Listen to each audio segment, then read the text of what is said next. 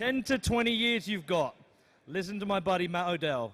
Stay humble, stack sats. Right, we've got an unbelievable speaker next, but I'm going to be saying that all day. The man, the myth, the legend, Mr. Nick Szabo. Came around before Satoshi, creator of BitGold. Come on, a massive round of applause. On your feet. Muito bom.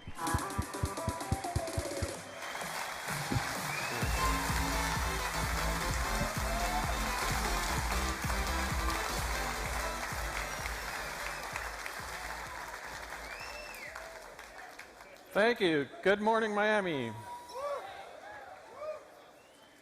So, does Bitcoin fix history? Well, it's a big statement, but I will show some specific ways that fiat money and precious metal money have had some very fundamental shortcomings that Bitcoin does indeed fix.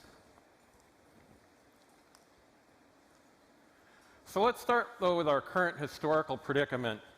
And we're in the late stages, probably, of two radical experiments that have very little precedent in history. The first one is we're in a pure fiat currency regime all over the world, and that is a very historical rarity. It only became pure fiat in 1971, as I'll relate. And the other radical experiment the whole world is undergoing is digital centralization. Now, in the normal financial world, they live in the goldfish bowl of this is completely normal, this is how the world works, it couldn't work any other way. But for 99.9% of history, it did work in a very different way, and in fact, it worked in ways that are quite a bit more similar to Bitcoin. But Bitcoin also overcomes shortcomings of that non-fiat precious metal system as well. So, as other people have discussed, the fiat system is, and we'll discuss today, the fiat system causes huge problems. Probably the biggest one is it's blown up this huge, unprecedented global debt bubble, and it makes the economies of the world careen between the monster of inflation on one hand and the whirlpool of default and debt collapse on the other.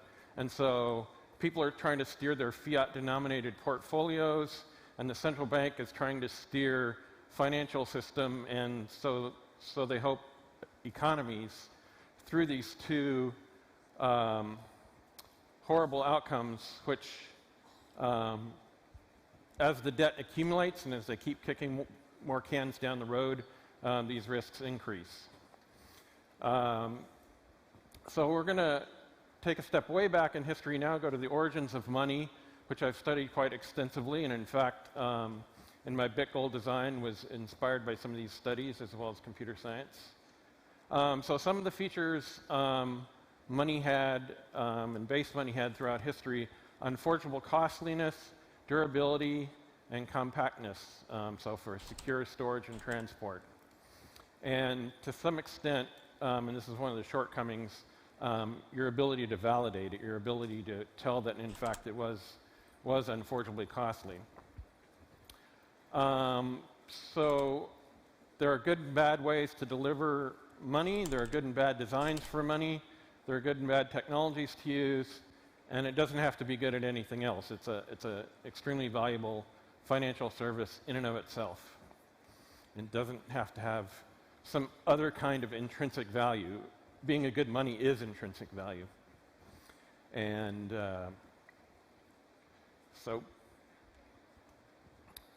what was early money? Long before markets, for tens of thousands of years, quite likely money was used for your most important life events. It wasn't for markets that didn't exist, but it was for things like injury compensation, peacemaking, tribute, marriage, inheritance. The most important events in your life quite often involve transfers of wealth along with that. And to some extent, a lot of extent, they still do. We are saving for retirement. In the modern world, we want to save for marriage, for family, for buying our first home, for our children's education, and legacy for our children or other cherished people or causes beyond the grave. And so these often get glossed over in both the academic isso aí, economist world and in the Olimar. corporate marketing hype, Live extra. and in all the gambling casino Com aspect live of extra com cryptocurrencies. possível Satoshi Nakamoto, né? But these are really Não podia what já most people assistir, está save for. acontecendo This is what agora a a lot of us palestra are dele, huddling lá no for. Bitcoin 21 nos Estados Unidos. And so we need a very good store of value function. That's the most important aspect of this. Imperdível. Liquid markets are helpful, but not absolutely necessary to this core function of both original money and today Bitcoin. And the other interesting thing about precious metals became a globally seamless network. Com legenda, tá? Pode ligar a legenda aí que tá rolando legenda na apresentação. The Chinese had these Só ligar o ingots. In the closed Indian caption. Ocean, you had wires which were easy to snip. Porque a palestra oficial não tem legenda, mas a nossa tem, porque né? A gente tem mais tecnologia aqui. And of course coins in Europe that so and as in European diaspora around the world. So precious metals were the most important store of value and the basis of almost all financial systems. And that started in 4000 BC in the Danube Valley. And it didn't really end until very recently, 1971, and the end of Bretton Woods, which I'll talk about. But precious metals did themselves have some big shortcomings that led to their downfall. And probably one of these shortcomings, probably the biggest shortcoming of those monetary metals, is that they're costly to assay and validate. You know, you don't, every time you, certainly in a retail transaction, like going to the market and paying for something, paying for some coffee or even a somewhat more expensive thing, it's going to be too expensive ungleanly. You have to, you know, put your wire over the fire and hold it up and see what color it glows. You have to be an expert on what color it is and so on. This is what jewelers in England used to rub the gold or other jewelry and coins on this thing and then compare it, again, a kind of visual spectroscopy to this a bunch of different color combinations here to assess the relative purity of copper, silver, gold, or other impurities. And so validation and centralization are very related.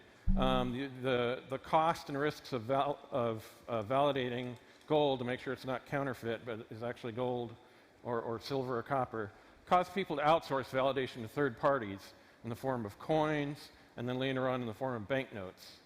And gold became centralized in vaults. And that added trust to the system, and that trust was abused.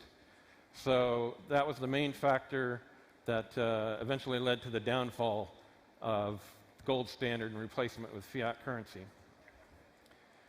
And so the invention of coins, for example, Totalmente, Olimar. sacrificed trust minimization for increased velocity.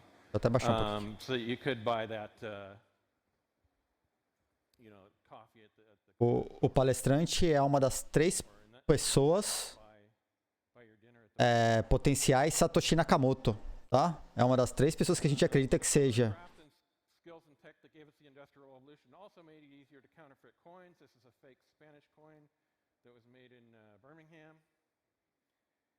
Simões, eu tô fazendo para ficar gravado, tá? high denomination went out of circulation eventually and were replaced by banknotes. And then in turn, banknotes got abused. It used to be a banknote, the dollar you have in your pocket, for example. Deixa eu subir o áudio dele de novo. Redeemable in gold on demand. Anybody could go to the U.S. Treasury and redeem it for gold. But then they hedged and said redeemable for lawful money, whatever that is. And they restricted who could redeem for gold in Bretton Woods, as I'll get into. And now today it's just pure fiat, legal tender for all debts public and private. Lá mesmo. You can't get anything else for it. It's the Vai money ficar itself. gravado para sub e depois vai para YouTube. But it's still the same piece of paper and looks the same. But it's actually quite different in its legal and financial meaning.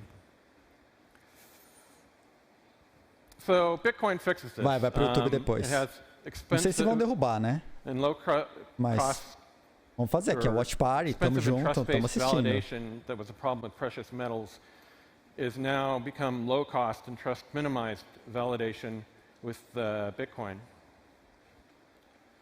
And another one of the big flaws of precious metals was custodial insecurity. Eu tô assistindo dois terminais aqui, tá ok a imagem. From their subject tribes, the Spanish Tá ok, a mira aqui normal, deu normal aqui, Sir deu Francis ok. Drake and the other pirates looted the Spanish galleons.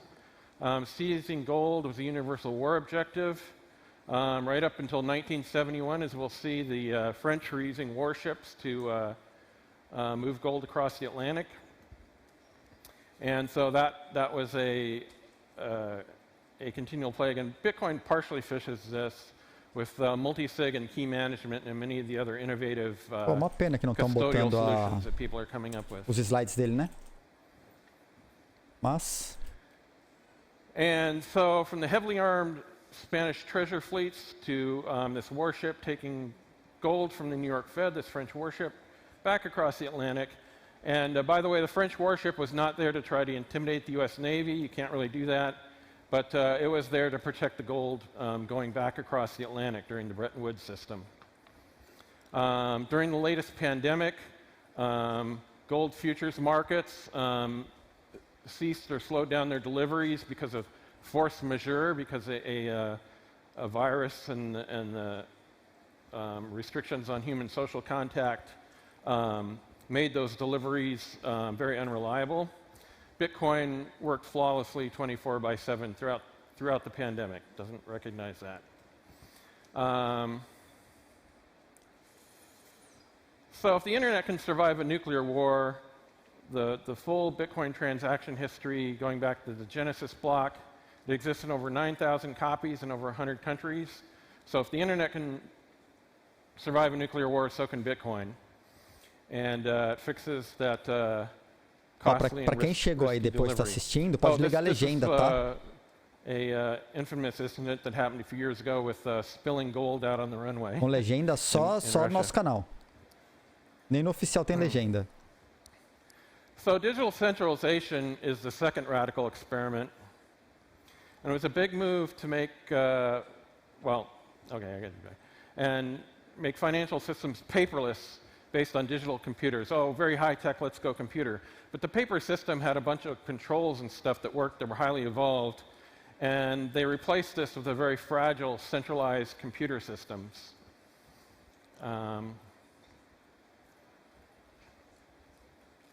So we have centrally controlled digital accounts that govern the fiat money itself, that govern your fiat-denominated securities like stocks and bonds. And based on digital computers with their centralized security architecture, they were designed for small, cozy offices. Isso ela não tem tradução, Olimar. Eu só consigo colocar a legenda em inglês no sistema aqui. Eu estou procurando uma maneira de fazer a tradução em tempo real, mas não consegui achar ainda. Só consegui a legenda, já é um avanço. The more political activists who want to violate your property rights want to interfere with them and can successfully interfere with them because it's a fundamentally insecure system. And that gives rise also to high governance costs. And the fiat financial world today spends vast amounts of money on accountants and lawyers and various other things. And Bitcoin fixes this. It is trust to minimize decentralization with its cryptography and computer science protocol. That creates a deeply safe asset that's not dependent on, or is much, much less dependent on trust in third parties. And so you can think of a traditional centralized database as Etch-a-Sketch. The security model is the system administrator can go in and change things. And there's a lot of paranoia in this model about the system administrator and making sure they're a good guy and not a hacker. Whereas Bitcoin is an immutable blockchain, it's seamlessly global. You don't have to trust the people to any huge extent running the nodes. So it's not dependent on either private corporations or governments, by and large, for its function, and it seamlessly operates across borders. whereas the dollar and other digital centralized currencies and fiat-denominated securities, like stocks and bonds, are becoming less useful and more risky as stores of value. They're increasingly being used for blacklisting political opponents, medical marijuana growers or distributors, gun manufacturers in the U.S., energy now. We have this whole activism about dirty versus clean energy. There's all sorts of censorship going on in the traditional financial system. And I expect it's so fundamentally weak that I expect that to increase and increasingly getting risky and less useful. And now to the most radical experiment we're running. The pure fiat experiment has been run a few times before in history, but not very often. 11th and 14th century China, there were several episodes. They invented paper money in the first place. By the 15th century up to the 20th century, early 20th century, they were very, they hated paper money, and they insisted on silver for things. They ended up, must have had some very bad experiences with that. Sweden, between 1745 and 1776, it died, as these things usually do, in a bout of hyperinflation, and they went back to a precious metal standard. And now the biggest and most universal of all, which if you ask people at Bloomberg and CNBC, is how the world has to work, but it hasn't worked the vast majority of the time that way, but they think that's how it has to work, is the post-Bretton Woods pure fiat experiment that started in 1971. So some also quasi-fiat experiments like that purported to be backed by land or backed by something, but in practice, delivery was very difficult, so it almost acted like a fiat currency. Assignats in the French Revolution. Napoleonic paper money was interesting because it was convertible to gold, but only in France. So people from Central and Eastern Europe didn't trust it. So when Napoleon moved his soldiers into Eastern Central Europe and invaded Russia, the peasants didn't want to take this paper money that the soldiers were being paid in. The soldiers ended up starving. You can look at a graph of Napoleon's army. It goes, vast amounts of desertion and starvation because they were being paid in money that, although technically backed by gold, wasn't really backed by gold insofar as you couldn't actually go someplace agora tem os slides, ó. Central and Eastern Europe and convert it to gold. And so that brings us to Bretton Woods, was the last gasp of the gold standard. Started in World War II at the end of Roosevelt's last term. And in that only central banks and governments could redeem dollars for gold. Esse evento é o Bitcoin 21 que está acontecendo em Miami. Dizem que é o maior evento sobre Bitcoin do mundo, né? Não sei se é verdade, mas tem potencial. Tá todo mundo em Miami para esse evento. In front of the New York Federal Reserve building, where most of the New York Federal Reserve's gold is, and said, "Here, we got dollars, give us our gold." And so after a bunch of this and a huge depletion of the U.S. gold reserves, Richard Nixon, the last one was in early August 1971, and Richard Nixon was the president who had to say, finally, it's enough, we can't give out any more of our gold, and now we're on the pure fiat experiment. Não tiraram, você cortou os patrocinadores e tal. The world's been piling on debt upon debt upon debt, both private and public debt. Fiat money, funny money encourages banks to loan out more than it would be considered wise otherwise.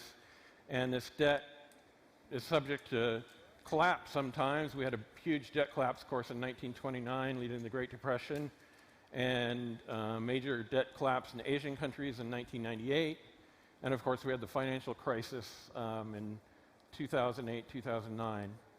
But despite those debt collapses, the central banks keep pouring money into it to fight the bad effects of the debt collapse, and that inflates all the debt even more.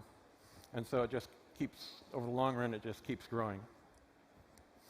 But these have accumulating costs. You have to roll over this debt. You have to serve it.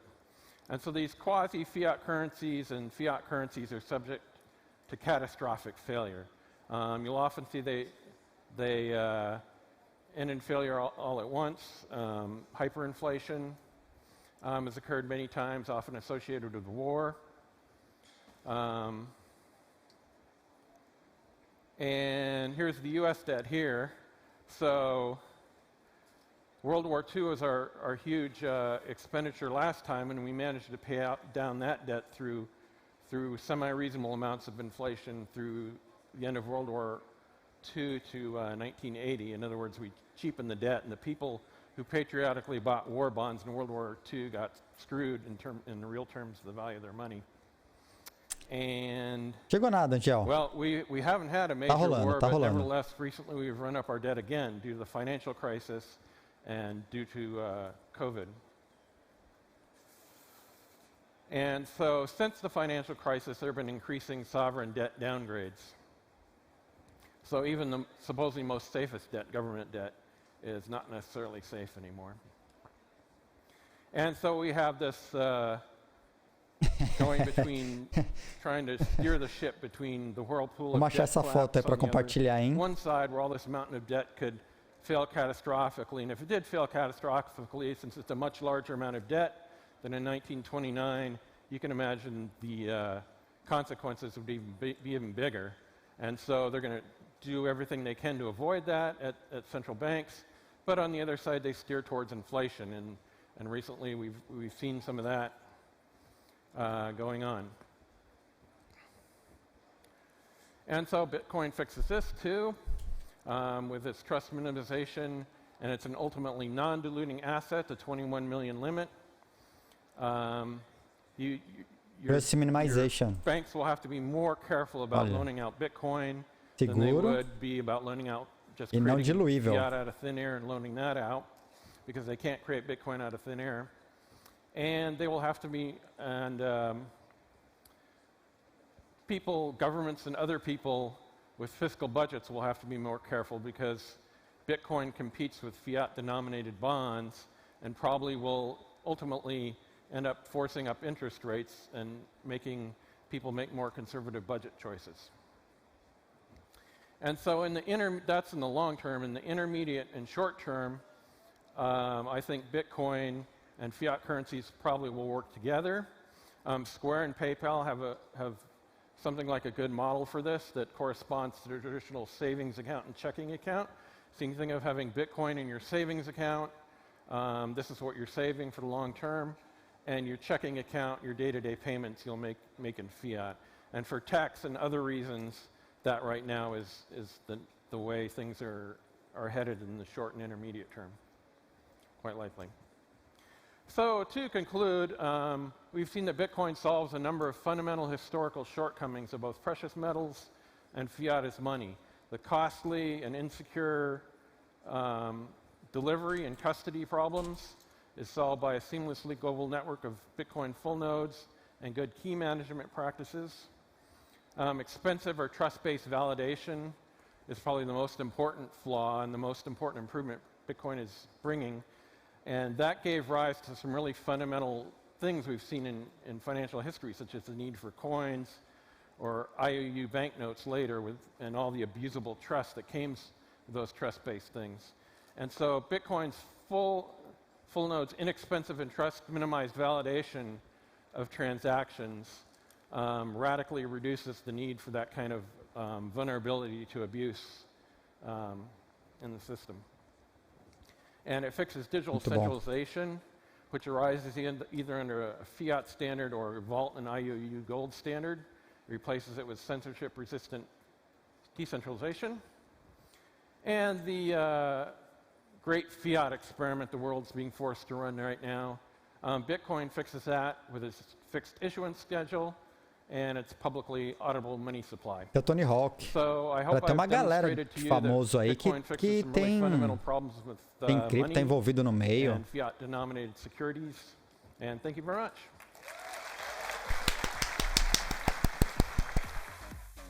Parabéns, Satoshi Nakamoto. Parabéns. Valeu pela palestra.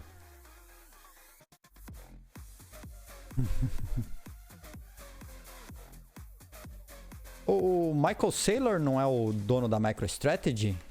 Vamos confirmar aqui. É ele mesmo.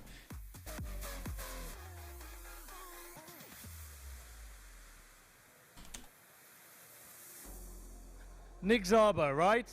Nick Szabo. Oh, Ozzy. Acabou de acabar a palestra do Nick Szabo. Agora é o cara da MicroStrategy. Right now.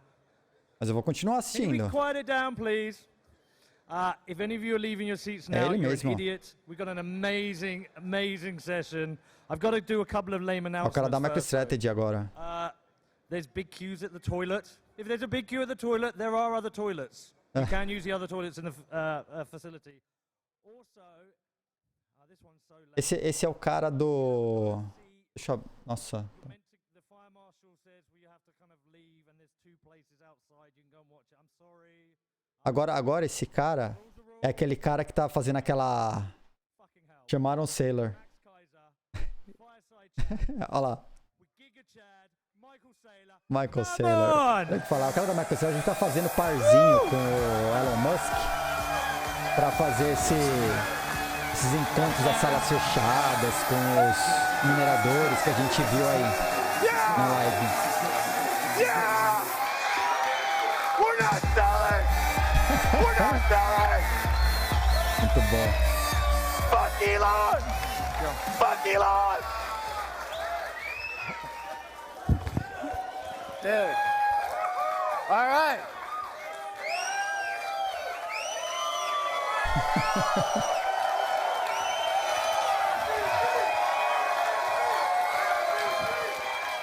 Essa vai valer a pena assistir também, hein? Max and I, we talked this morning to coordinate our outfit, and I wanted Max to wear black, and Max wanted me to wear white. So we agreed. Yeah! Have a seat. Vou pôr mais uma água lá pra esquentar pra fazer outro chá. Michael Saylor. Giga Chad. Max Keiser, High Priest of Bitcoin. Father, I have sinned. My first question is, what does it feel like to be a newbie? You know,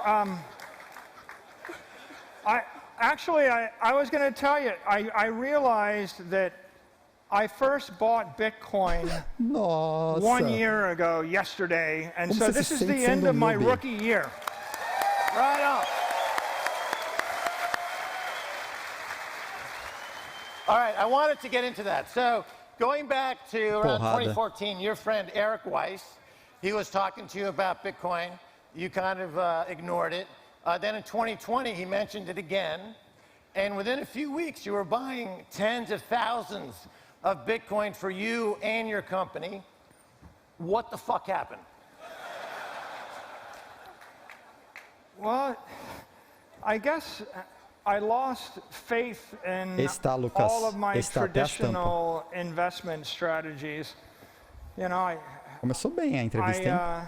I didn't really think much about the dollar and about inflation. I thought there was no inflation, and I thought I could just sit and own big tech companies and the world would work itself out.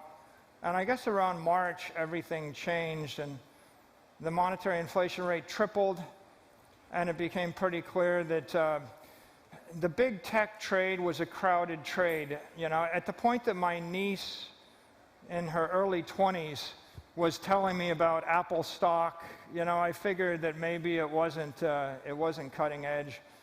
So I looked around and I discovered Bitcoin, and when I discovered Bitcoin, I thought, well, this is digital gold on a big tech monetary network, and it's going to grow by a factor of 100.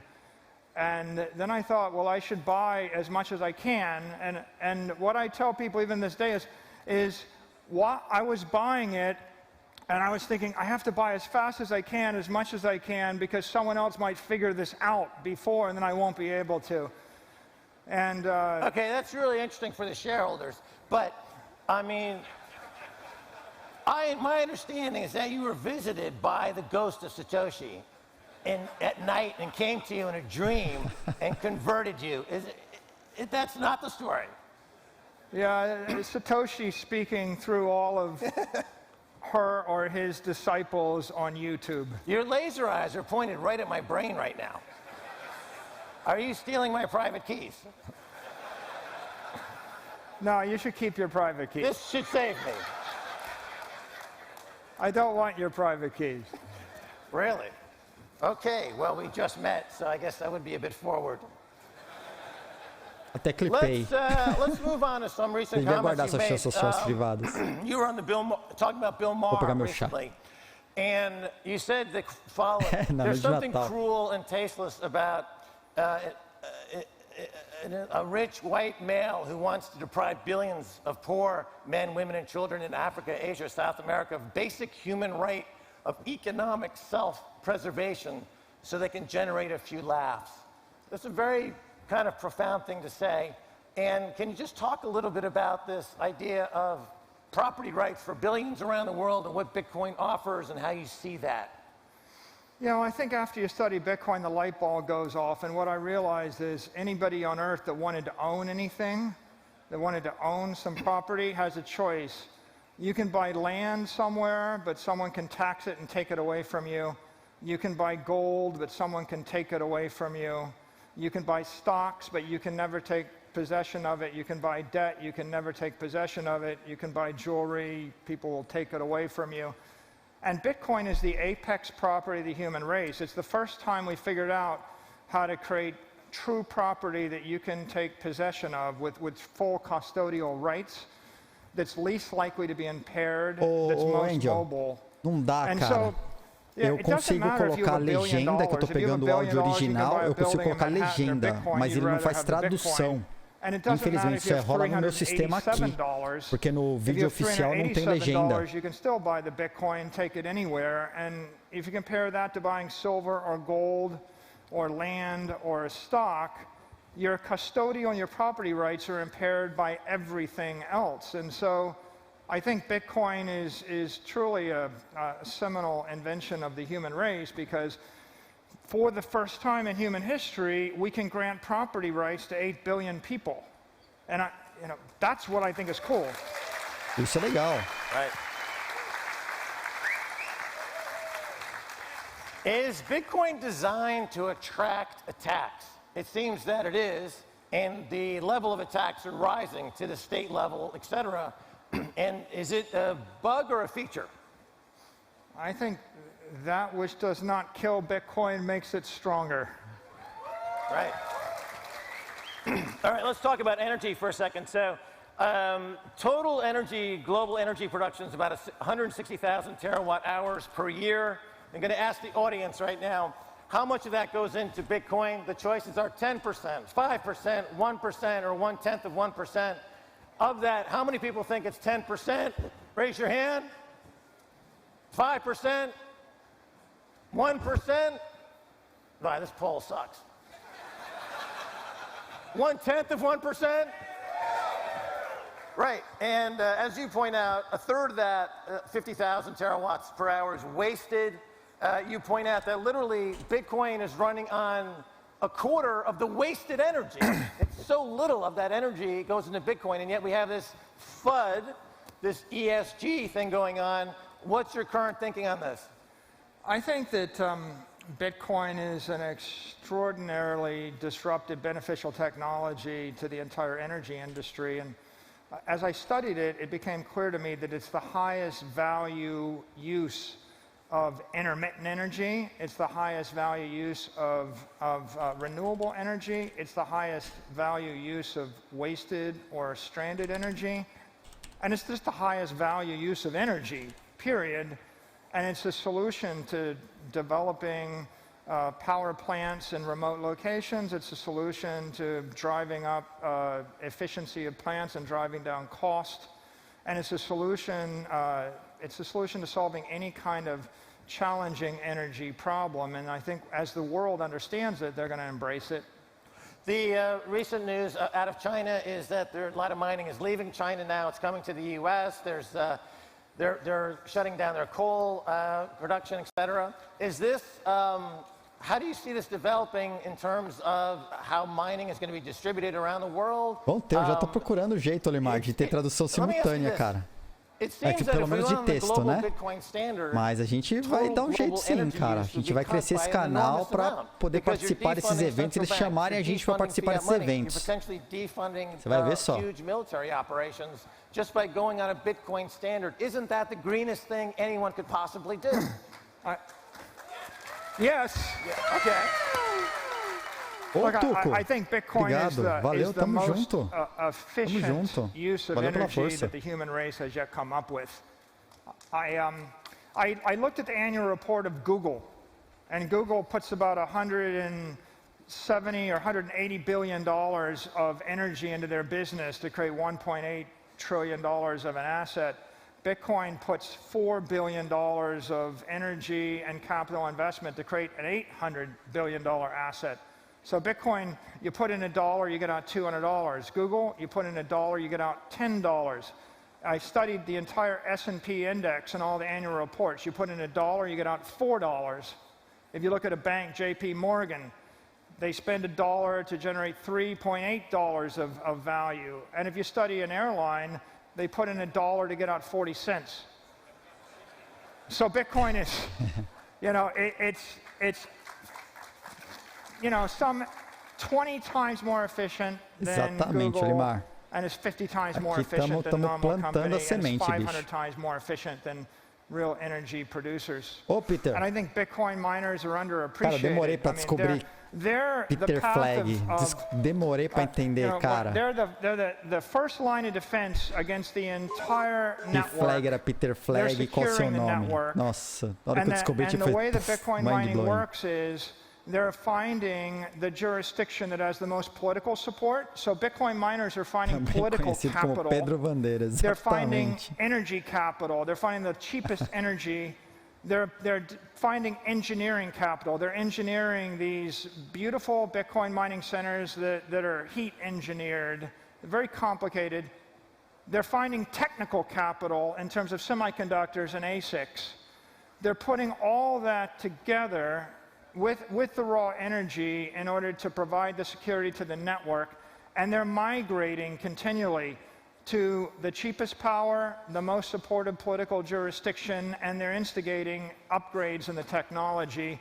And they're doing that dynamically without being told to do it, to the benefit of everyone in the entire ecosystem. I think that's really a beautiful thing. Yeah. Right on.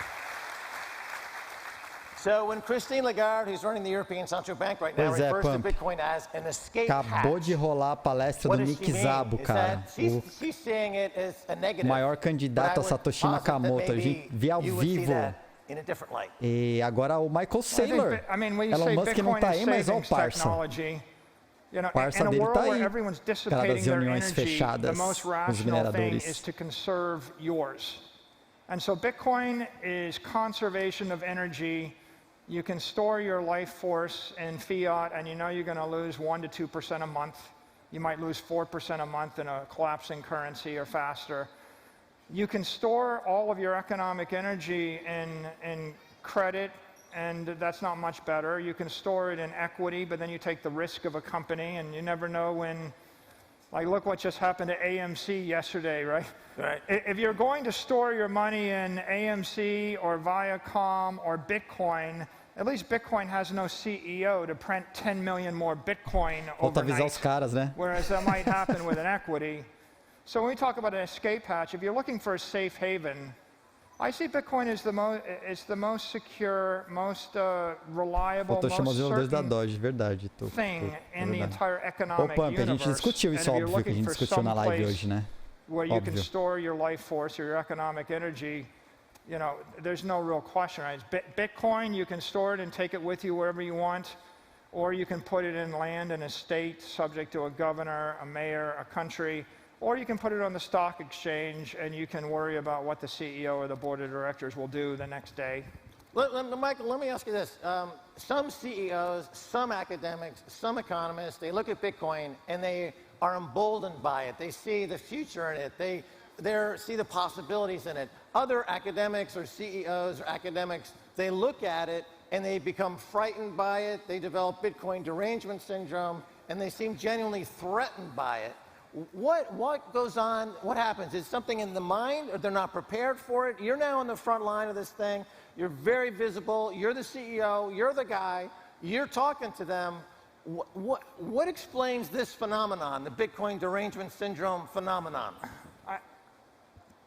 I think that if you're comfortable in your environment, if you have plenty of wealth and you're in a comfortable situation, then it's in your best interest just to assume that things will go on the way they are. And you can't imagine a change in the underlying physical circumstances of your environment. You know, like if the ship is sinking and you know the ship is sinking, then you become enamored with the lifeboat. But if you don't know the ship is sinking and you've got the luxury cabin on the ship and someone comes and knocks on your door and says, you got to run out and jump in the water right now, you think that it's a nagging problem. So to appreciate Bitcoin, you got to put in the work, but you have to have the motivation. And I think that some people put in a lot of work, learned it and understood it, and then of course they're very passionate about it. Others, they have the motivation, but they haven't put in the work. And then a lot of people don't have the motivation, right? It's not going to change their life, and so they can't conceive of their worldview changing or sinking because they're just like whenever I see anybody criticizing, I say, well, what's your solution to people in Argentina? Right? It's like when you're in New York and Manhattan and you're in a cocktail party and then you're criticizing this. Like, what are you saying to everybody else in Africa or South America or Asia? Eu acho que não vendeu tudo, mas vendeu uma boa, viu? Se não vendeu, ele shortou.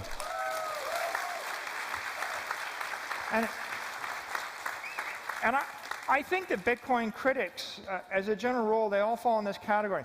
They all just criticize something that they don't understand that's new. And I've never seen a critic say, I hate Bitcoin. I think that people in the rest of the world should buy, no one says they should buy Apple stock to save their life savings in Africa to avoid having it be stolen by the local government. Nobody says that. So if you don't give a constructive solution to the problem, then you're just reflexively rejecting a new thing. Are you essentially a corporate heretic? And what I mean by that is in corporate CEO suites, they borrow money and they buy back their own stock and their executive options go up a lot in value and they cash out. You looked at this situation, you said, oh, the ice cube on my balance sheet's melting. I'm going to buy Bitcoin. I'm even going to borrow money to buy Bitcoin. It seems almost like a speculative attack on the central bank itself. Is that a fair characterization? What are your comments? I think Então, for tô a até decade, impressionado, Lucas, com a forma como ele está levando a sério a tese dele. Impressionado. In order to get my stock up, I buy back my equity and leverage up my cash flows. I watched 99 Ele pode não entender tecnicamente, mas o cara está um bom embasamento do que ele está bem fundamentado. What they do is they either they do a dilutive acquisition where they buy another company and they keep bolting on acquisitions until they've got 37 companies Você está falando do Michael Saylor? And then they sell themselves or take themselves private. Or they keep buying their stock back and leveraging up. And one way is decapitalizing the company, the other way is diluting the company. What I was doing with Bitcoin was I was saying, I don't want to decapitalize the company. I want to keep the capital, Mas o que ele fala no Twitter é para manipular o mercado, para cima ou para baixo, depende da posição que ele está abrindo. I can convert my cash from a liability to an asset, and then we realize that if that asset's going to go up by more than 10% a year, and you can borrow money at 5% or 4 or 3 or 2, then you should pretty much borrow as much money as you can and flip it into the asset, and why wouldn't you? Aí eu já não concordo. Falar de pegar dinheiro emprestado, colocar em asset para aproveitar a subida do asset para pagar o empréstimo. Eu tenho restrições em relação a isso, tá? Cuidado com o que esse cara falou agora. It would seem to disrupt the central banks, which in fact would then help Bitcoin. Is there a virtuous cycle here? Total, Should central banks take a more perigoso. politicized stance and do this for that reason as a way to get rid of possibly the greatest threat we have, and that is the central banks? And I'm tacitly having you agree with this thought, quite unfairly, with this question. However, I think you see what I'm driving at. Is there a political angle to this at all? Are you allowed to say that? I think we can all go forward constructively together. And look, Ray Dalio says he'd rather own Bitcoin than a bond. There's 100 trillion in bonds. That was a big statement that he made just a week ago. Right. Corporate treasuries are holding bonds. As people rotate bonds and cash into Bitcoin, price discovery will return to bonds, and that means that you can buy an annuity for a fair price, and that's good for the world. It would be good to be able to buy a bond that had a good annuity stream. I think that price discovery will return to stocks, and you'll be able to buy a stock that pays a decent dividend that's less risky, and that will be good for the world. I think that you'll be able to buy, if we demonetize residential real estate, you'll be able to buy a house at half the price that's twice as good. That'll be good to the world. And so I think that the virtuous cycle is Bitcoin is demonetizing gold. Your jewelry will be twice as good, half as expensive. A diferença desse cara quando ele fala pega o empréstimo e coloca no risco é que a gente que faz isso, a gente não tem a reserva, né? Porque se você está pegando dinheiro emprestado, não está usando sua reserva. Ele não precisa disso. Só que o que ele tem de recurso disponível para fazer essa brincadeira para testar o mercado, o cara bota quanto? 5, 10, 20 milhões, que para ele é dinheiro de pinga, né? E com isso, ele consegue se alavancar horrores. A gente não consegue pôr esse volume para poder aproveitar uma mudança de mercado tão grande. Que pra gente dói perder 1.000, 2.000, 5.000 reais, é a mesma coisa que para ele perder 5 milhões. Essas grandezas são diferentes, a realidade desses caras e as nossas, né? 8 billion people have a mobile device, and they have a digital wallet, and they have a digital currency like a dollar or a euro, and then they have a digital asset, Bitcoin. And Bitcoin links together 8 billion people, links together 100 million companies. It synchronizes the world across political jurisdiction, and it returns rationality to the entire financial system, and it returns freedom and property rights to the human race.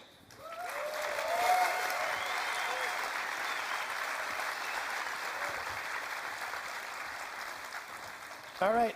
Now you've said on occasions, eu gosto do projeto da Teta, cara. Eu gosto. Eu pensei em ir para lá, ou para de live, ou para Teta, para fazer stream. Mas, cara, ia mudar muito pro público em geral que ainda não entende de plataforma, sabe? A Twitch está mais perto. Por isso que eu resolvi vir pra Twitch no final das contas. Mas eu streamei na de live durante um tempão, o ano passado.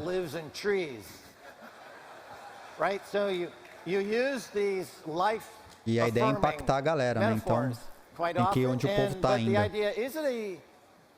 Mas eu gosto dos projetos dos caras, é bom. Seems like it's alive in a lot of ways. So what are your thoughts on this? I think that a crypto is a living creature. We've released life in cyberspace, and Bitcoin you could think of as a plant life or a plankton. It's a base level life. It's not the most complicated creature. It's not. You could think of some of the other DeFis. They want to be animals and run around. And Bitcoin wants to be greenery and cover the entire earth. Once you've released the DNA of the Bitcoin, eu streamei na de live. Eram temas específicos uma vez por semana, mas eu fiz pouco. Devo ter feito uns 4, 5. it's done. Foi menos que 10. There's no Não, reason não. why it can't become a $100 Acho que eu fiz trillion, 200, uns 10 ou $300 trillion 12. creature.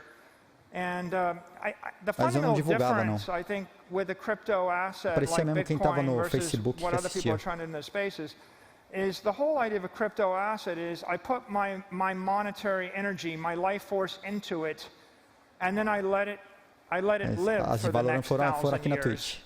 And Na it's conta okay alt. just to be alive for 1,000 years. It's okay to be, you know, what's wrong with being rich forever, right? I mean, and that's what Bitcoin is. And then all of the innovation will take place at the layer 2. I think when Square builds Bitcoin, when PayPal builds Bitcoin into its layer 2, as people build Lightning applications into their applications on the layer 2, I think they're doing all the beautiful, intricate, functional, high-performance things, and they take the risk, they have the upside, but we don't impair the underlying base layer. The life force of the world is Bitcoin. We just got to let it be and respect it for what it is and not mess with it.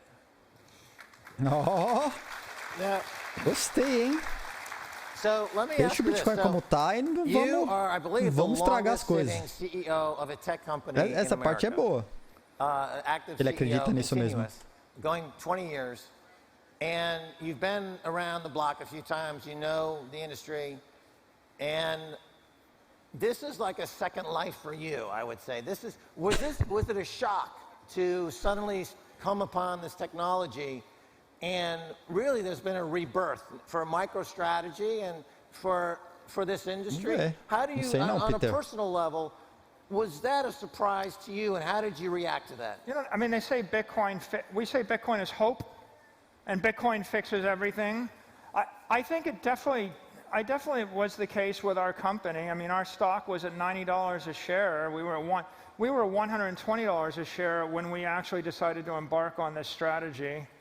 And it imbued life into the company, life into the employee morale was dramatically boosted. You know, we just had our best first quarter we've had in a decade. I was ready to quietly retire. I had not posted on Facebook, not posted on Instagram, not posted on Twitter for 4 years, just about. And then Bitcoin happened to me, and I got dragged into the limelight again. And here I am. Right.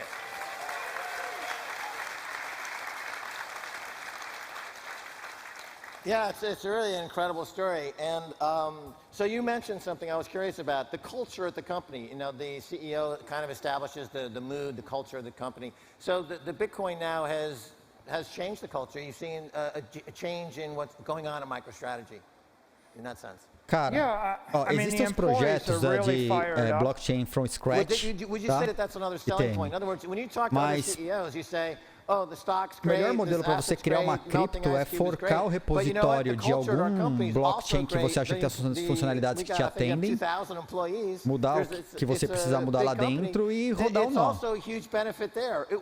Mas o pessoal não costuma dar muito valor a esses blockchains alternativos, tá? Que não traz nada de novo. Se é só para um projeto, vale mais a pena criar um token. Aí é criar um token no Ethereum. Procura sobre ERC20. Need to embrace it, right? And we see that example. If I have $1 billion on the balance sheet and it's in cash, I'm losing $200 million a year. You're draining money out the balance sheet. É o que você quer fazer e por quê? And if it's not on the P&L, you're not bringing in on that side. So you're sucking energy out of the company with the conventional treasury strategy. Quando os caras é controle. When we flipped, we started injecting energy into the company. It's like jacking your company into the electric power grid. If you look at successes like Square and PayPal, by them plugging into Bitcoin, it injected energy into their P&Ls. I mean, and they're just wonderful success stories in the industry. And when we injected, are you doing something good for 8 billion people? Like, here's an interesting thing. I go on CNBC, and I look on Twitter, and I find like my interviews run 750,000 times on Twitter. And I said to my friend Eric, I said, what's CNBC's audience? And he goes, oh, they only have about 180,000 people watching. Concordo em gênero, And then número I e grau, said, how did Peter. this play against other stories, okay? Bem por aí. The CEO of ExxonMobil went on CNBC to talk about the most important thing in the business. He had Da União Europeia 4,000 falando views. sobre The as CEO of Apple CBDCs, né? Computer Banco goes on Central Europeu. A CNBC, gente falou sobre isso ontem. 12,000 views.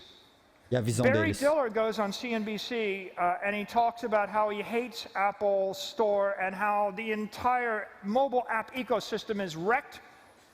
12,000 views.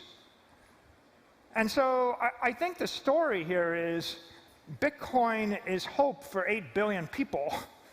If your company is going to be meaningful to the world, do something to spread Bitcoin. And if your company is sitting on a balance sheet that's investing their money into an asset which is losing 20% of its value every year, you know, here's a good idea, right?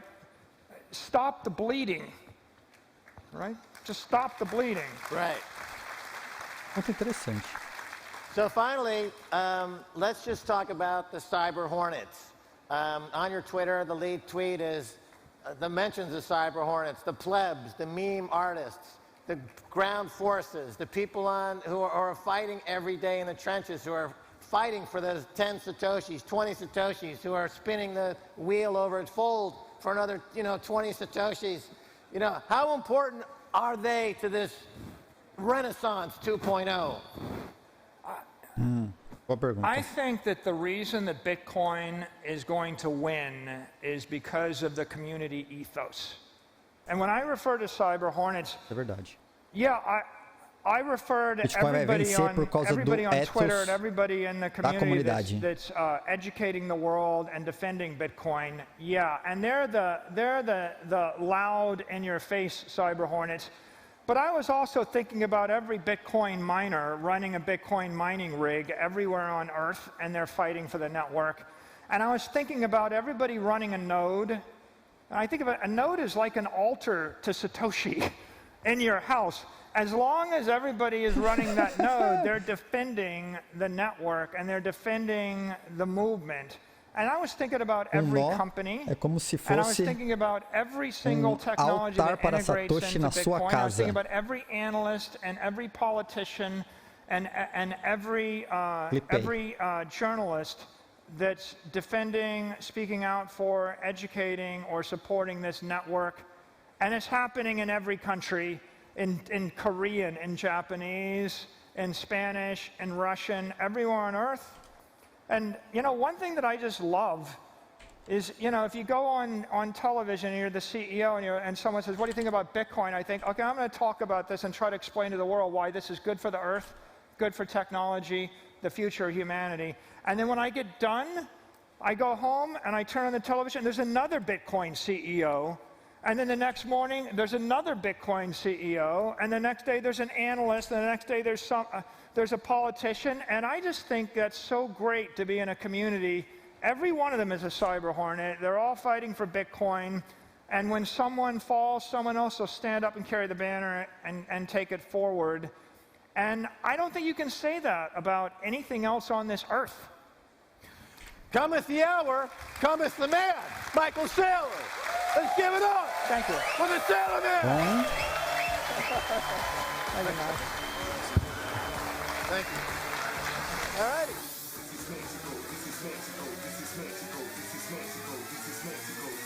Boa.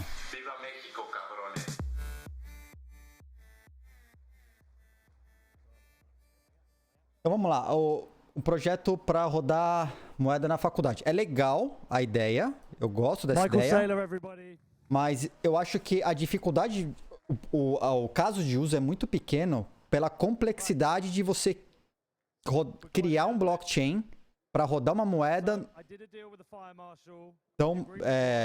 com tão pouca utilização nesse início. Idealmente, seria começar com, de repente, tokens e smart contracts. Não precisa ser no Ethereum, pode fazer até no Ethereum Classic, que é mais barato, tá? E começar a fazer esses testes em outros blockchains. Não precisa ser o Bitcoin, não precisa ser no Ethereum. Talvez seja uma opção viável para começar a colocar cripto na vida das pessoas. ou ensinar o pessoal a utilizar a criptomoeda mesmo, nem que seja uma cripto mais barata. Tá? A complexidade é alta. Quem que vem? Go outside, meet some of the people. Anthony Pompliano's here. Go and see him, number 2 podcaster in the world. Ô, Barbosa. Boa, parabéns. We're good. Okay, next up. Tem que rodar nó. We have a very special guest, Mr. Alan Farrington, author of Bitcoin is Venice, destroyer of Nassim Taleb. Let's give him a huge round of applause, please. Taleb? É o Taleb que vai entrar? Vocês vão mentir? Want some whiskey? All right. Just gotta find somewhere to put my whiskey. Cheers, by the way.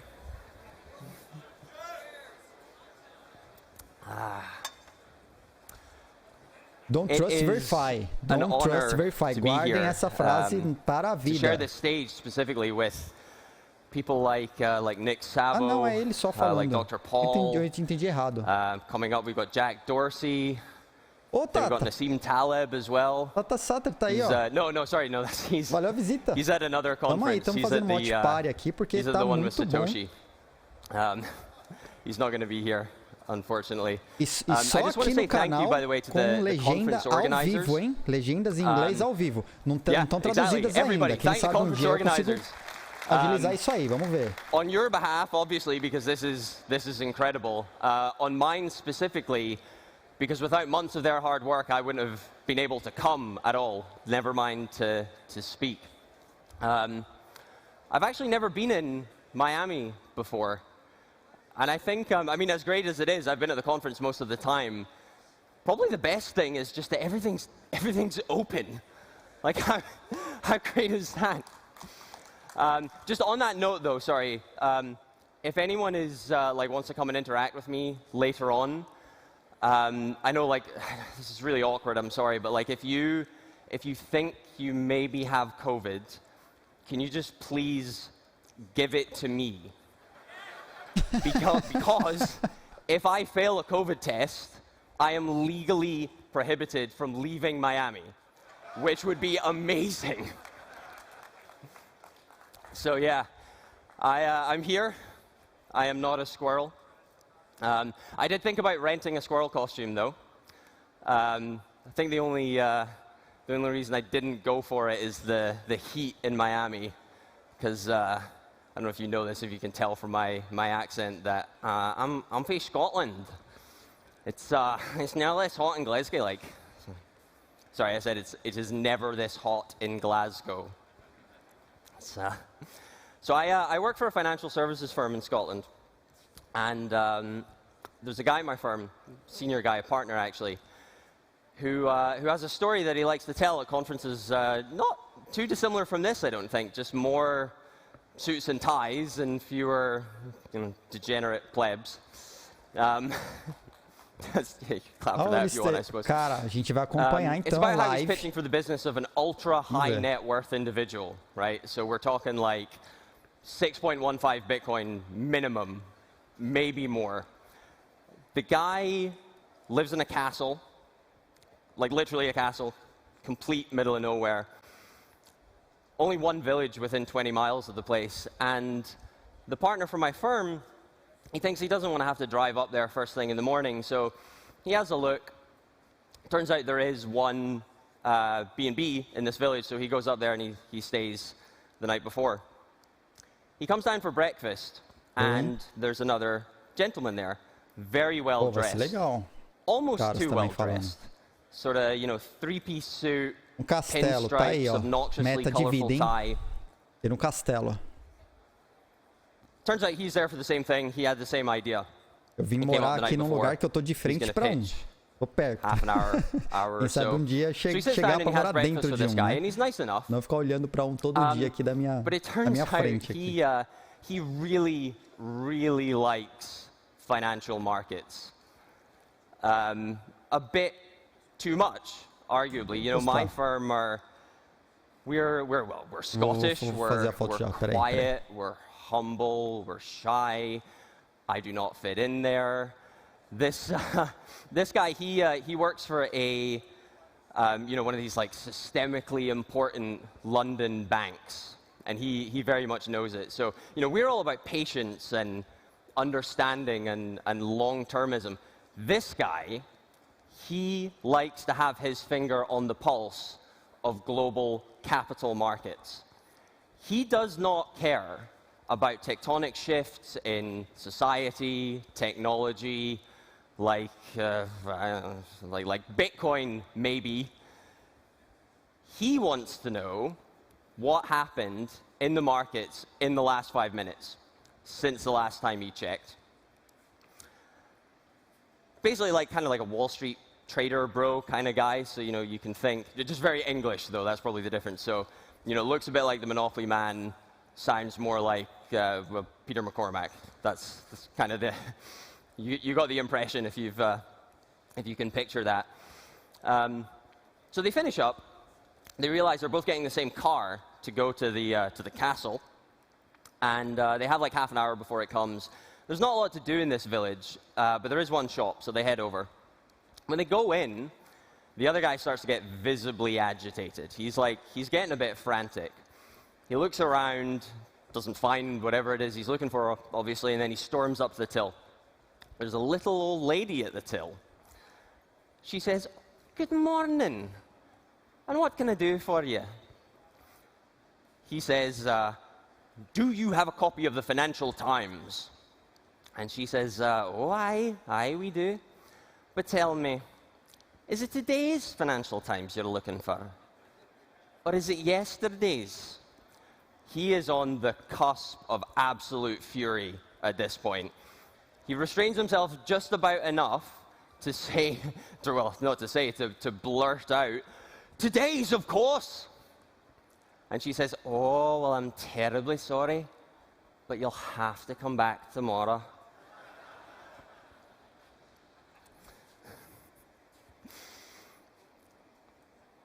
So there are people out there like Fragile Nassim who like finance. There are people out there like the Techno Clan who like tech. But there are also people like the little old lady and people like me who care a lot more about stories. And to be honest, I don't know if that really happened, to be completely honest. The guy who tells it's basically a glorified salesman. Any good salesman knows you never let the truth get in the way of a good story. We're going to jump in the deep end. So, what is the biggest company in the world? Just shout out, say, anybody answer. Somebody actually gave the right answer. I'm going to ignore that. Somebody else said, I think, Apple, maybe Amazon. It's not Walmart, no. It is, in fact, Saudi Aramco. Ignorant, xenophobic Americans. Apart from you knew the answer. Well done. It's not tech. It's not finance. It's not American. It's oil. It's dirty, filthy hydrocarbons from the Gulf. The real Gulf, by the way, not, the original. Putz, eu tava no mute. Olha só que viagem. Eu acabei de ver o post do Jack também, retuitei lá. Guy? E... I know none of you know, I'll just tell you. Postei no Twitter this is Yasir bin Othman al-Rumayyan.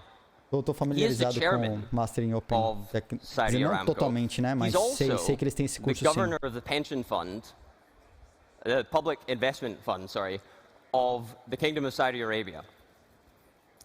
He doesn't give a shit about payment streaming or discrete log contracts. Não tinha como. Or sidechain tokenized securities. Depois do cara falando. He cares that Bitcoin is halal. He can put tens of billions of dollars into Bitcoin, maybe hundreds of billions. His influence can lead to trillions, easily. Now, I'm not a Muslim. I am envious of Muslims in this case, though, because it's a much easier case to make if you're from a culture that hasn't done its best to suppress, if not exercise, its religious roots. You know, if you're in that setting, all you say is Bitcoin is halal, and you're done. In the West, you have to come to Miami and listen to me for 20 minutes, so I'm really, really sorry about that. American Hodl had a great tweet in response to Bitcoin is Venice. He said something about increasing personal freedom. I then replied, you're more of a Bitcoin is Ariadne kind of guy. Ele é mais um evangelista, kind of gravity guy myself. Esse cara. Eu procurei sobre ele, eu não conheço. Then American Hodl went for the money shot. And unfortunately, this was like 2 or 3 American Hodls ago, so the tweet doesn't actually exist anymore, otherwise I just put it up on the screen. But I remember it really clearly. He said, you can shove the entirety of Western civilization through Bitcoin. And you know what? It works. And I agree. I think it does work. I think we need to do it. And it's what I'm going to do for the rest of this talk. Does anybody know what this is? You can shout out again if you like. It's arguably one of the founding texts of the Western canon. Anybody? Yes, the Odyssey. Correct. If there's a more poignant and clear metaphor for the path that Bitcoiners have chosen, I'm not sure that I know it. Odysseus spurns immortality and the love of a goddess because it isn't real. That's not what he wants. What he wants is his home and his family back. The journey is perilous. It takes years, decades even. They have to fight Cyclops. They have to resist sirens. That's what's happening here. And a lot of these analogs are painfully obvious to our situation, but eventually, Odysseus gets back what is his. O cara escreve bastante, tem bastante seguidor. Keats's Mas eu não conheço esse cara. Eu realmente... It's based on the power of this story, but with an interesting twist. So, on first looking into Chapman's Homer, Mas deve it's a ser um cara beautiful sonnet, extremamente bem and in the relacionado, first né? half or so, Keats No talks meio, about certeza. his love for classical lore. But in the second half, he switches to talking about how much more he's able to appreciate it with the deemed to be excellent translation of the Elizabethan playwright George Chapman. Now, of course, the poem is not really about Homer. It's about the profound psychological experience of understanding something in a new way, having it presented to you such that you can understand it at a more fundamental level than you ever previously did. Then felt I like a watcher of the skies when a new planet swims into his ken. It's usually thought to be about, not necessarily Homer, but just a great work of art, any great work of art, as the Odyssey surely is. But I think it can be stretched further. Does Bitcoin not lead everybody, Ulbricht. Eventually lead everybody, to understand money, finance, economics, history, political philosophy? I could go on and on. Tô caçando a programação Not do just evento. more deeply, I don't think, but in a sense, more tragically to realize that they never really understood them in the first place. Eu não sei nem se eu poderia estar retransmitindo, tá? Mas como é Watch Party, eu uso desculpa que é Watch Party. Vamos ver se vai dar strike quando eu subir isso no YouTube. Ou se alguém vai dar strike. Então, enquanto não tirar a gente do ar, tô assistindo com a galera. With eagle eyes he stared at the Pacific, and all his men looked at each other with a wild surmise, silent upon a peak in Darien. Okay, I realize this is like not exactly the most accessible material, but the one I have next is everybody will know this. Na sequência tem Tim Drapper, Collen Sulivan. Do you guys know what it is? You want to guess? Investindo no ecossistema de Bitcoin. Yeah, come on. Aí na sequência tem os Winklevoss. You're right. It is The Brothers Karamazov by Fyodor Dostoevsky. Well done. E depois Peter Smith. I'm not going to butcher this novel in the 2 or 3 minutes I plan to talk about it. But I will talk about what I think is the most famous passage, the Grand Inquisitor. Here's the Cliff Notes version. Jesus Christ comes back during the Spanish Inquisition. He goes around doing Jesus-y things. He gets arrested by the Inquisitors. He gets sentenced to death. The Grand Inquisitor visits him in his cell. And this is like 90% of the passage. I'm not going to say everything that he says. I'm not going to go over it. But basically, he's a dick. He is a condescending asshole who explains a number of reasons why actually in this circumstance it makes perfect sense to kill Christ. Why it aligns perfectly with the mission of the church and the Inquisition. Because he's dangerous, essentially. Because he might lead people to think for themselves. And then who knows what they're going to do. I mean, they might be naughty. Huh.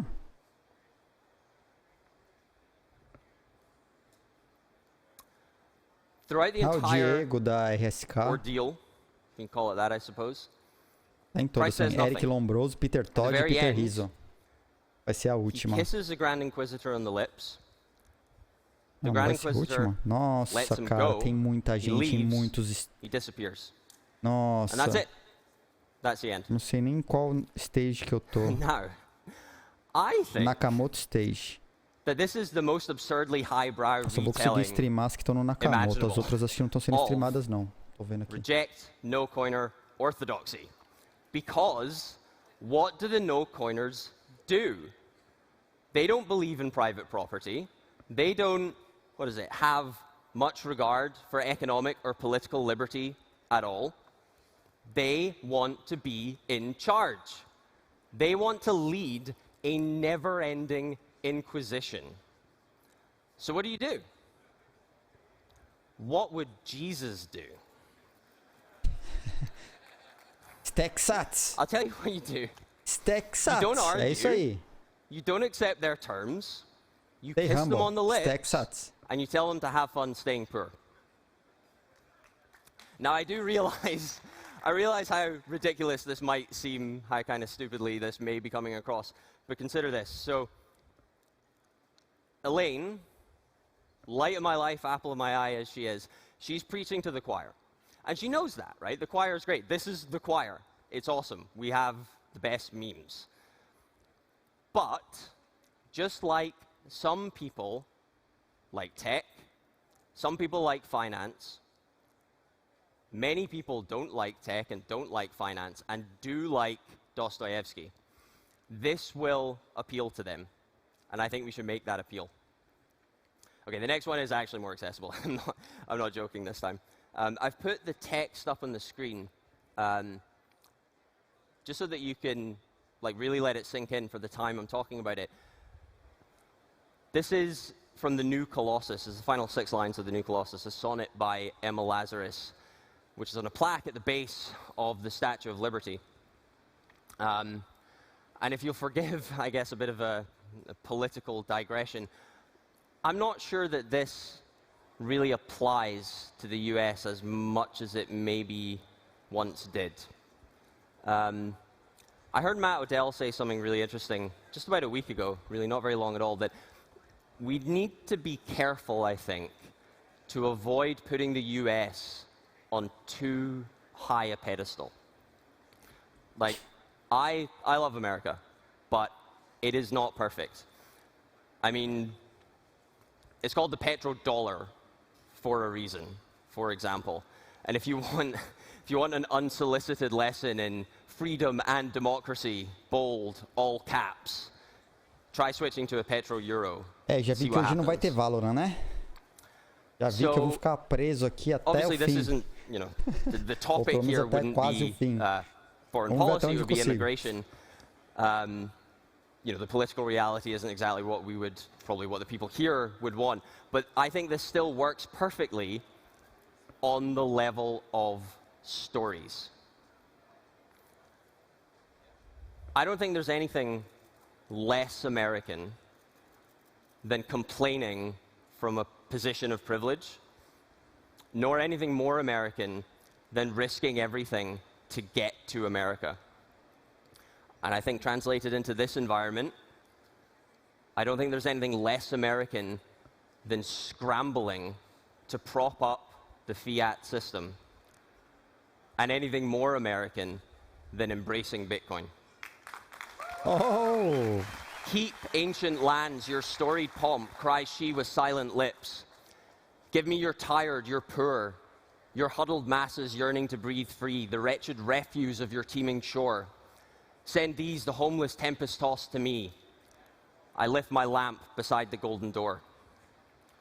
Maybe it should be the orange door, I guess, but besides that, I think this works, word for word. I have just one left. This is one that I think is really important to me. I don't think it is that well known, though, but I really think that it should be far better known. And I am, of course, talking about gauge theory. I'm not talking about gauge theory. We're going to skip this one pretty quickly. No, I'm talking about Kubla Khan by Samuel Taylor Coleridge. I guarantee everybody will know at least part of this poem. It starts in Xanadu to Kubla Khan, a stately pleasure-dome decree, where Alf, the sacred river, ran through caverns measureless to man, down to a sunless sea. Opa, pode sim, it's a really beautiful poem. Eles têm visto agora para chamam de nômades digitais. Procura por nômade visa. The kind of unique power of an artist to exert almost a mesmeric force over her audience to make what they imagine visto aí não é só para empreendedor que vem com a empresa, não.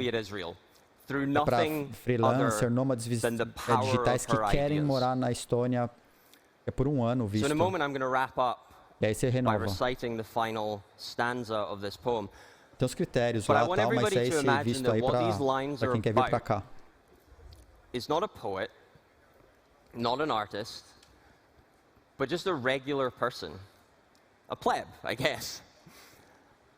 And a pleb who hasn't discovered the power of art, but in a sense, deeper and prior even, the ability to think for herself, to understand things from first principles, to believe things not because she should, not because it's in someone else's interest for her to do so, but because she understands them. Imagine the power somebody in that position has. A damsel with a dulcimer, in a vision once I saw. It was an Abyssinian maid, and on her dulcimer she played, singing of Mount Abora. Could I revive within me her symphony and song? To such a deep delight 'twould win me, that with music loud and long, I would build that dome in air, that sunny dome, those caves of ice. And all who heard should see them there, and all should cry, beware, beware. His flashing eyes, his floating hair. Fiz o tweet lá do Weave Stay a circle Humble, round him Stack thrice, Sets. and close your eyes with holy dread. O Ellen curtiu. For he on honeydew hath fed, and drunk tá the com milk atraso, né? Então of ele deve ter paradise. visto logo depois da palestra. Thank you so much, everybody, for your time. Stay humble, stack sats. Enjoy the rest of the conference. Stack Sets. What's the matter? I am a Legal. How's the energy? Let's get the energy up. Come on. Woo! Come on. Right. Merece uma There's people frase. waiting to get in. I see plenty of empty seats. I want everyone to do me a favor. If you see an empty seat, move in, or move forward so people on the outside can come and sit in. And don't be one of those things like saying you just like ignore me. Like, just move in and make some space for everyone. God, what a morning. Jesus. Okay, another great panel about to start. Okay, firstly, we've got founder of Polychain Capital, Olaf Carlson-Wee. We've got Tim Drapper, who owns some of my Bitcoin from the Silk Road. We've got Jeff Kilburg, partner of Valkyrie, and we've got Alyse Kleiman, who's a founding partner at Stomach. Come on, big round of applause, come on. Entenderam? Got that, man. Yeah, man. O cara mandou, ele tem alguns dos meus bitcoins lá da Silk Road. All right, Fantástico, look at this pô. crowd. This is fantastic. Pete, you're a rock star, but here we are, folks. We're getting so excited about this panel. I've been in Chicago all week. I don't know about you three, but I've been so excited about this panel. We have such a vault of knowledge up here. But just like my appearances on CNBC, the producer already told me, killer, wrap it, keep it tight. They want to hear what you have to say. So I'm so excited to have you here. But let's kick off. Olaf, we talk a lot about in this room and at this Bitcoin conference, some people still have apprehension. No, you don't. But some people still have apprehension to buying Bitcoin directly. What other ways can people get exposure to Bitcoin? Well, I mean, I think buying Bitcoin is like the simplest way to get started into this whole rabbit hole. One of the remarkable things to me is the number of people that really understand Bitcoin and then later think it's a bad idea is really, really low. Just in general, anecdotally, I think about 98% of people that understand cryptocurrency porrada de jogo lá, hein? Totally obsessed with Camisas do Ed na lojinha, cara, vai ter, Peter, já até vi como fazer e como botar isso no ar, cara. Só preciso conseguir definir duas coisas. Uma, vai ter valor para pagar com dinheiros do mundo real e poder usar os bloquitos, né? Então eu estou procurando meio de baixar o valor do bloquito primeiro. Vai levar um tempinho, mas eu vou conseguir mapear direitinho. Coinbase.com, these kinds of websites. Okay, well, that's great. And quick follow-up question that I want to work my way down here. But you do a great job of evaluating companies. You've been really successful evaluating companies in the Bitcoin ecosystem. What's your metrics? What's your approach on evaluating those companies? Yeah, I mean, in general, we're looking for new business models that are uniquely enabled by new technological developments. So, you know, sometimes a business can be sort of a remix of old things and just sort of applying them in a new way. Sometimes there's like an actual deep technical breakthrough that leads to a new business model that genuinely wasn't possible before. That's the category that we're really excited about and where I think a lot of the outlier returns in this industry are. I love it. I love it. And Tim, look at that tie, folks. Let's give him a round. Look at that tie. So Tim, I got the socks too. I'd sit here and love to talk about your tight end. He was a tight end at Stanford. So I'd love to sit here and talk football. But I really want to understand, you seem really reserved, especially when I see you on CNBC, really quiet. So tell me, why do you care about Bitcoin? Let's get that passion. Let's get that tangible feel. Okay, before I do that, I just want to say I am so happy to be in the free country of Miami. Yeah. You have no idea what, I mean, where people are looking down at their feet in California, and I'm thinking, come on, there's a life. It's so nice to be here. The freedom is so important, and I'm getting to your question because freedom is so important for the success of a society. I think about Korea. They have a demilitarized zone between South and North Korea, and North Korea was all socialist, all Marxist, all government control, and South Korea was free and open, free markets, democracy, and today the average South Korean makes 460 times what the average North Korean makes, and that's adjusting for purchasing power. And the average South Korean is now 4 inches taller than the average North Korean. So, I mean, you want a free country like Miami. That's right. And then the other part that really makes a great society is trust. Lee Kuan Yew came in and took over Singapore about 70 years ago. And during that 70 years ago, he just built trust one brick at a time. And he took Singapore from being the poorest country in the world and the least trustworthy to the most trustworthy and one of the richest countries in the world per capita. And so trust is the other thing I really want to point out. So you put together freedom and trust, and what do you get? Bitcoin! Oh meu Deus. So people say, why do you want to have Bitcoin? Freedom and trust. And then people say, well, when are you going to sell your Bitcoin? And I think, into what? What would I ever? It's like saying, oh, you've got a bunch of euros, let's turn them into drachma or French francs. Or let's take US dollars and turn them into Confederate money. I mean, you just, there's no sense in it. If you've got Bitcoin, you've got the currency of the future. And so why try to change your currency of the future into the currency of the past? Well, let me grab that real quick from you. Talking about future, and this is next level conversations, but Alyse, you're a rock star in your own right, and I want to talk a little bit more about Bitcoin DeFi. And more importantly, before we get to that, you have your pulse on a variety of different lenses. You're looking through an observer lens, a board member lens, an investor lens. What has your attention right now? Before we get into Bitcoin DeFi, because I know Olaf's very excited about that conversation, what has your attention? Sure. Well, thank you for the question. It's great to be Isso é muito legal que ela vai falar, porque ela está procurando plataformas de DeFi em Bitcoin. There's a lot going on with Bitcoin right now, and so my attention is fully on Bitcoin. So I'm heads down. I run a venture capital firm that does just Bitcoin. So I work just with, I work just with the types of folks that are in this room, and that's why I'm excited to be here. So we know that Bitcoin is an exponentially improving technology, number one. And number two, it's also the best and first true form of digitally native money, right? And so what I look at is what can be done with those two things. So Bitcoin as a truly decentralized protocol, what can be built on top of that? What new utilities can be unlocked? That's where Bitcoin DeFi fits in. It just inherently, Bitcoin is decentralized finance DeFi.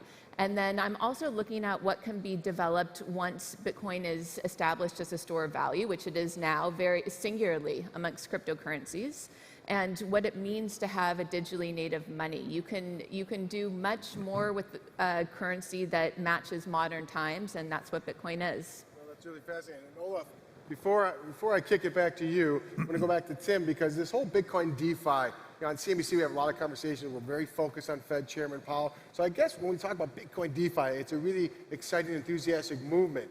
Is Bitcoin going to replace the Fed? Is the Federal Reserve done? Yeah. Bitcoin vai substituir o Fed?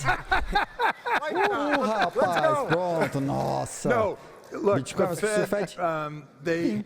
Look, there are a lot of really bright people in the Fed, and they're looking and they're trying to figure. They have two mandates, and one is employment and one is keeping inflation down. And today, they're just under attack because inflation's coming, and unemployment is crazy because they did this crazy lockdown thing. So being a part of the Fed would be a very difficult time. But I mean, if you go forward 10 years and Bitcoin's technology does go through Moore's Law, the accelerating technology, there will be no reason to own fiat money, because you're going to be able to buy everything you want at the grocery store with Bitcoin.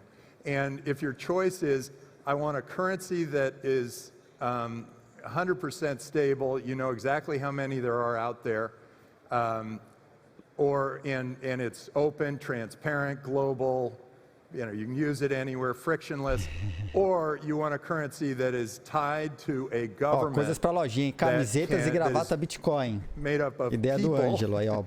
Vamos ver se a gente consegue realizar isso. Really want to they can manipulate your currency, then you really do have, and they can inflate your currency, then you have no choice. You would just say, well, I only want to operate in Bitcoin.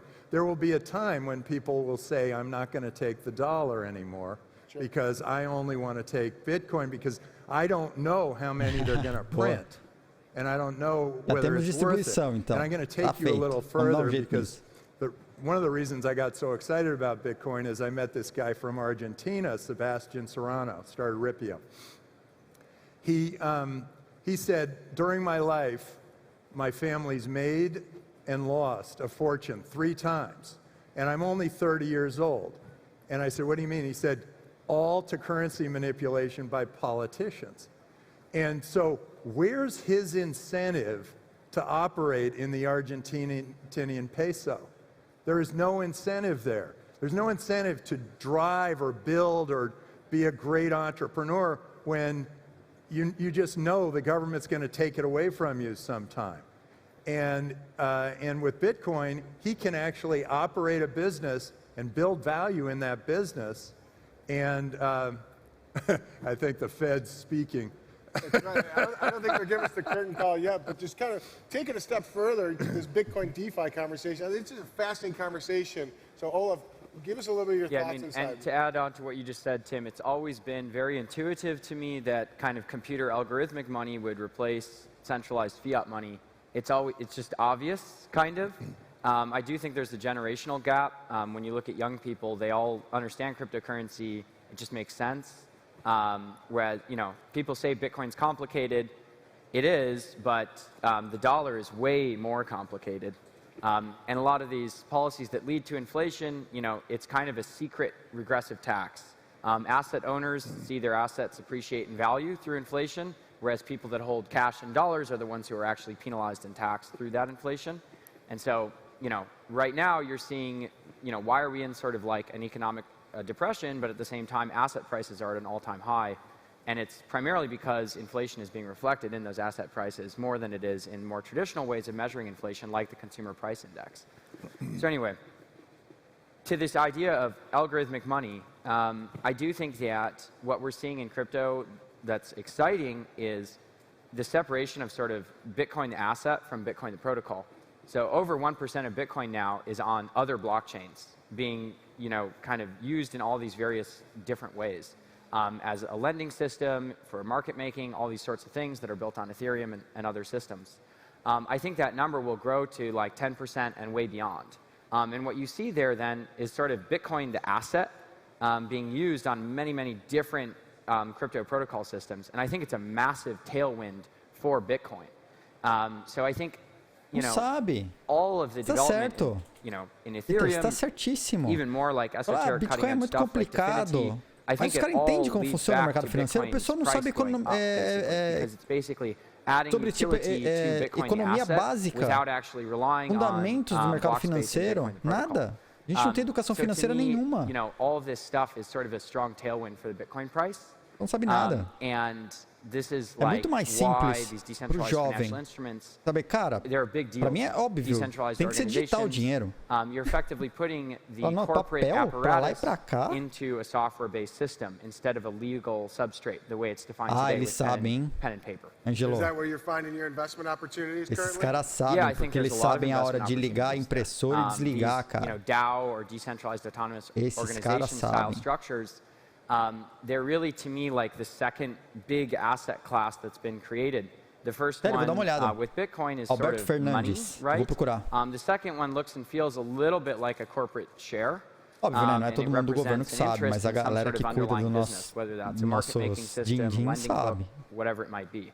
Over the long term, I think those DAO-style systems could support, more like rich web-style applications. So this is a decentralized organization with sort of tokenized shares owning like a Twitter or a Signal or a Tinder, applications like that. Fascinating. Alyse, hop in, please. Yeah, so I think I would disagree with a lot of what you just said, actually. So I think eu não duvido nada desses caras mandar umas dessas assim, sabendo o que eles estão falando. To set context, and many of the folks in this room know that if Ethereum, if Definity, if other protocols succeed, that will be because Bitcoin succeeded. Now, if Bitcoin mas até aí é que nem o nosso presidente falar de criptomoeda também. Protocols like Ethereum and Definity trying to muddy the waters with FUD and distraction. And a great example of this is the capital misallocation that happens in the space. So this is the opportunity, I think, of Stillmark, and Tim works in this space too, which is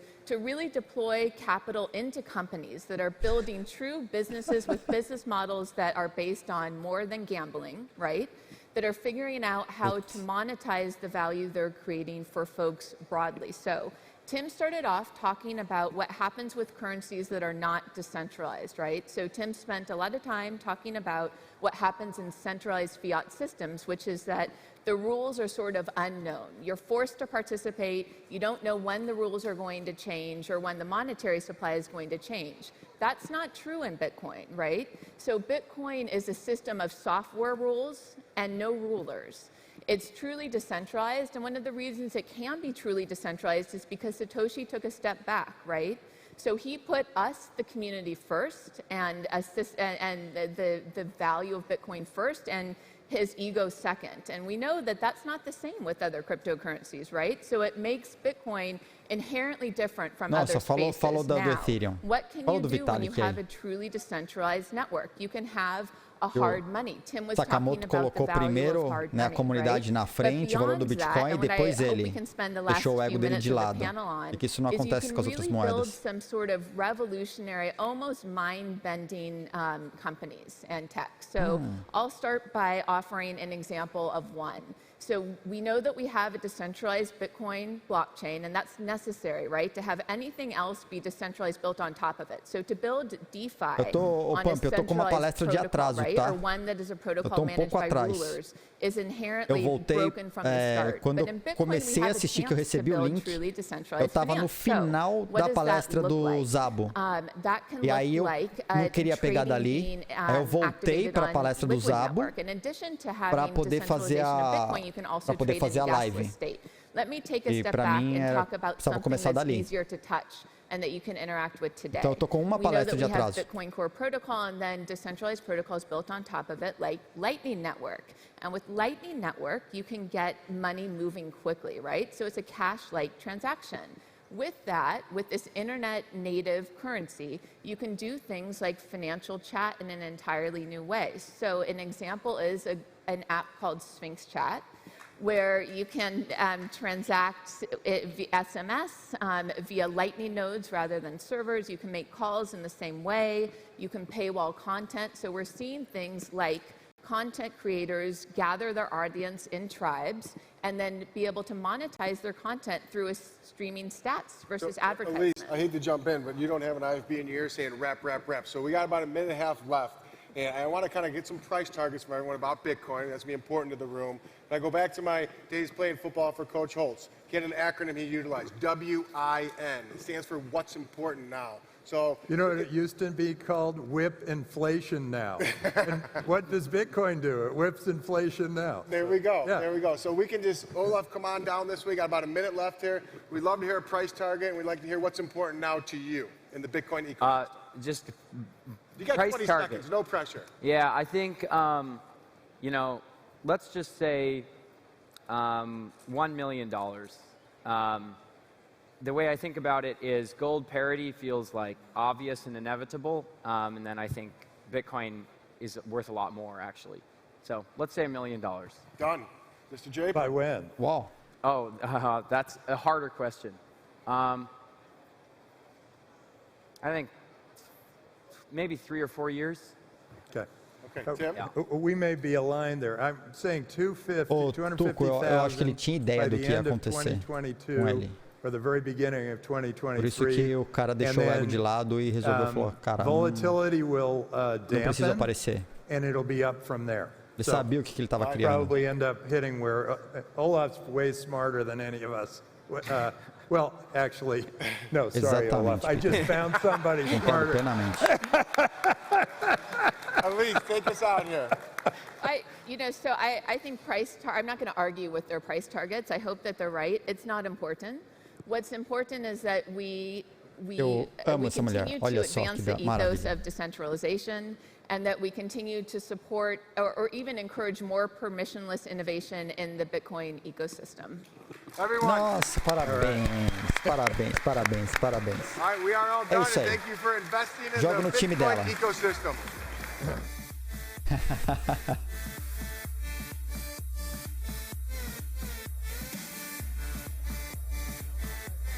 É agora, hein?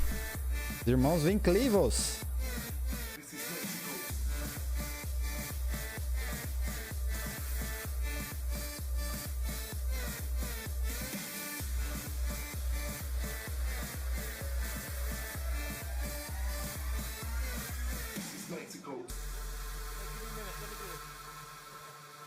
Agora, é agora.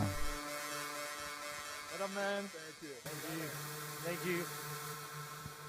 Woo! Oh, man, what a morning. All right, energy levels, vibe check. How are we feeling? Vibe check. I'm going to be honest, the 2,000 people 2 years ago were louder, and there's 12,000 of you. Give me a vibe check. All right, got another amazing session. Amazing session. Okay, I don't know which is which, but we've got Tyler and Cameron Winklevoss coming up. And it's going to be moderated by Anthony Pompliano? I don't know. All right. Well, I don't think we know who's who either, so we'll have to ask the audience. All right, as we get started, let's just start with a show of hands. How many people were here in 2013 at the Bitcoin conference? All right, how many people were here in 2015? All right, how many people were here in 2019? Woo. How many people were here in 2020? Oh, just kidding. All right, so Cameron and Tyler, you guys were some of the earliest investors in Bitcoin. And I've publicly said it before, I think that you guys are going to end up being some of the best investors in the world. And the reason being that you had such deep conviction to go and put a sizable amount of money, right? Most people who found Bitcoin, they either didn't have a lot of capital or they didn't have the ability to go and buy millions of dollars of Bitcoin. Why have you guys held on this entire time? There's been volatility, all this stuff. Like what has kept you guys so convicted since the very early days until today? So we still think it's really early. We think Bitcoin's gold 2.0. It will disrupt gold, so its market cap has to be 10 trillion or more because that's the market cap of gold. So Bitcoin's hovering around 1 trillion now. We still think it's at least conservatively a 10x from here. So even at 35,000, it feels like a really good buying opportunity long term because we think at a $10 trillion market cap, we think one Bitcoin will be worth $500,000, and we think that could happen inside this decade, definitely the next 5 years. So we're hodlers at least until $500,000, and then at that point, you won't even have to sell because you can borrow off it or whatever. Right. Yeah, the thesis hasn't really played out yet. We're like 1/12 of the way there, and when we wrote that that thought piece in August, Bitcoin was at 13,000. It hit, I think, 64. That was this August. This August, you know. So the story's really just playing out. It's just getting started. And when we came to, so we keynoted Bitcoin 2013. The price of Bitcoin was $130. I think the market cap was under 3 billion. 3 billion market cap. That's like a small, you know, shitcoin today. Yeah. Total, né? So, 3 bilhões em 2013 era qualquer shitcoin tem isso hoje. Our gold 2.0 thesis market cap is that Bitcoin disrupts gold, and we think that's the conservative bull case. Obviously, Bitcoin's a lot more than gold. It's an open source project that continues to evolve and can do so much more. It can become the global reserve digital currency of the world, of the galaxy. Like when we get to Mars, what's the currency going to be on Mars? It's going to be dollars? No, it's going to be Bitcoin. One of the things that's really fascinating about the gold comparison is most people hold that $10 trillion kind of threshold as that's the market cap of gold. But what we've actually seen is that gold's market cap is likely to contract as Bitcoin's grows, right? And so there's a chance that actually the kind of flippening of gold and Bitcoin happens somewhere sub 10 trillion gold. And so to your guys' point, like that likely happens in this decade if the Bitcoin thesis plays out. Yeah, and that's like small bull case, right? Like Bitcoin is software, gold is hardware. You can do so much more with software and iterate at such a faster clip. So I think 10 trillion is sort of like the conservative bull scenario. Gold likely contracts over the next 25 years. You put a probe on an asteroid with trillions of dollars of gold. I mean, there's so much gold in this universe. It's plentiful, like sand. Just on this planet, it's a little bit more scarce. It's scarce, not fixed. And a lot of people don't understand that. Bitcoin's the only fixed asset that I know of in the world, in the galaxy. It's the hardest, soundest money we've ever known. 2/3 of the gold supply has been mined since 1950. So as the price for gold goes up, people find ways to mine it, becomes more profitable. Technology breakthroughs, think of what's happening with natural gas in the US. with fracking. Now we're a natural exporter. Those breakthroughs can happen with gold. We're an oil exporter, and in 2000s, they thought peak oil in the U.S. had happened, and now we export, and we have no technological breakthrough can change the supply of Bitcoin.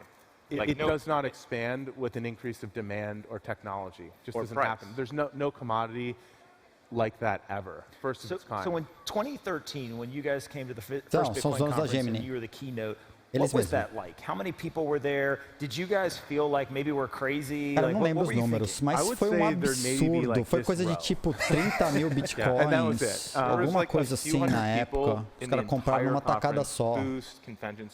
Alguma coisa nessa casa. So it wouldn't even come close Foi isso, to 30 mil bitcoins. this room. Maybe like Cameron said, the first row. I mean, we thought it was crazy not to be there. We sort of know this is the biggest secret, best kept secret in the world, hiding that in plain nobody sight. is talking about. But like, this is always going to happen. We always thought that sitting here on this stage with 20,000 people coming to Miami was always a when, not an if. And today it's like bigger than a Comic-Con. I mean, talk about mainstreaming and global and everything. But back then, there was no license in the U.S. 95% of the volume was going through Mt. Gox, which was a magic card exchange that pivoted into Bitcoin in Tokyo. We bought a lot of Bitcoin there. Then we built our own cold storage system and flew around the country and stored it in safety deposit boxes. And we wanted to like build Gemini to sort of make it easier to buy, sell, and store Bitcoin and give access, like an on-ramp. But there was no license. The CFTC hadn't opined. The SEC hadn't opined. There's no New York, trust company licenses. The IRS hadn't guidance. So it was a complete question mark. Is Bitcoin going to be outlawed in the U.S.? What is Bitcoin? Thankfully, Bitcoin's considered a commodity like gold through an enforcement action by the CFTC called the coin flip action, which has been upheld by the courts. But there was no precedent. There was a big question And that mark. came 2 years later, in 2015. So it wasn't like around the corner. It was like years later where some of this guidance and clarity Achei texto aqui dizendo que eles compraram 11 milhões de dólares em Bitcoin na época. Eles devem ter pego o Bitcoin a 120 dólares, que nem ele falou, né? Então os caras sei lá, pegaram quase 100 mil Bitcoins juntos, provavelmente. So we had to kind of like break in a little bit, like a reverse bank heist, so you can store your stuff in a bank vault. Kind of ironic, and that's actually chronicled pretty well in the Bitcoin Billionaires book, which talks about that. So, 11 milhões completely unknown. It's em Bitcoin. Ele acabou de falar cento e poucos dólares, eu não prestei atenção. 120, exatamente, ó. 11 milhões a 120. Compraram quase 100 mil Bitcoins. Ledger Nano wallets and all these great things that just didn't exist in our experience buying Bitcoin early on. I think what's so interesting about you guys is you have a infrastructure that you built after that 2013 conference, right, to service a lot of your own needs. You've now brought it to retail and institutional investors. Talk a little bit about, over the last year or so, there's obviously been incredible kind of macroeconomic chaos, uncertainty, and manipulation.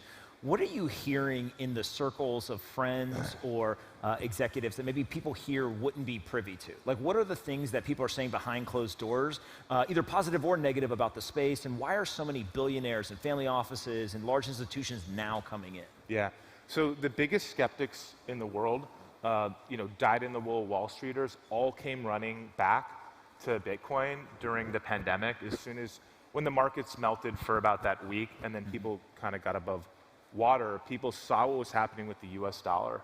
They can do simple math at the Fed's balance sheet. They see it ballooning. They see the stimulus, and they know what's been happening even up to the pandemic. We've been on the turbo button, printing, debt piling up. We've got to smash the turbo button to get through the pandemic or the lockdown. So the gold 2.0 story really resonated. The hedge against inflation. Bitcoin is the world's best hedge against inflation. It's the hardest, soundest money. It's better, it's harder than gold. And so all of those folks that would have been calling Bitcoin a fraud, skeptical, I'm not really into technology, I don't get it, they saw what was happening with fiat regimes. The US dollar is the ultimate shitcoin, like the euro. Everything will fit. Bitcoin's biggest booster is the Fed. Yeah. Okay. Do you want to show your shirt? Yep. Let's rage against the machine. Right? So yeah, Bitcoin's been having $1 trillion advertisements. You know, the Fed is the biggest champion, and so is Bitcoin the only free market left?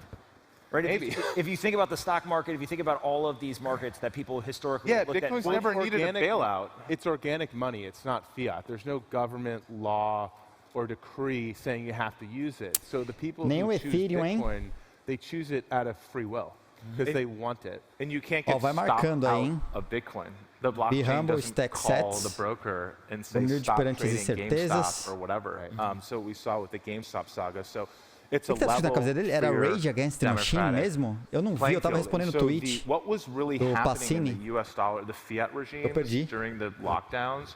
Eu vi na tela aqui do lado, mas foi tarde, só vi quando ele levantou, mas é Rage, né? Bitcoin and some Rage sort Against the of Machine. shelter from the oncoming flood and scourge of inflation, which has been all around us, washing all around. I mean, look at asset prices. E a casa da moeda americana. People who measure CPI, the price of a bar of soap, like that's such BS. Like, it's been here for a long time, and it's only coming worse. Vai guardando essas aí das camisetas que a gente vai fazer, hein? Well, my whole thing has always been the Federal Reserve and other people in the macro economy will literally talk about the official CPI, and then they'll reference an unofficial number. Yeah, right. Like, wait a second. It's like as your public position and then your private position. As the stock market rips during, a lockdown, as real estate prices, continue to break records, small businesses get destroyed, but yet there's no, Talk a little bit about Gemini and a number of other players in the market have really built financial products around Bitcoin now, right? So it used to just be you could buy Bitcoin, hold it, and that's kind of all it would do.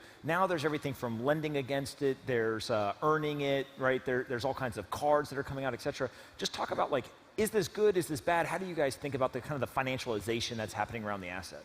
I think it creates greater price discovery, and the fact that you can come to Gemini earn 2% while you hodl your Bitcoin is amazing because you can't get anything like that from a bank in the traditional system. And then we're really excited about the Gemini credit card, which is launching very soon. We have over 250,000 people on the wait list, and you can earn Bitcoin rewards while using that card in your general spending behavior. We think it's a great individual empowerment thing. You're already doing this behavior, and now you can invest in the future of money and hodl and not earn silly, flimsy airline miles or whatever. So we think it's going to be a really mainstreaming moment because people don't have to think about when they buy Bitcoin. It takes sort of the timing piece out of it because a lot of people say, well, when do I buy? And it's like you don't have to time that. It's really helpful. I think it's going to be like the AOL CD-ROMs or discs that were in all the magazines back in the 90s that onboarded millions of people onto the internet. I think a credit card's a really great access point to get into the space. And imagine you buy, let's say, a flat screen TV. You earn 3% back in Bitcoin. One day, that Bitcoin that you earn back might be worth more than the TV itself. Airline miles aren't going to do that, right? Points from whatever other credit cards, it's a complete black box. What are the exchange rates? Just gimmicks, right? But at least you have a chance with Bitcoin to actually get, it turns spending into investing, which is just a no-brainer. I'm going to do this all day long. You know, why would you not stack sats as you spend your US dollar shitcoin? And speaking of sats, how important do you think it is talking about Bitcoin and denominating Bitcoin versus Satoshis? And how do you guys think about that from a pricing standpoint across your products or in the market? Is that something that you think is important or maybe not so much? So a lot of people don't realize you don't have to buy just one Bitcoin. Literally. You can buy a fraction of a Bitcoin, everyone. Yeah. You can come to Gemini and buy $5 worth of Bitcoin or a fraction, but a lot of people say, oh, it's $35,000, I'll never afford it. It's like you can buy a very, very small piece. And a fun fact, there's 46 million millionaires on the planet. It's only 21 million Bitcoins, so they won't own a Bitcoin. So if you own a Bitcoin today, you will be a millionaire in the future, for sure. Congratulations. You guys are really buying favor with the audience, telling them that. Yeah. I know how to win them over. And so, looking forward, what are you most excited about around Bitcoin? Is it some of the layer 2 stuff? Is it kind of more people coming in and buying it? Just what gets you guys excited about the future of Bitcoin? So one other thing is, I think I looked at, there's 32 companies that have Bitcoin on its back. There's 40,000, about 50,000 publicly traded companies globally on global exchanges, right? Cara, eu tenho stack sets automático aqui, usando a carteira da Revolut, a minha conta do banco da Revolut. O que eu gasto no meu cartão de crédito, centavos vira Satoshi, cara. Diferença de centavos. Eu já falei isso na live, eu acho. Se eu gastar, fizer uma conta que eu gasto tipo 10 euros e 20 centavos, os outros 80 viram Satoshi. Then a central bank's going to fall because they have gold on their balance sheet, right? They do that because they know what they're doing by printing money. They stack gold. They're just going to start stacking Bitcoin. So don't watch what they say. Eu gasto tudo em skin do Valorant. And they're stacking gold because that's what they know how to do, right? But they will stack. But you're going to have more companies doing this. You're going to have central banks. You're going to have Is it just time? Is that all it takes for more companies and eventually countries? I think a lot of it is time, and then continuing what happens with the debt loads and the fiat regimes. That's making it very easy. Bitcoin for Bitcoin. Yeah. And when you guys think about Bitcoin developers, I know you've done a lot in terms of supporting Bitcoin developers, and a lot of actually what you've done is kind of behind the scenes in terms of supporting the ecosystem. Right. Maybe just talk about like the efforts there and kind of why that's so important to you. So yeah, without Bitcoin core development, we don't get anywhere, right? If we don't secure the network, we don't scale it, we don't make it more sustainable, then it doesn't matter what we do. So it's very important to support and give back. We started the Gemini Opportunity Fund to support those efforts, and we're really excited about that. And I think we've sponsored now 3 core devs, and we just started it last fall. We were on Peter McCormick's podcast. Did Peter strong-arm you? He kind of guilted us to do a little bit, but he was absolutely right. Imagine what happens when you come on the best podcast rather than the second best. Yeah. It's going to be expensive. You start paying us, right?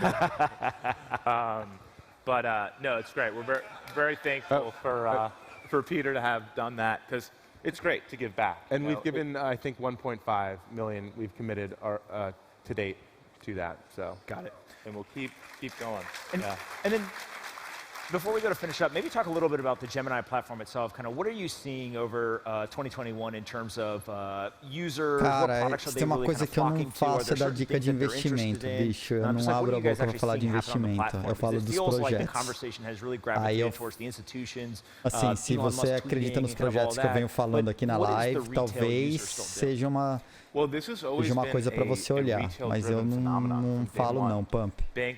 Não dou dica de investimento não, cara. Their compliance office okay with it. So like Wall Street's still not even there really, but it's really been a movement of the people. It's all about the individual and empowering the individual, and that's why we started Gemini, to build simple, safe, reliable products to empower people to get into crypto. Então, aí, você quer começar a fazer alguma coisa em DeFi? Everybody in this room.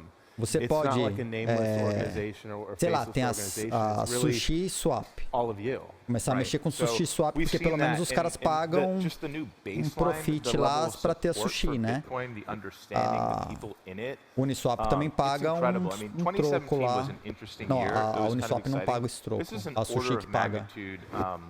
Bigger, more substantial, and even if there's a correction or another crypto winter or whatever, because things can get overexcited. Like it's just going to be a completely different market and baseline. So we're really excited, and that's going to happen again into the next halvening. And the US dollar is going to keep Barbosa, eu concordo com o Peter aqui de novo, cara. Eu não sei se faz sentido parar. Mas eu acho que, cara, quando chegar a 500k, você vai ter uma visão muito clara de como está o seu portfólio e como que você vai andar com ele dali para frente. What can they do to kind of further the Bitcoin mission or kind of this movement of global adoption? Are there specific things that you guys suggest to people that they can do themselves? I think continuing to tell our story, right, around Bitcoin being a freedom fighter and the most powerful thing for personal freedom since like the personal computer and the internet and the printing press. It's really cara, o chat do bloco é o chat do bloco. Quer informação, fala com o chat do bloco. That story and fighting the FUD. And I think Bitcoin could be the impetus for a huge renaissance in renewables. And it really, we need to tell that story more. And so I think that's really important. Right. Totally. I mean, we could be on typewriters. It's more green than smartphones. But, like, we understand the value there, how important it is to our freedom. Like the printing press, the personal computer, the early open internet. So this is super important and meaningful stuff. All right, I got one question left. You guys don't know I'm going to ask this, but you guys got a lot of Bitcoin. Do you still like stack sats and dollar cost average, or like now we're good? Well, we're going to use the Gemini credit card and stuff. We're not dummies. You can never have enough Bitcoin. We wish we bought earlier. We wish we bought more. Everybody says that no matter how much you have. So, and we'll look back on today like it was so early. I wish I bought at 35,000 or whatever. So it's super early days. It's maybe like the late 90s of the internet, but now you can own a piece of the internet. You don't have to pick the racehorse necessarily. Yeah. So just own a piece of Bitcoin, and it's going to work out. Awesome. Cameron and Tyler Winklevoss, everyone. Thank you. Thanks for having us. Whatever. We go. Concordo. Eu não sei, cara. Eu acho que continuando as construções que estão sendo feitas em Layer 2, eu acredito realmente que o próprio Bitcoin vai poder ser utilizado no futuro. Eu ainda creio nisso. Uma Lightning, ele vai continuar sendo reserva de valor e você vai poder transacionar a taxas baixíssimas. Então, não sei, eu acredito que o Bitcoin vai chegar nesse nível de escala. And now we've got another amazing session. Right, listen. Everyone's going to want to come in. I don't want to piss off the firemen again. Can you all move in? Tighten in. If you're there and you can move in, please, because this is going to be an amazing session. We don't want anyone to miss this, right? Okay. We've got my good friend Alex Gladstein from the Human Rights Foundation. Uma pergunta que tem que He's fazer. Going to be introduced. He's going to do a fireside chat with Esses Jack Dorsey, projetos, a emissão dessas moedas é finita ou infinita? CEO of Square. Come on, let's have a big round of applause. Se for infinita como do Ethereum, eu não sei se tem uma grande longevidade a subida do valor não, tá? Acho que é discutível enquanto o valor continua climbando aí. Hello Miami. Welcome Jack. We have 12,000 Peter, Bitcoiners é aí que eu trabalho, cara. Eu tento trazer soluções mesmo. Meu negócio é solução. And I think there's 20,000 out there listening. So we're happy to see this phenomenon grow. I wanted to start with, I think, the big question that probably most people are asking. Why are you on stage with a human rights activist? What does Bitcoin have anything to do with human rights? Isn't it just about investment? Not for me. I mean, for me, Bitcoin changes absolutely everything. And what I'm drawn to the most about it is the ethos, is what it represents, is how the conditions that created it are so rare and so special and so precious, and I don't think there's anything more important in my lifetime to work on, and I don't think there's anything more enabling for people around the world. We often hear in our community that, yes, I agree. We often hear in our community this kind of mantra that like Bitcoin is for everybody, that it's like non-discriminatory, that it's really kind of opening for many people around the world who are walled off from whether it's transactions, saving, connecting with the world. What is your perspective on this idea that like Bitcoin is for everybody? Well, I mean, that's what I'm focused on, making sure that I help with. Like whatever I can do, whatever my companies can do to make it accessible to everyone is how I'm going to spend the rest of my life. Like if I were not at Square or Twitter, I'd be working on Bitcoin. If it needed more help than Square and Twitter, I would leave them for Bitcoin. But I think I believe both companies have a role to play, and I think anything that we can do as companies to help also find the right intersection between a corporate narrative and a community open narrative is for the best. The theme for today is banking the unbanked. As you all know, probably there's billions of people around the world who are either completely unbanked or they're underbanked. Yet the mobile phone is growing at a remarkable pace. So even in countries like Ethiopia and Sudan, you now have 20-25% of the population with a mobile phone. And in the next 5 years, that's going to pass 50%. So we're now in a position where the increase of technology is going to allow more people to come online. And with Bitcoin, it doesn't matter what passport you have or what nationality you are, what ethnicity you are, what you believe in, you can connect to this network. So when we think about banking the unbanked, what's your vision for like what is most important for helping onboard people into this new system? Well, we don't need the banks anymore. And I mean, there's so much work to do around accessibility. There's so much work to do around education, so that people can own the idea themselves. And I want to thank you, by the way. I appreciate you so much for all the work you do to like take away a bunch of the myths that people have in their head and give a strong case for why Bitcoin can be used by everyone. But you know, it just like we don't need the financial institutions that we have today. Mm-hmm. We have one that is thriving, that is sound, that is owned by the community, that is driven by the community, that has this incredible and amazing consensus that always manages to do the right thing over time. It's noble, and it's so rare and so unique. So anything that we can do to build it and to protect it, propósito. O cara adota o Bitcoin como propósito. You recently personally launched a new fund. Eu acho que esse é o with Jay-Z. Eu acredito que esse é o caminho. Dedicated 500 Bitcoin to help the o resto Bitcoin é consequência. Preço é consequência. Can you talk a little bit more about the vision for that fund and what you all hope to do over the coming years? Yeah, I mean, I spent November of 2019 roaming around the continent of Africa. I went to Nigeria, I went to Ethiopia, Ghana, and I saw that the #1 problem that entrepreneurs were working on there, and I only met the entrepreneurs, I didn't meet anyone in the government or the media, they're all working on payments, and the most interesting of them were working on Bitcoin. And when I saw the reports of Nigeria considering banning Bitcoin, when I saw the reports of India considering banning Bitcoin, is a reminder that we could use a lot more help developing around the world. Mm-hmm. Finding developers on the continent of Africa, enabling them to do their work without having to think about taking another job is important. So talking to Jay about it, Jay loves Bitcoin. He goes very deep on what he loves. He believes in it. And he also believes in this idea of making sure that if we're going to create a money for the world, it has to be developed around the world. And anywhere there are gaps, we should try to fill. So right now, we're trying to find the right board for it. It's going to be a completely separate entity. I have no control or say or direction over it.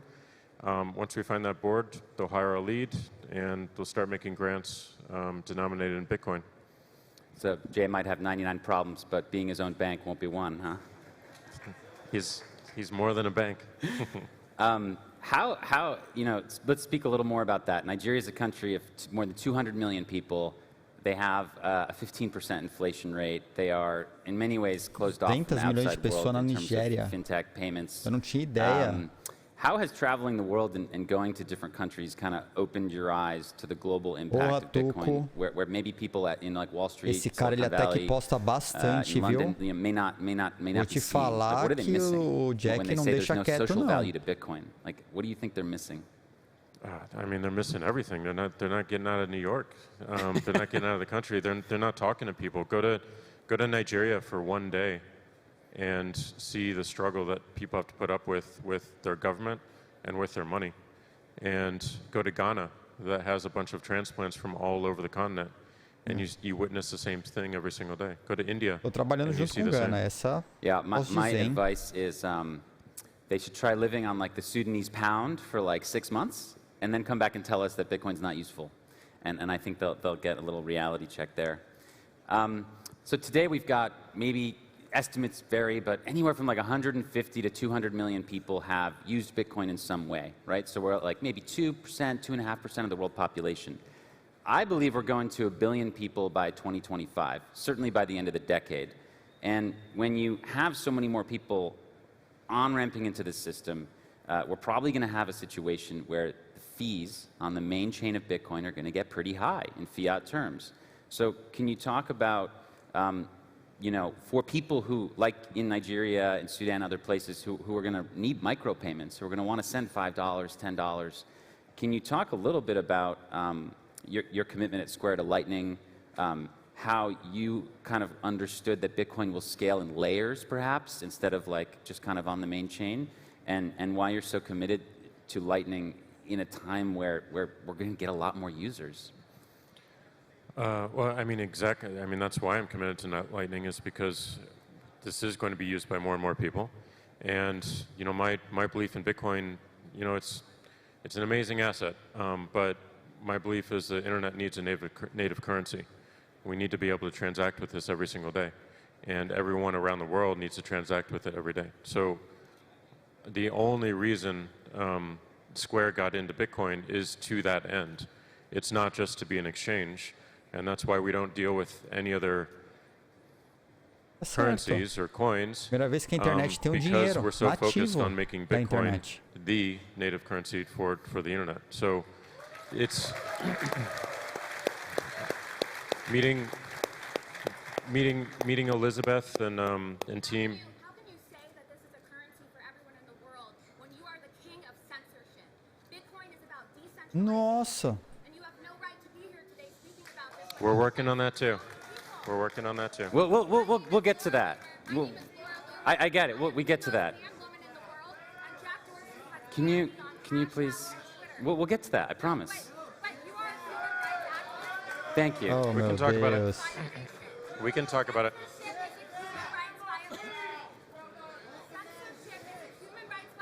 We can talk about it. Oh, meu Deus. Se ela não dá tempo, deixa o cara responder, mano. Well, why don't we just go right to that? I was going to talk about it later.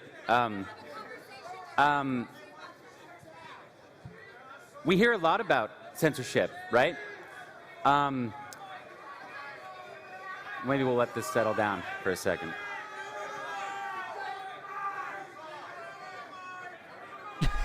Sempre tem pelado correndo no campo. Não tá pelado, né? Mas fez um estrago lá. Mas acho válido. Acho válida a discussão. All right. No, we'll hit on that briefly. It's obviously very important. Legal que tava na We'll pauta. talk about it. Can social media be more like Bitcoin? Bitcoin is censorship resistant. Nobody controls it. What is your thought on that? What is your thought on this? It's a thorny problem. Yes, I do believe it can. I know there's a number of you out there who disagree with a lot of actions that Twitter has taken. I know there's a lot of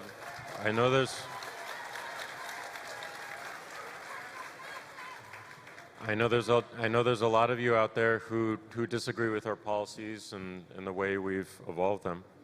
I appreciate that. I recognize it. I also recognize the fact that there is an incentive and a corporate incentive and a business incentive that is different than what might be needed for global communication, for public conversation. And my goal in my life in this moment is to remove as much as I can the corporateness of our companies and find better intersections with the open source community. Certainly, Bitcoin has taught me that with Square, and we're doing everything in our power. We're doing everything in our power to do that. And we're trying to do the same thing with Twitter by creating a new platform, a new open source standard called Blue Sky. We're just starting it. And it will have none of the restrictions that you see on Twitter. So inspired entirely by Bitcoin, we want to do the same thing for social media. And again, I know you're not going to believe me. I know you're saying liar. I'm going to prove it to you. And then we can have another conversation later.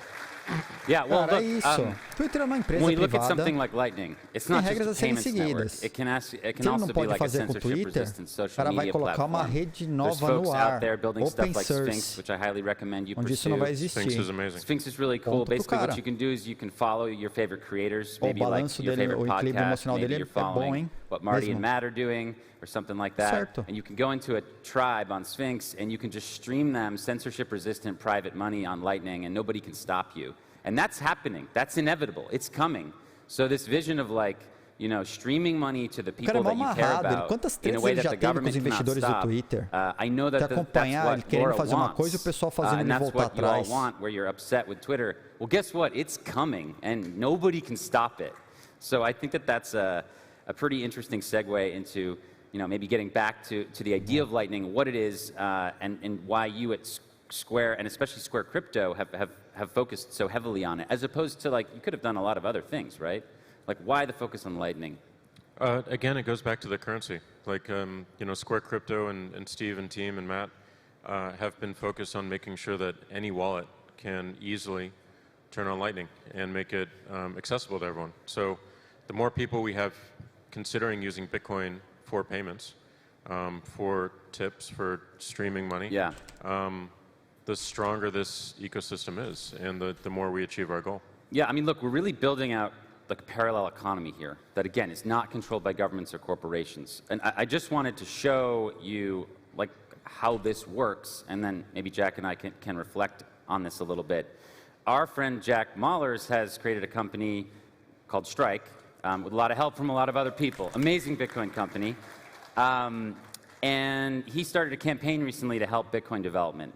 So I'm on the Strike page right here, all right? And I'm going to go ahead and donate, you know, $2 worth of Bitcoin to Strike, okay? So I'm going to copy that Lightning invoice. I'm going to go to my Moon wallet created by an awesome team in Argentina, and I'm going to send that Bitcoin right now, and it is going to go, and it's gone. That's a bearer asset that has just moved instantly around the world. And I didn't ask permission from anybody. So again, when we get back to this like conflict about how are we going to build a social media, how are we going to communicate with each other without censorship and surveillance, it's through Bitcoin. So, I mean, I just want to underline, you know, that's why I think Jack is kind of so persistent in this, because it must be such a freaking struggle to watch the entire world, you know, criticize everything you do, and I think that's fair. We should do that and hold you to a high standard. Definitely do it. We should definitely do it, and I appreciate it. But it's not like some magic fairy dust. This is real. Like, Lightning is real, and I just sent a bearer asset around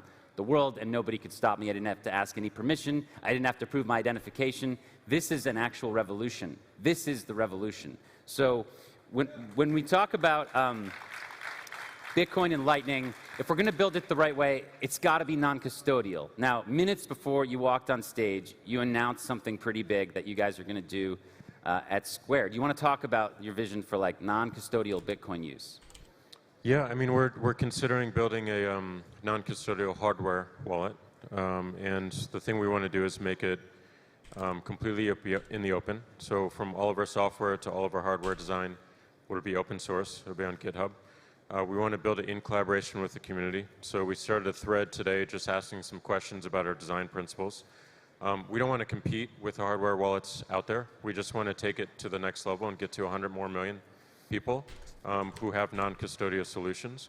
And we're likely to do it sometime very soon. But we wanted to make sure that we're thinking about this in the correct way and we're reaching out to the right folks in the community to build it. Yeah, I mean, I think that non-custodial use of Bitcoin is so important, and Satoshi, the creator of Bitcoin, knew this. Just a little tidbit for the audience here. Satoshi chose his or her birthday as April 5th, okay? April 5th was the day that the United States government basically, you know, banned private ownership of gold in 1933. So when Satoshi was designing Bitcoin, he or she was thinking about how the U.S. government centralized and confiscated gold away from the people, and how they could make a system that could prevent that. They chose the year of their birthday as 1973, which was when gold was made available for the American people again. So I think we need to think about this very carefully. You know, non-custodial use of Bitcoin is built into Satoshi's vision for the project. So it's really exciting to see Square support this. I think a lot of the custodians in the space won't be very happy, But as you said today in your thread, as inspired by Isaiah, not your keys, not your cheese. Yep. You know. Yep. No, and as a custodial exchange, we need to push more companies like us to make sure that people have non-custodial solutions, and we're going to show up. Earlier, you brought up, I mean, this is very important. You brought up a point where y'all are Bitcoin only, right? Do you want to talk a little bit more about that? I mean, there's a lot of talk about proof of stake and other coins. Like, what are your thoughts on Bitcoin and its proof of work and full nodes model versus maybe other models? I mean, again, like the conditions that created Bitcoin, everything that went into it, from the proof of work model to the development model, no single points of failure, everything about it is why we're into it. There's nothing else that compares to it. And we have no interest other than making sure that we are building a native currency for the internet and helping in every way that we can. So all the other current coins, to me, don't factor in at all. And I just wanted to underline this for the audience here. Like, Bitcoin is about user control. Like, the users control the monetary policy. Like, you control it, you control it, you control it, I control it. There's not a small group of people controlling the monetary policy. And that's really what we're here for.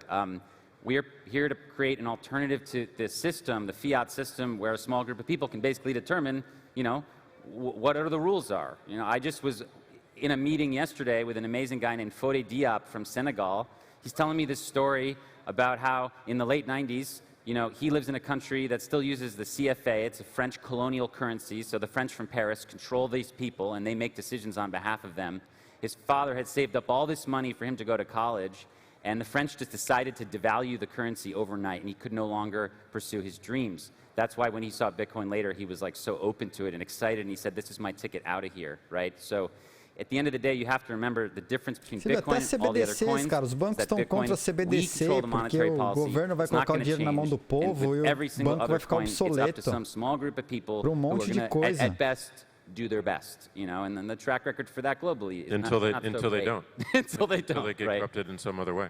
Yeah, I mean, there's always this temptation to print more to fix the problems, right? Well, you can't do that with Bitcoin. Now, when we talk about other digital currencies, there is a digital currency phenomenon that I did want to talk to you about, and that's central bank digital currencies. Ooh. So it appears that around the world, there's this drive to move beyond paper cash, and to bring us to a system where citizens actually may have a liability of the central bank in their phone, as opposed to using paper money. And this obviously presents a lot of civil liberties concerns. Even Christine Lagarde has said that the digital euro won't really have full privacy. Obviously, the Chinese government is pursuing an aggressive CBDC. These things are likely to lead to forced spending, negative interest rates, confiscation, blacklists. So this is all happening. There's this war on cash. What are your thoughts on this idea of financial freedom and privacy in a world that's moving beyond paper money? I mean, I think all of the things that you mentioned in terms of what central banks are trying to do are just bumps in the road, and they're bullshit. We have a much better alternative in Bitcoin. We have designs for that that sort of privacy and that freedom within it. And the more we can, especially our governments can realize that and get in the boat sooner, the better off we all are. A lot of people say, Bitcoin's just for bad people. A minha visão é de que a gente vai ter duas sempre. What's your kind of Você vai ter o dinheiro do governo para o dinheiro do Estado para as coisas fora da internet. Right? They were like, it's going to be for bad people. We don't want Americans to have privacy. Digital nativo da internet para coisas da internet. Made it possible for us to have things like Signal. Não vejo What is your response when you talk to regulators or government officials or people when they say this is just too risky, it's going to hurt people? O governo vai digitalizar a moeda dele porque é mais eficiente do ponto de vista do governo, é confiscável, tira imposto direto da transação, tudo. O dinheiro da internet vai ser o dinheiro da internet, para sempre. Não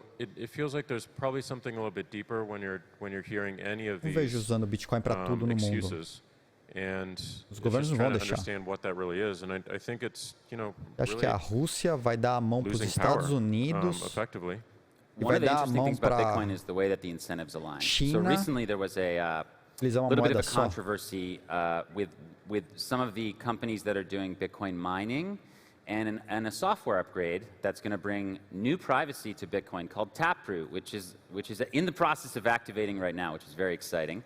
But one of these companies, they weren't signaling for Taproot, and then there was like this huge community backlash, and the company was actually forced to come out with a video message and say, "Sorry, we're definitely going to signal." They basically sort of bent the knee to the community. That's a unique phenomenon that awesome. A corporation would be virtue signaling for censorship, resistance, and privacy. What do you see when you look at stuff like that? It was awesome. The community could change the path and change the mindset. I think that's incredible. Não quero cortar ele, mas tem 97%. Não vou nem pôr a minha tela. Sooner, but it's just another lesson for any company trying to get into this space and trying to support Bitcoin. Well, there's a lot of people who say, Peter, lembra que o governo tem o poder da coerção do lado dele, controle e coerção. O povo não tem voz quando o governo existe. Não é do interesse dele. Você imagina isso acontecendo no Brasil? Os nossos políticos, do jeito que eles são? Eu não vejo essa possibilidade, não. Eu acho bem... Exatamente, eles têm um monopólio da força. É a premissa número 1 do governo.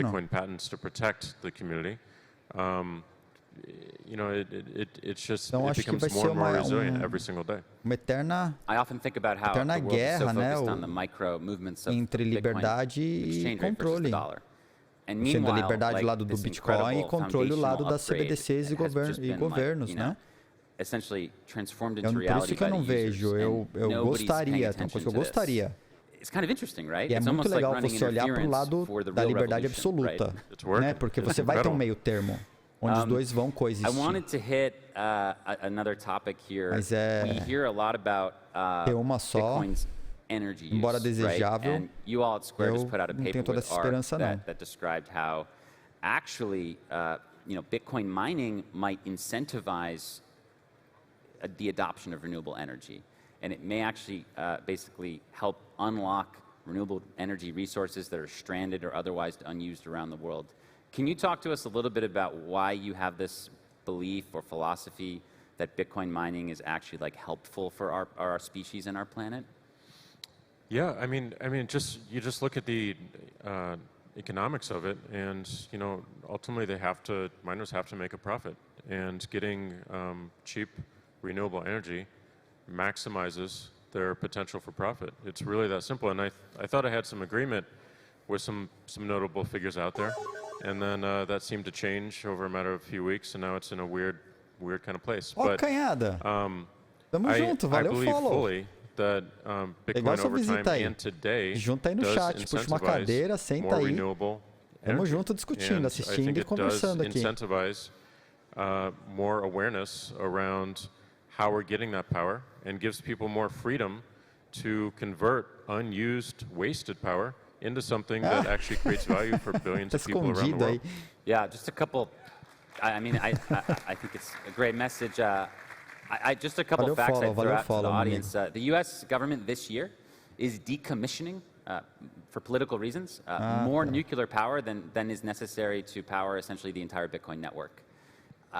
So, we need to think carefully about energy and waste and the environment, but there's more than meets the eye here, and I would encourage all of you to sort of dig in and learn more about Bitcoin, Bitcoin mining. Concordo. I also wanted to share briefly this example of how it could actually benefit people in emerging markets. So a lot of philanthropists and outside investors have been trying to help Virunga National Park in the DRC, in the Congo. And, they've been building some hydro facilities there. They have this mighty river and incredible se tiver Amazon Prime, já deixa o Prime aí, mano. Is that when they build the dam, it takes time to connect the transmission lines Amazon Prime, já deixa o Prime aí, para tu não custa nada. Aqui pro canal vai fazer uma diferença gigante.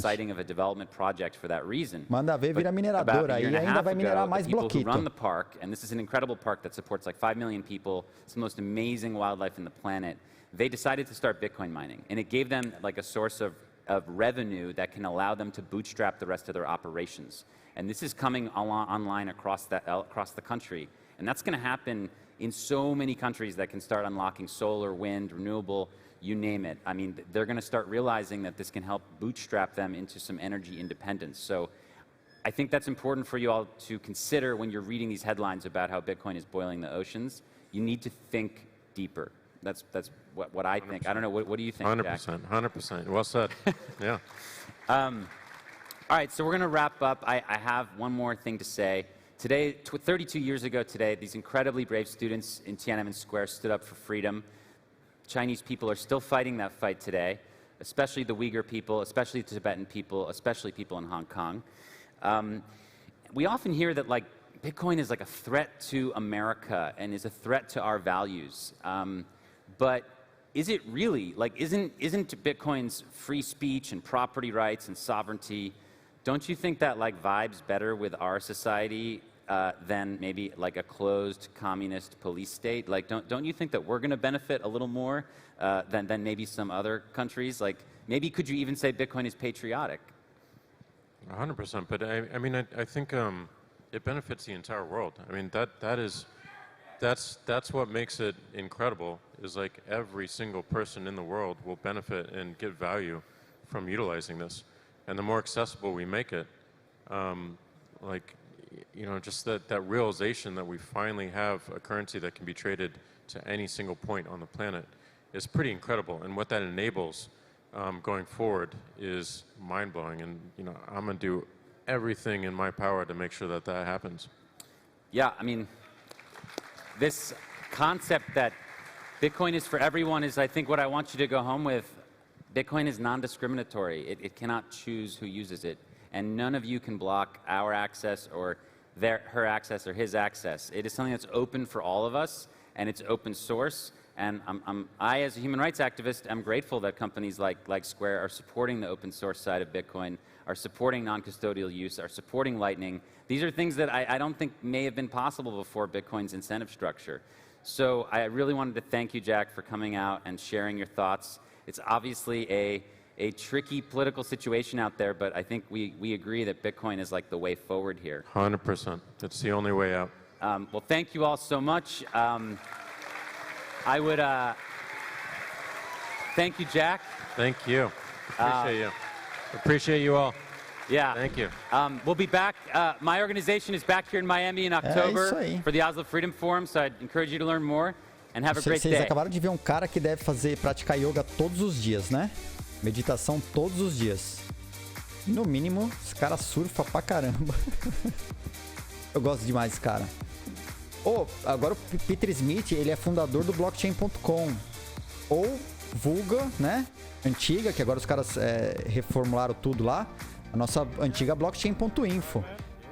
Que fez com que milhares de pessoas viessem falando: eu tenho uma carteira na blockchain. E a gente ia ficar explicando que raio de carteira o cara tinha. Era num site, não era no blockchain, né? Nossa, isso aí deu pano pra manga e rolo durante muito tempo. Ainda mais nessa época, antigamente, e ela tinha problema de hacking. O Canhada tá aí no chat, ele vai se lembrar bem. Quantas pessoas a gente teve que informar porque a blockchain.info era hackeada, o wallet lá, e a galera perdia os satoshis deles lá. That was a bit wild. That was a bit wild, não sei se acontece igual o Império Romano, não, cara. O Império Romano já aconteceu e o povo já sabe como exemplo do que aconteceu. O governo hoje ele é muito mais safo em imprimir a quantidade que só beneficia ele. Pretty cool. Right, listen. O próprio. If you're leaving, leave. If you're staying, stay. We've got another great speaker coming out. He's not from Bedford. We got Peter Smith from blockchain.com. He's talking about building on Bitcoin for the next 10 years using SegWit. Let's bring him out. Round of applause. Come on.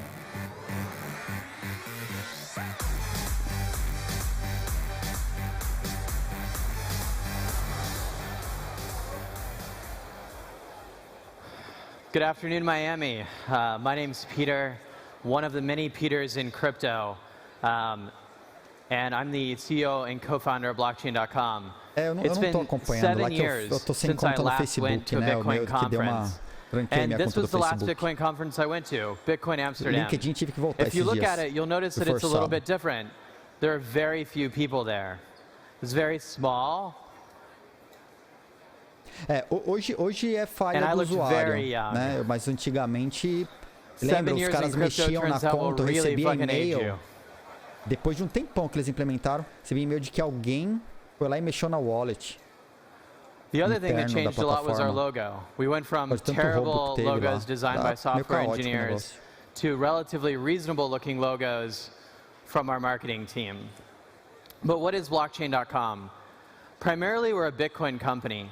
And I wanted to share some things about what we've been building on Bitcoin for the last 7 to 10 years. The first thing, and the thing that I'm most proud of our team for doing over the last 7 years, is teach 32 million verified users all over the world how to use their own private key. And this is probably the biggest thing that makes our company different from almost every other major consumer company in crypto, which is that we legitimately believe that if it's not your key, it's not your crypto. So every single one of our users has their own private key and can move their funds whenever they want to move their funds. And I think that at the end of the day, people want their own private key. Users want to be able to control their own money. Tem Bitcoinzinho aí. We've seen this in the fact that 800 billion has been transacted via our platform since 2012, which is almost a trillion. It'll be a trillion by next year. And since 2012, we've accounted for 28% of all network transactions. That means if there's been 100 Bitcoin transactions since 2012, we've accounted for 28 of them. E para mandar mensagem que aparece no canal, o sistema lê mensagem. Some things, however, don't change at all. Dá para usar os bloquitos, cara. Você minera bloquito e usa os bloquitos. Aqui é assim que funciona. China banning Bitcoin, Bitcoin being doomed. Minera os bloquitos assistindo a live. 2013, 2014, this month. Every single year that I've worked in crypto, China has banned Bitcoin, yet somehow we're still here. Desbaniu já, né? Vocês viram? Every year that I've worked in crypto, some very educated, famous investor has said that crypto is completely doomed and is a worthwhile use of our time. Every year, another one of those investors comes into the fold, and we convince another part of the market that Bitcoin is the future of finance and the future of financial services on the internet. At the same time, some things do change. The last time I was at Bitcoin conference, the price of Bitcoin was about $445, and we were completely ecstatic. Today, Bitcoin is somewhere between $36,000 and $40,000, and everyone's a little disappointed that it's not 100K. Caramba, cara. O gráfico só vem de 2013. The question is, where will it be in another 7 years? Estava lá, né, Canhado? At the same time, in those 7 years, our company has dealt with a lot of mixed signals from regulators and from the places that we've built our business. But that's starting to change. And one of the coolest things about this conference being in Miami is that Miami has to be the most crypto-accepting city in the world.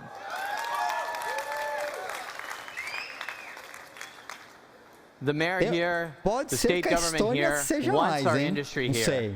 They want us to build the future of financial services in Miami, in Florida. And we're really excited to be part of that.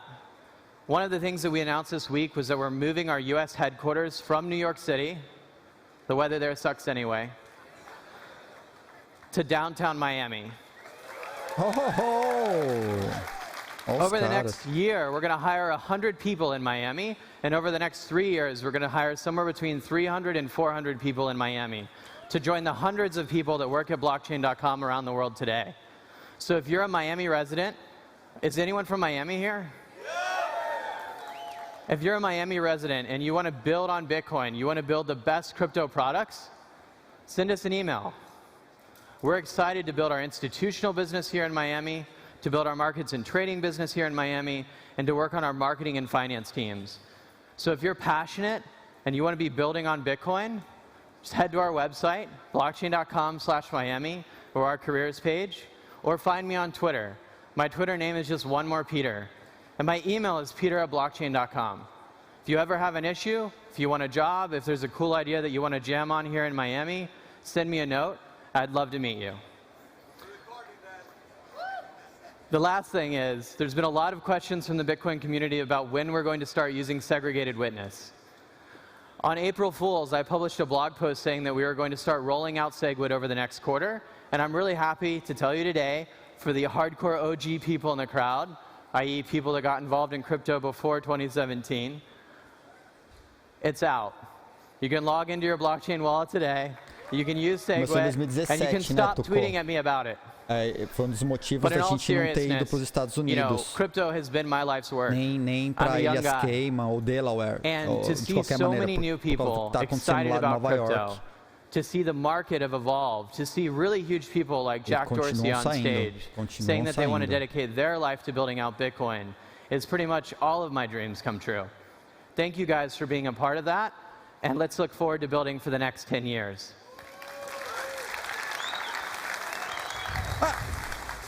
Foi anúncio corporativo?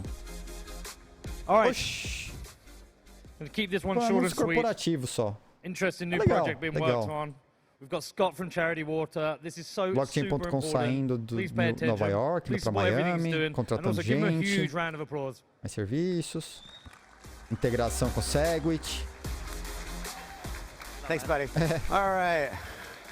How's everybody doing? So 17 years ago, my life was a dumpster fire.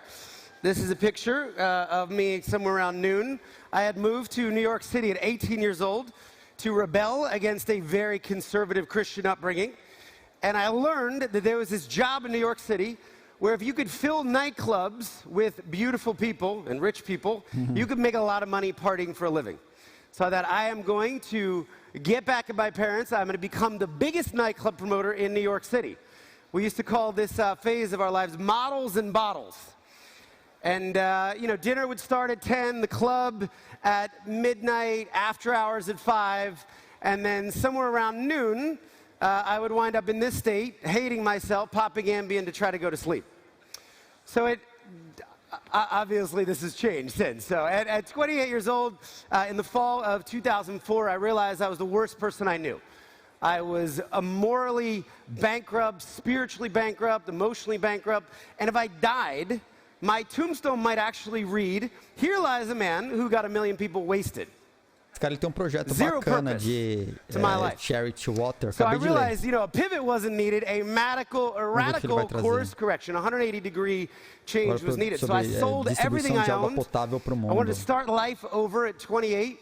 I quit the smoking, I quit the drinking and the partying. And the only idea I had was to do 1 year of volunteer service on a humanitarian some sort of humanitarian journey. So I applied all the famous organizations, Doctors Without Borders, Save the Children, the Red Cross. I'm denied by the first 10. And then finally, one group says, if you're willing to go to post-war Liberia, a country I'd never even heard of, and if I was willing to pay them $500 a month, I could join the mission. So I said, this is about as opposite as my selfish, degenerate life as I can imagine. So I went to a country with no electricity, no running water, no sewage system, no mail, a country that had come out of 14 years of civil war, and we were backed by 14,000 United Nations peacekeepers, the largest force ever deployed in the history of the world at this time. And I was with a group of doctors, and it was there that I saw people drinking dirty water for the first time. I used to sell Voss water for $10 in clubs to people who wouldn't even open the water. And I learned that half the people living in Liberia were drinking from swamps and ponds and rivers. Half the country didn't have the most basic need for life met. I learned this was one of the leading killers for kids under 5, forced to drink water because there simply was no clean water. When you see a child drink water that you wouldn't give to an animal, it does something to you. And I came to a realization that this was a huge problem. 28 diseases directly tracked to unsafe water. Huge problem for teenage girls dropping out of school because the school has no water. You guys know 1 in 3 schools on the planet today has no clean water or toilets at the school. And I learned as we sit here in this conference, as you're watching online, your computers, 1/10 of the world is drinking dirty water. 785 million people don't have the most basic need for life met. So my year turned into 2 years, and I came back to New York City to start an organization to try to do something about that. Maybe to make amends a little bit for my checkered past. The organization, for the last 14 years, had a very simple mission: bring clean and safe drinking water to people in need around the world. Now, it's actually a solvable problem, and that's the best thing working on water. There's not a single human being alive right now that needs to drink dirty water. And if you're solution agnostic, a lot of different things work in different contexts. You can build wells, you can biosand filters, gravity-fed systems, you can harvest the rain. But you know how to solve it for every human being alive on the planet. Often, what's needed is about $1 million of drilling equipment. A rig, as you can see here, compressors, local skilled drillers, and they can find clean groundwater underneath many of these villages, underneath many of these schools. And when you see clean water for the very first time in a community, there's nothing better. It is one of the most amazing experiences to know that every life will be changed in that community, going from unsafe water to clean water. Over the last 14 years, we've expanded work across 21 countries, South Africa, and India, and Southeast Asia, where the 785 million people live. And water, we found, transforms lives. It changes everything. It impacts health, and it impacts education. It empowers women who often don't have to walk anymore 8 hours to a water source. Tem comando para mandar pelo chat, ou você manda lá para comprar com os bloquitos. Is it's one of the very few things everyone can agree on. Mas acho que faltou escrever a mensagem. On the left or the right or a libertarian, whether you're a person of faith, whether religion is anathema to you, everybody can agree that human beings need clean water. I've never been anywhere where I get off stage and people say, Scott, let the kids die of bad water. Let the women walk 8 hours. Keep the schools without water and sanitation. It's an inarguable common good, and you can build a big tent of consensus around this. So I started the org, and I had the advantage of being 30, not knowing any better, not knowing how to start a big charity. And as I was talking to everyday people, I realized most of my friends didn't trust charities. In fact, 42% of Americans don't trust charities. So I thought this was an opportunity. Could we create a hyper-transparent charity? Could we use a new business model to get the cynics and the skeptics to give? And I had a couple big ideas. Could we give away 100% of public donations? Could we use technology to prove impact? And as we worked around the world, could we make sure that the work was led by locals in each of these countries so it could be culturally appropriate and sustainable? This was really hard, but I opened up 2 separate bank accounts so that every public donation would go directly to the projects. And for 14 years, I've been raising the overhead separately from about 125 entrepreneurs who pay for all the staff and the overhead costs and the flights. Foi mó legal. Os caras juntaram doação, going straight to the field. We've been using technologists to show people the progress. We were the first charity to geolocate every water point we funded. Legal. We now have over 50,000 satellite images of our projects across 21 countries. You can see where they are. We took that a step farther recently, and we started creating sensors where we would connect these wells to the cloud, creating smart wells, because we wanted to know if they broke 5 years later or 7 years later, so that we could keep water flowing. We now have the largest data set in the history of the world, with thousands of wells connected to the cloud, reporting their daily functionality in some of the most rural communities around. And now a team of over 1,000 heroic, courageous locals taking the money and leading their communities forward. Operating the drilling rigs. This is a drilling team in Ethiopia. These guys go out and drill 90 wells every single year. They work 29 out of 30 days every month during the dry season to maximize the 8 months when they can drill. So over the last 14 years, we've built the biggest water charity in America. We'll raise $100 million this year. Nossa These values senhora. of transparency, of digital connectivity have worked, okay? It's a lot. We've raised $500 million, right? We've helped 12.7 million people get clean water. And on my bad days, I try to fill up my hometown stadium. So it's 705 Madison Square Gardens full of people. 2 years of sold-out shows. Okay, I spent 1% of my time thinking about that. 99% of my time of how come we've done so little.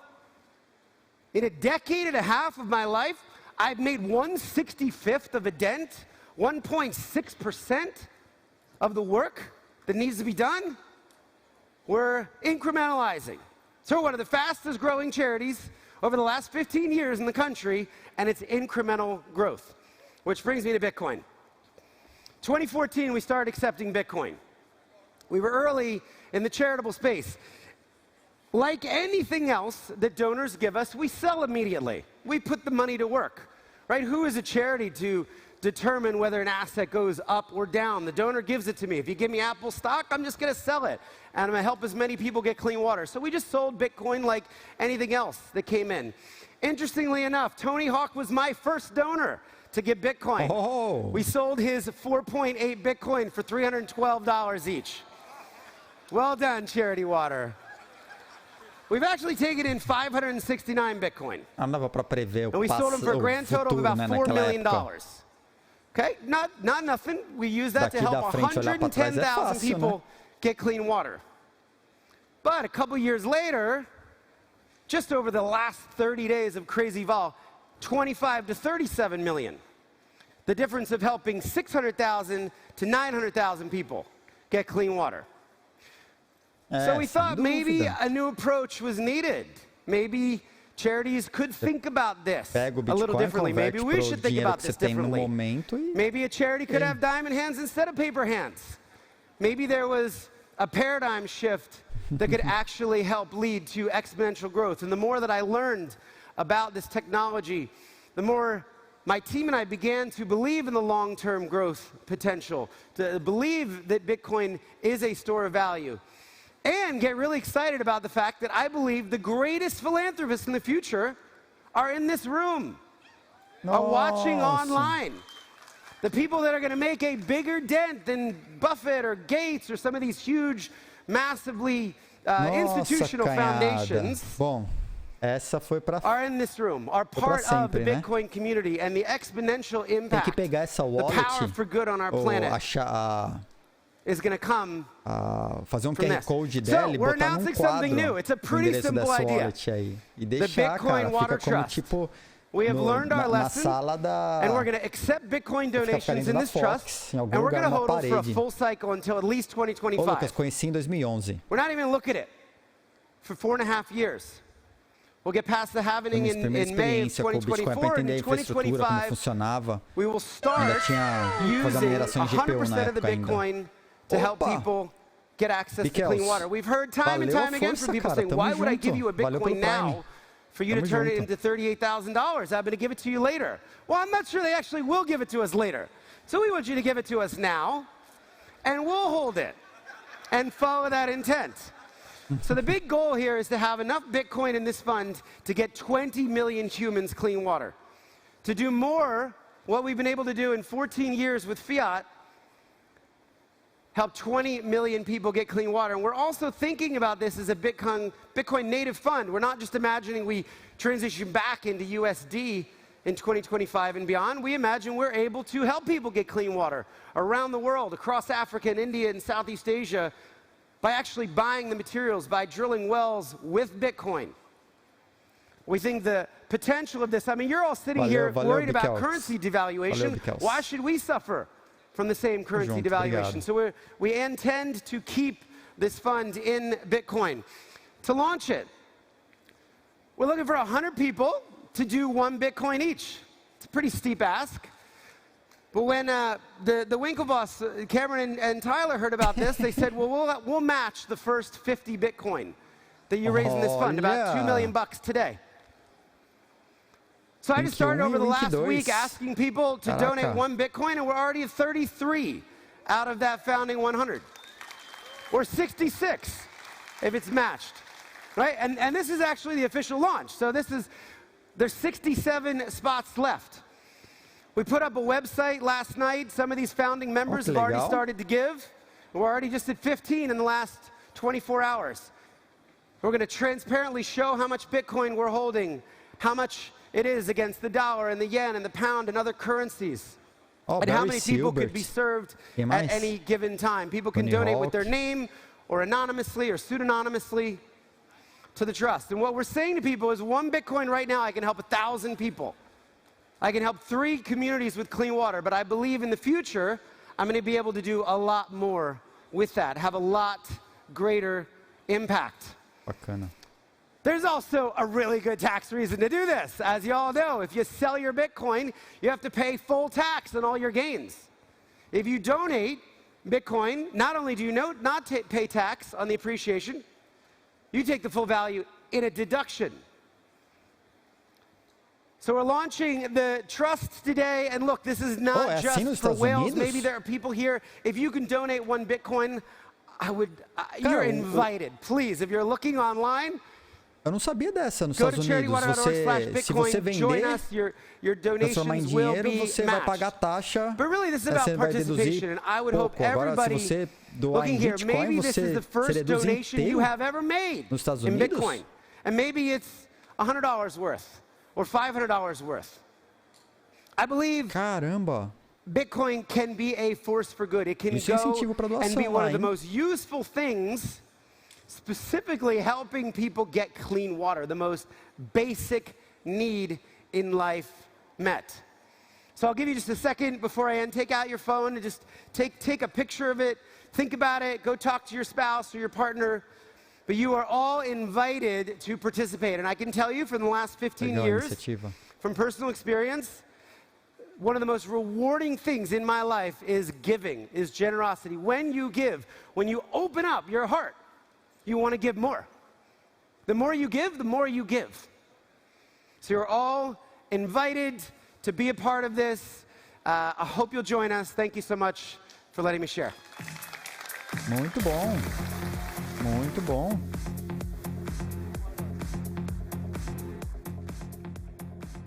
What a great project. What a great guy. Make sure you check out their project. Make sure you support him. Okay, another important announcement.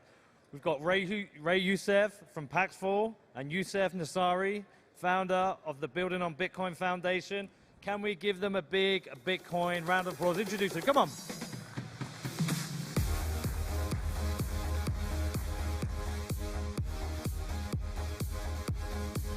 Oh. Yes. Hello, everyone. Wow, what a crowd. My name is Ray Youssef. Just a kid from Egypt, came to New York City, joined this movement, and now look where we are. This is beautiful. Cara, curiosidades. Oh. Vocês sabiam que Youssef, you know what I see em árabe, here? é José? Descobri isso aqui, porque eu tenho um amigo aqui, tem um protocolo fenomenal para comunicação de games, o Youssef. E eu descobri que Youssef é José, cara. With my friend and brother, Youssef Nassari. Nossa. We just came back from Nigeria, where we opened up our 4th Built with Bitcoin school. And today, I'm very honored and humbled to announce that we'll be making a pledge. It's the crypto giving pledge, the best kind. It involves 2 of my favorite things, giving and crypto. The crypto giving pledge is with the Founders Circle, the giving block. And my brother here can tell you a little bit more about that. Bitcoin family, an absolute honor to be amongst you today. The Giving Block is a platform that utilizes digital currencies to be able to give back in the name of good all around the world with hundreds of different organizations. What they're doing is creating a mechanism and a way for universal crypto adoption to happen with one of its best use cases, and that is for social good projects. I'm also going to add a little extra to the mix here, and I'm very honored to do so, that I personally, as the human being before you, will be giving away 1% of my Bitcoin holdings to the giving block. Woo! Nossa, que figura esse cara. I feel so good that I can make this announcement here with just pride and satisfaction, whereas 7 years ago I couldn't give away Bitcoin free in Central Park. We've come a long way, right? So let's be serious. Not that we aren't already, but we're all here to figure out how we can get to that point in the hockey stick where we're riding up and getting to that 1 billion people, 4 billion people. And the truth is we haven't even gotten to that curve yet, but we're this close. And the key is transparency. Transparency is what Bitcoin is all about. And we haven't even begun. The key to get to that 1 billion people is to build product for real human beings on the ground in places like Africa, India, Southeast Asia, the places that really need our help, the places where people are ignored or invisible, but we see them and we talk to them every day. We're going to do that. And how do we do that? We do that with organizations that accept digital currencies. Built to a Bitcoin Foundation is an organization that was built on the blockchain of philanthropy, I like to call it. Our mission is to build 100 schools and 100 communities around the world utilizing strictly digital currencies, affecting the physical, mental, environmental, and most importantly, the financial health of those around the world. So far, we've been able to build 4 schools, 2 in Rwanda, a school in Nigeria, and a school in Kenya, dozens of water projects, and hundreds of farms utilizing strictly Bitcoin and digital currency. So if you're trying to find a home for your charitable contributions through an organization built on the blockchain, built with Bitcoin is your home. This man here, I met this guy on Instagram 5 years ago, and he was building an orphanage, and I was so inspired I reached out, and that's how this friendship was born. And so many of these friendships will be born here today and in this conference. And who knows what it'll lead. The next 7 years are going to be absolutely amazing, and the world hasn't seen anything yet. If we just lead with giving, we will win the respect and the trust of the people, especially peoples in Africa, India, peoples that have been taken advantage of, civilizations that have been broken. And it's our job to fix that. And it's the first time in human history that we have all the tools right in front of us. We have the concept of peer-to-peer. We have Bitcoin, peer-to-peer electronic cash. And we have this amazing movement of evangelizers and educators that are putting in the work every single day. The most important message I can give you guys, and I say it straight from the heart, there's a lot of noise in this space. There's a lot of games people are playing with speculation. But Bitcoin wasn't given to us to be an asset class for more rich kids to play with. It was given to us to be a tool for the people to access financial freedom. Yes. This is the key. Let's take our eyes off speculation and focus on building real products for real people in the places where they need it most. And then we will have success like not even we could dream of. Thank you so much. Thank you.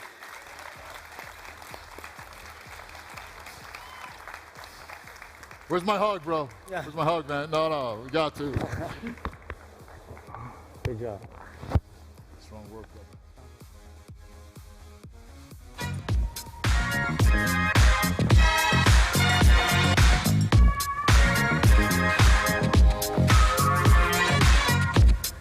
Olha, os caras... Vai rolar um intervalo aí, né? Vou até baixar um pouquinho o som aqui.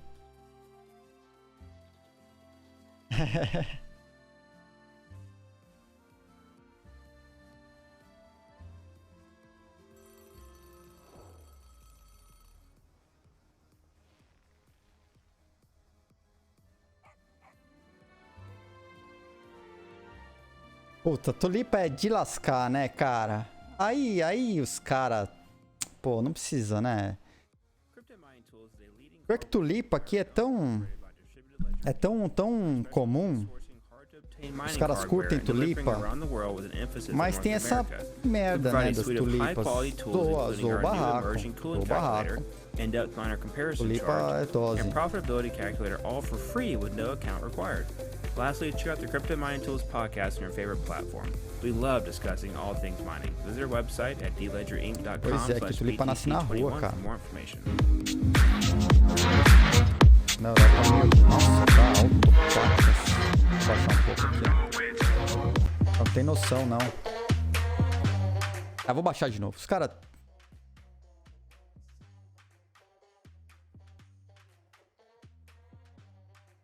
Nossa, muito alto. Tá louco.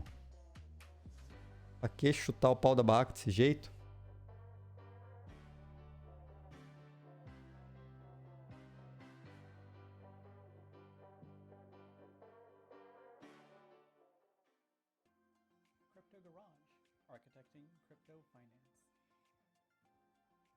Crypto Garage leverages the Bitcoin network, Lightning, and the Liquid network to utilize cutting-edge technologies to offer various crypto finance products, including Settlement, a non-custodial settlement platform that provides instant, trustless settlement. É o tempo aí de pegar um chá, hein? Pegar um café e voltar. Eu vou pôr mais uma água lá pra esquentar pra fazer um chá. Tô de volta aí em 1 minuto.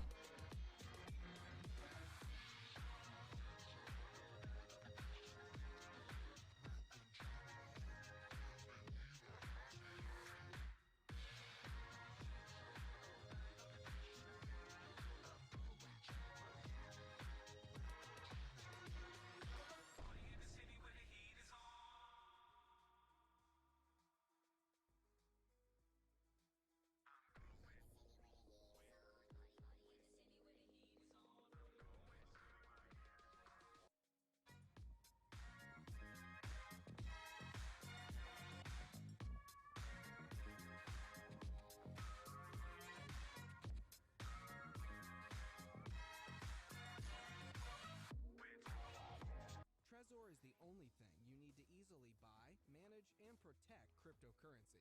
Complete with an easy-to-use, secure software suite, you can keep your funds safe, make transactions, and boost your privacy all in one place. A Trezor wallet keeps your secret secured, no matter where you connect it. Since it's open source, you don't even need to trust us on that. Independent security experts are able to verify that Trezor is the safe place for your coins.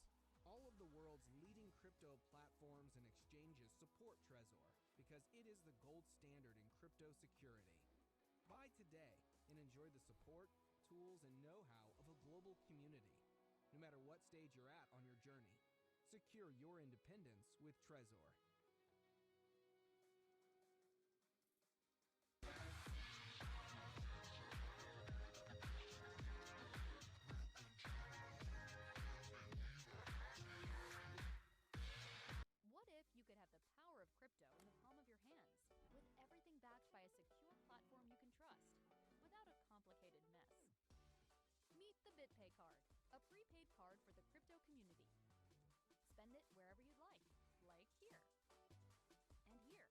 Ô Discord do caramba.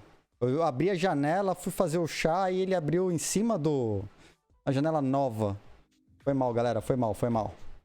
Tamo de volta aí.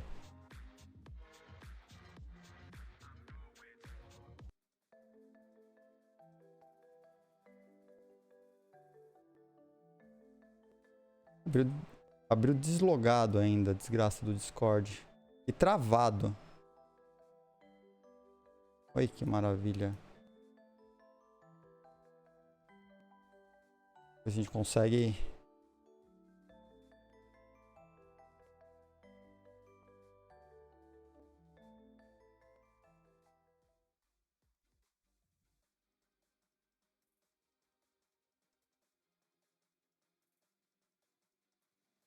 Cadê?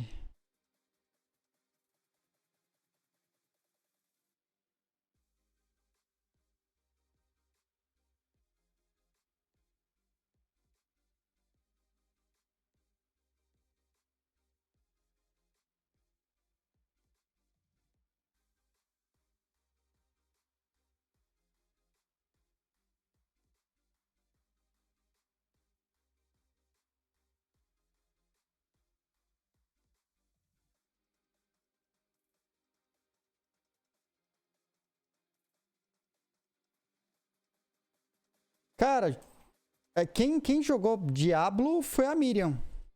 Jogou bastante Diablo. Foi Diablo, né? Jogou bastante Diablo. Bastante. Cara, eu só tô jogando Valorant. Eu sempre fui fã de FPS, assim. E...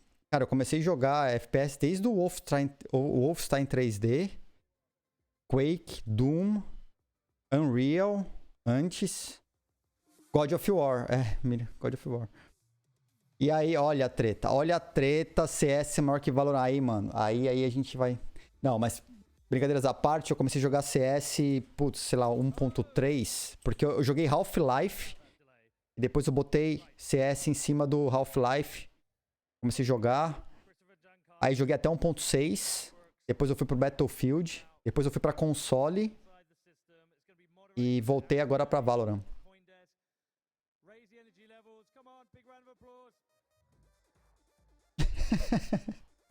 Não, CS é bom, mas eu vou te falar que, cara, Valorant me pegou de um jeito que o CS, assim, olha...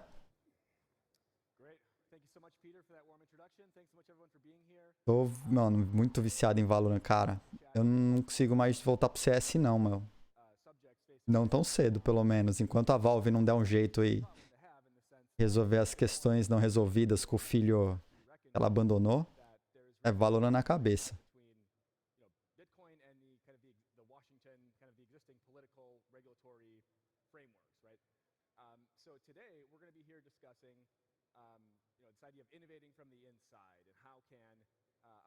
A Miriam joga Valorant comigo, cara.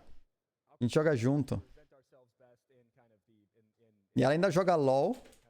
Ela tá jogando LoL e Valorant. Eu tô só jogando Valorant. Meu negócio é FPS, sim.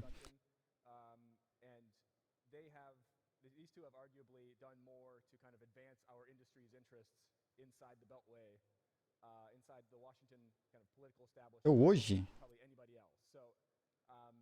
Vamos ver. Vamos ver.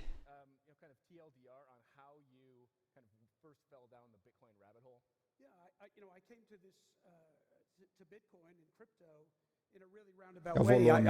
Eu baixei foi mal. Eu baixei o volume porque para botar os ads muito alto. Aí eu dei uma baixada. Voltou já. In the last decade and a half, I helped build one of the world's largest trading networks for over-the-counter derivatives. And we were there in the middle of the financial crisis, having taken the company public. We were there as the world's largest exchange for a type of product called a credit default swap. And as Wall Street was cratering in 2008, I found myself talking the Federal Reserve through what was happening in the marketplace. And I became actually a supporter of some of the core reforms that were in Dodd-Frank for swaps, because they actually mirrored things that were happening in the private sector, and they were giving an impetus to it. But the regulators were getting some things wrong. They were implementing it in the wrong way, and so I wound up testifying in front of Congress. 2013, President Obama asked me to serve on the commission, and then to my surprise and delight, in 2017, President Trump asked me to chair the agency, and that gave me the opportunity to focus on crypto. But the important thing was, in 2015, I went to Congress, and I talked to them about blockchain, and I said, look, blockchain is critically important here for what we've just been through, the financial crisis. If in 2008, we had all the financial exposure of our large banks on a blockchain, we would have known exactly where the exposures were. And instead of believing, as we did at the time, that there was $400 billion of credit default protection written against Lehman Brothers, we would have known that actually net there was only $9 billion. And if we knew it was $9 billion, not $400 billion against Lehman and therefore JP Morgan and Goldman Sachs, the Fed could have put out the crisis in a heartbeat by writing a check. We didn't have that policy response option because we didn't have the clarity that we would have had with the blockchain. So by the time Bitcoin futures came in 2017, I was already an avowed supporter of blockchain technology. And for me, Bitcoin and Bitcoin futures was just an expansion of a realization that I had already had. Got it. And Brian, what about you? Well, so first of all, Aaron, thanks for doing this, and everybody, it is awesome to be here. Let me just tell you, this is, I hope, the most impactful panel you can have because we can change stuff together. The way I went down the rabbit hole was this. I spent my whole career working outside of these giant legacy organizations, and so I had no idea what the solution was, but damn, I knew what the problem was, okay? If you've never worked in a big bank, if you've never worked in a giant mortgage investor, you have no idea how bad the problem is. And so 5 or 6, 7 years ago, I discovered fintech, and I thought, oh, fintech is awesome. It can shorten the mortgage cycle time from 70 days to 30 days, or it can lower the cost from 100 basis points to 50 basis points. And then I had the realization that some of that is just putting lipstick on a pig. You know, these are incremental improvements in a system that is fundamentally broken. And that's when I discovered Bitcoin and networks. And what Bitcoin shows is that the future is not going to be built on giant single points of failure. The future is going to be built on networks like we all learned 25 years ago with the original internet. And that's when I realized we should stop trying to incrementally improve a system that really cannot fundamentally be fixed. It needs to be replaced. That's what Bitcoin's about. Caramba. Yes, round of applause. There we go. Lembra do CFTC? So, Brian, sticking with you, so why don't you give us a quick kind of TLDR of your journey? I mean, obviously, you know, I think you were, most folks know you as former acting director of the OCC. Before that, you were at Coinbase. And you kind of took the world by surprise when I think most people, you know, hadn't really assumed that a crypto person would be nominated to be the acting director of the OCC in March of 2020. Right? It was like a WTF type moment. How did that, like, I mean, kind of tell us like how you ended up in that position, and then you went on this really just relentless, you know, just torrent of just breaking everything, it seems like, within your kind of short tenure there. Was I really breaking everything, Aaron, or was I fixing everything? Fixing everything, yes, fixing everything, right. So maybe just kind of tell us, like, I mean, it was this just, you know, there's so much sort of energy and momentum that you generated there in like that kind of short time. Maybe kind of just walk us through how that totally. Well, look, so you know, my guess is 90% of the people here don't even know what the OCC is or even what we did, but I'll give you the very quick version, which is, in life, this is the piece of career advice for everybody. In life, you should not care what job you have. You should care what your mission is. And then no matter what job you're in, you should do the mission. So my feeling was, whether I was going to be SEC chairman or White House counsel or head of the OCC or whatever, I had a plan. And the plan was what I just said, which was to stop trying to prop up and incrementally improve, you know, a system that's fundamentally broken. I said many times at the OCC, Aaron, that my job was not to protect incumbents. My job was to protect the system. And if the system is going to go on-chain, and if the on-chain environment needs stable forms of payment, and if stable forms of payment rely on investment returns that involve Bitcoin, that's the system that I have to help incubate. So my effort at the OCC was basically to say, today the world runs on banks. 20% of us have figured out Bitcoin, which is not nearly enough of us. We need to make the world safe for a migration from banks to Bitcoin, and that requires some clear frameworks. My view is you don't regulate through enforcement, you know, suing people and investigating people because they're trying to get on a platform that is the future is the wrong approach. The right approach is to say, here are the safe harbors, here are the way we're going to create value together, period, full stop. All we have to hope now is I think that the work that Chris and I did doesn't get unwound. And we're going to talk more about that in a minute. But you got to preserve this, guys, because the framework within which you're going to grow your businesses and transform the system is hanging in the balance every day. So you got to pay attention. Great, thanks for that. So let's dive into this question a little bit more of the potential of these improvements, this innovation that you've done on the inside. What are kind of the existential threats? Obviously, there's a new presidential administration. There's a new Congress. There's the new your successor at the OCC doesn't seem quite as enthusiastic about these ideas as you were. So maybe Chris, let's start with you. What do you see as sort of the existential? What's the risk here of some of these advances being unwound? So the point of view we brought at the CFTC to the launch of Bitcoin futures was a market-oriented approach. It began from belief in markets, fundamental belief that markets are the best way to establish value, not for bureaucrats to sit around and say, should I approve this? Shouldn't I approve this? If I approve this, will it be political risk for me? Will it harm my future career prospects in government? No, let markets establish where value is. Two-way markets, transparent, liquid, regulated markets. And so when we green-lighted the launch of Bitcoin futures at the CFTC, it was the belief that markets were the best way to establish the value proposition of Bitcoin. I think with that as a starting point, what I worry about is less of a belief in markets, free markets, but more a return to sort of a political calculus. Political calculus as to, should this, what you're building here, should that be allowed to continue to develop, or to what extent should regulation and eventually political power fold it in? And I think that the ground is shifting right now. The political forces are dropping back and recalculating, and I think that it's really incumbent for this industry to recognize that the past is not necessarily a guarantee of the future.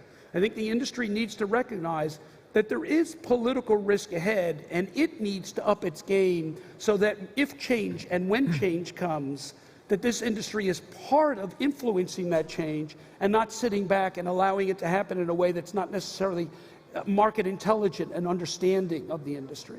Right. And I think, yeah, round of applause for that. I mean, this reminds me of Ray Dalio. You all probably saw the news about Ray Dalio last week. Came out, announced that he owns Bitcoin. He preferred Bitcoin over a bond.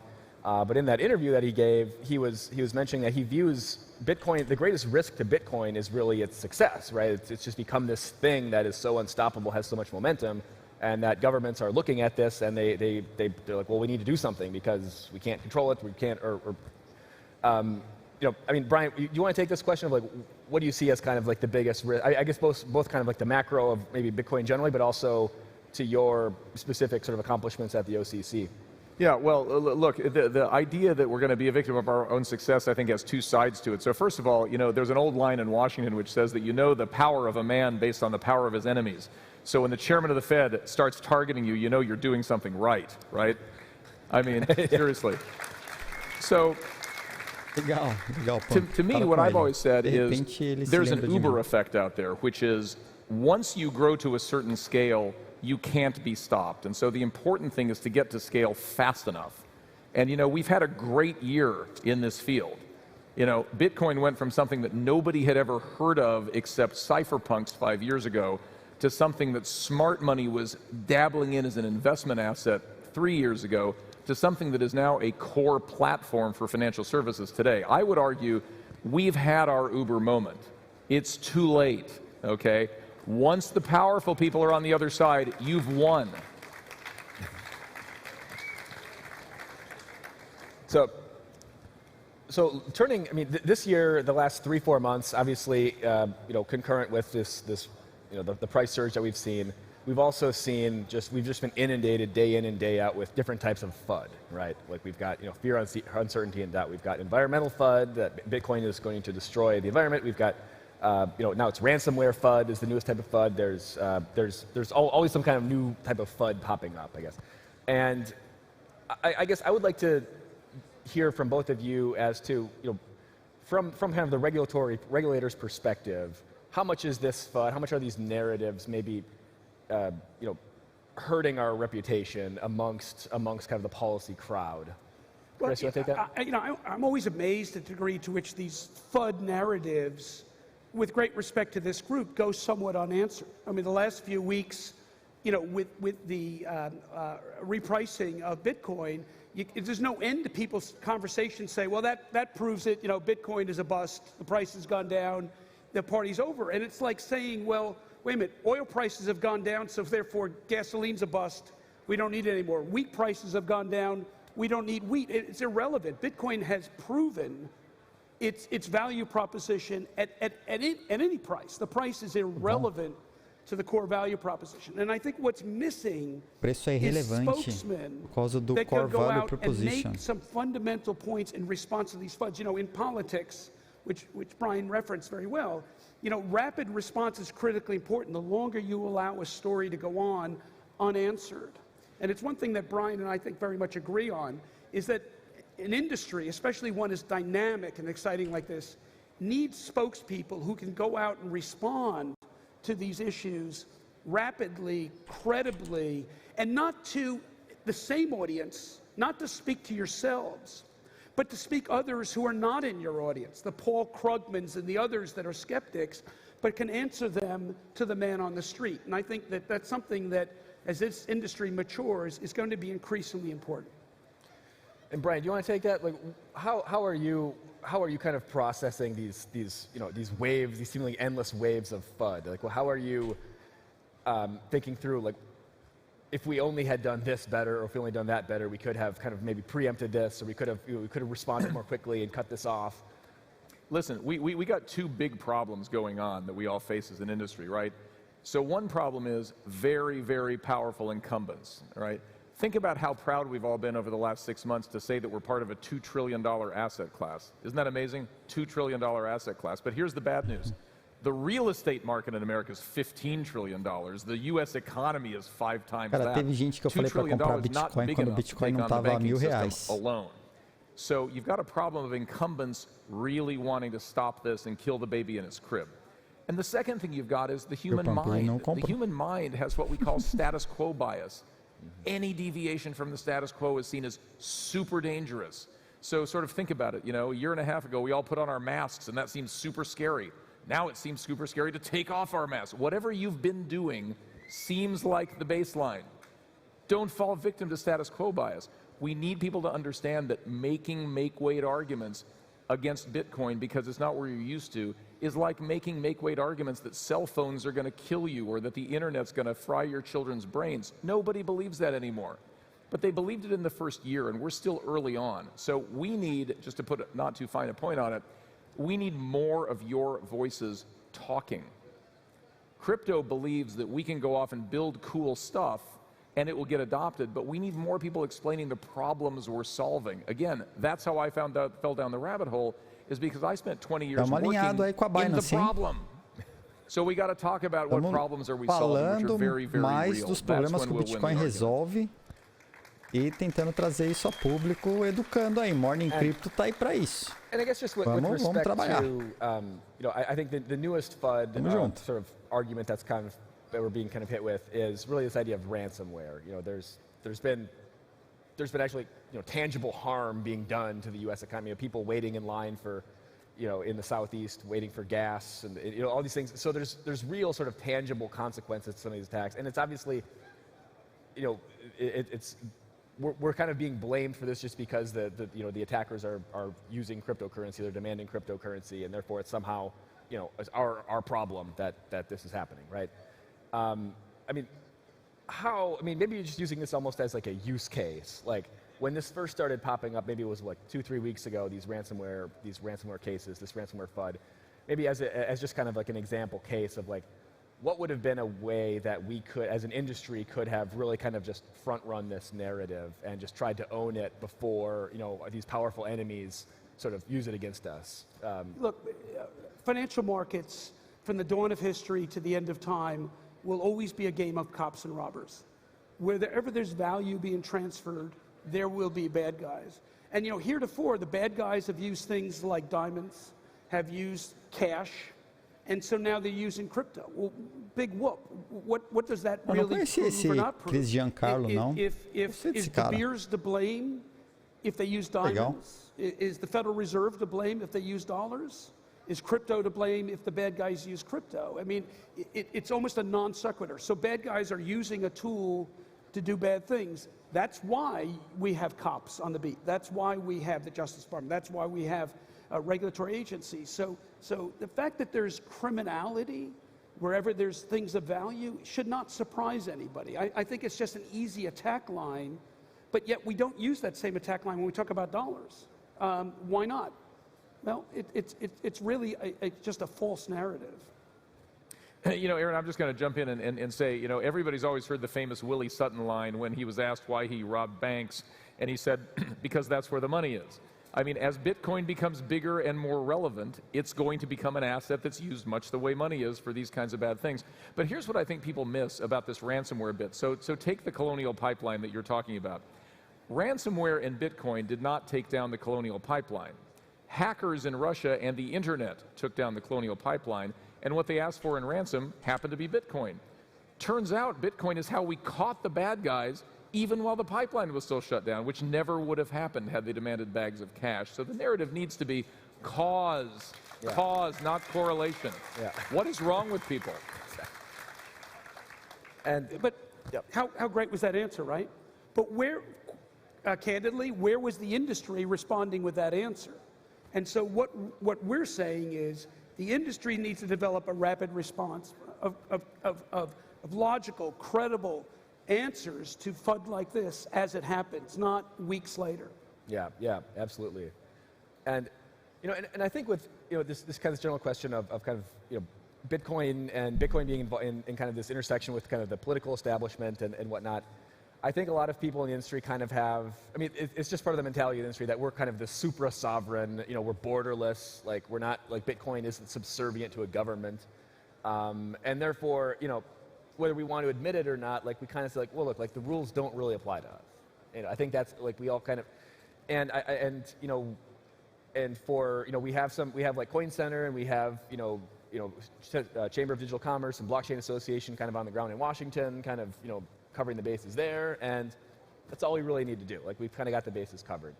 I mean, how would you, I guess what would your call to action be about maybe expanding upon this mentality? Look, I came out of the over-the-counter derivatives area, which 15 years ago was this industry. It was exciting, it was happening, money was being made, it was creative, it drew some of the best minds in academia, and the message was, we're outside the system, we're off the grid, those rules don't apply to us. Well, the rules didn't apply until they did apply. For those who say this industry is off the grid, the rules don't apply, regulators control the banking system, and the banking system is the on-ramp into this industry. Regulators are going to have something to say. Policymakers are going to have something to say. And I think that the better prepared this industry is, the better the outcome will be in a way that's crafted to preserve what's important about this industry. I think it's dangerous to think the rules don't apply. They won't apply until they do apply.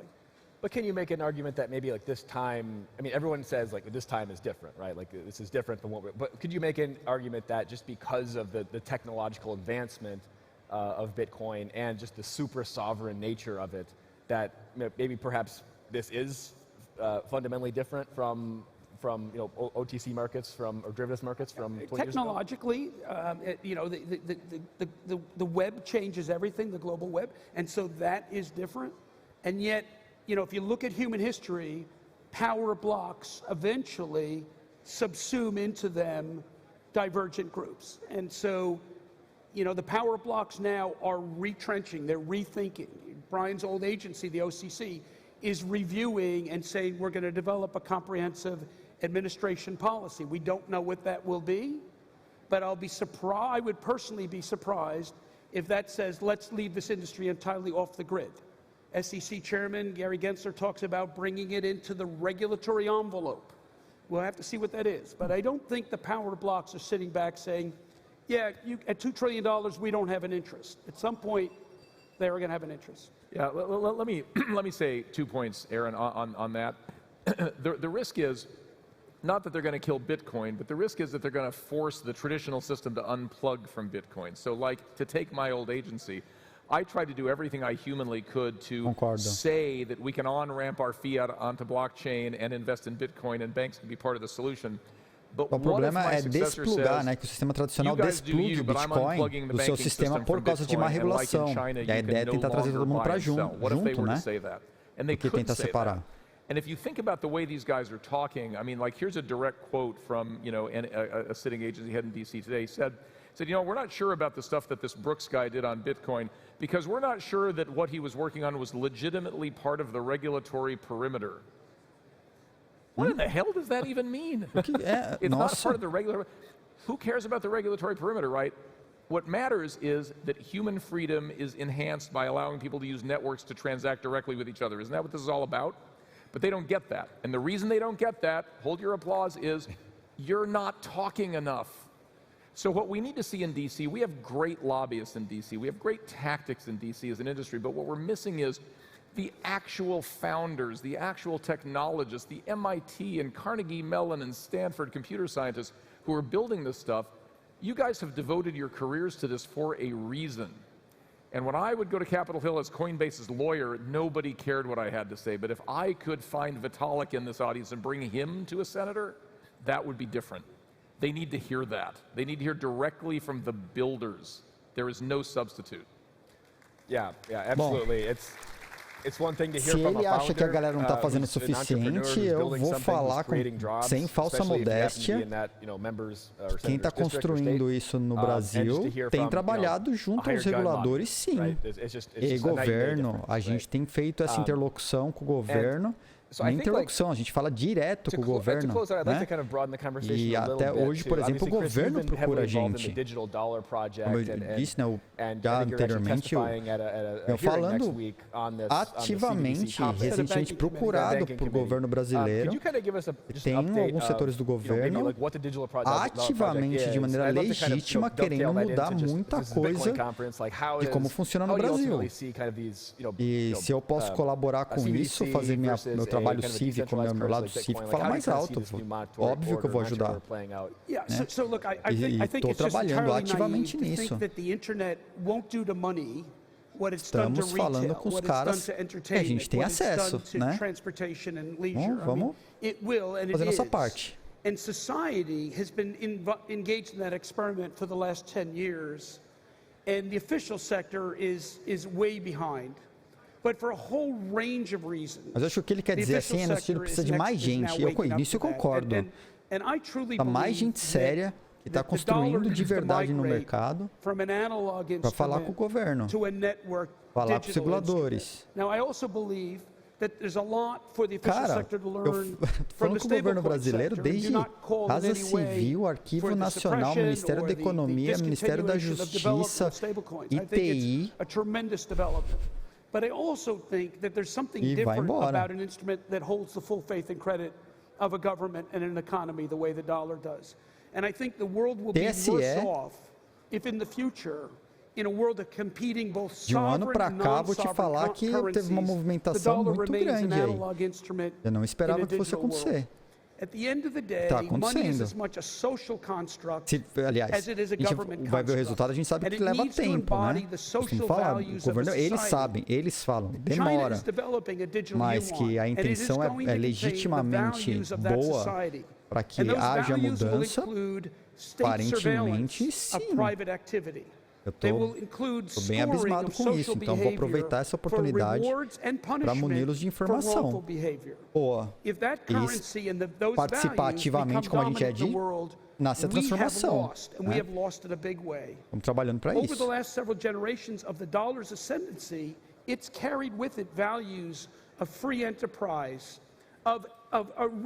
Aqui na Estônia eu fui visitado por inúmeros deputados. Os caras vieram para cá para falar comigo. Secretário Governo de São Paulo, então nas secretarias, vieram me visitar aqui. Vocês têm ideia, eu recebi visita até do Alckmin aqui. Pasme, estava trabalhando, até fazer um parênteses, estava trabalhando, batendo na porta da minha sala, no escritório, para ter uns visitantes aqui. Eu vi que tinha uma porrada de gente à porta de vidro. Na hora que eu fui sair lá fora, saí falando inglês. Não, eles falam português, são brasileiros. E brasileiros? De onde vocês são? Olho para o lado, está o Alckmin. Dentro do escritório. Foi encaminhado pela embaixada. E um time, né? Um monte de gente. Muito legal. Absolutely. Brian, do you want to chime in on that question?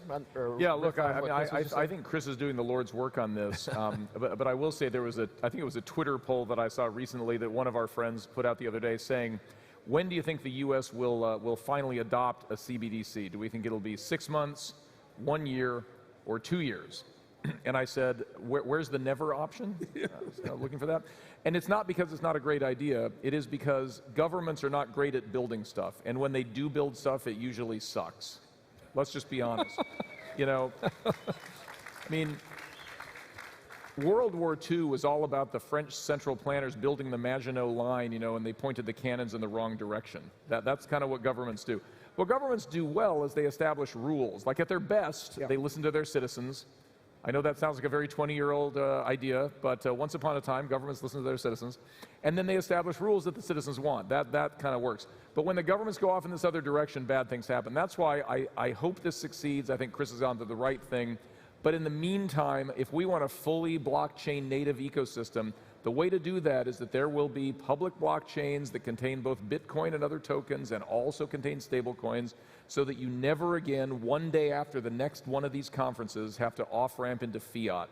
That ought to be the battle cry. This is a system you should not ever have to off-ramp when you're in it. That's how we'll know when we've won. So a year from now, let's see how many of you figured that out. Yep. And the better the private sector is in building digital currencies that carry the values in, ultimately, the federal government's going to have to react to that and adopt those characteristics and those design choices into a digital dollar, which is why I applaud these developments. We don't call for them to cease, but to continue onward. So I think what the short message of this whole panel is you guys need to lead, not follow. Exactly. Okay? Lead, not follow.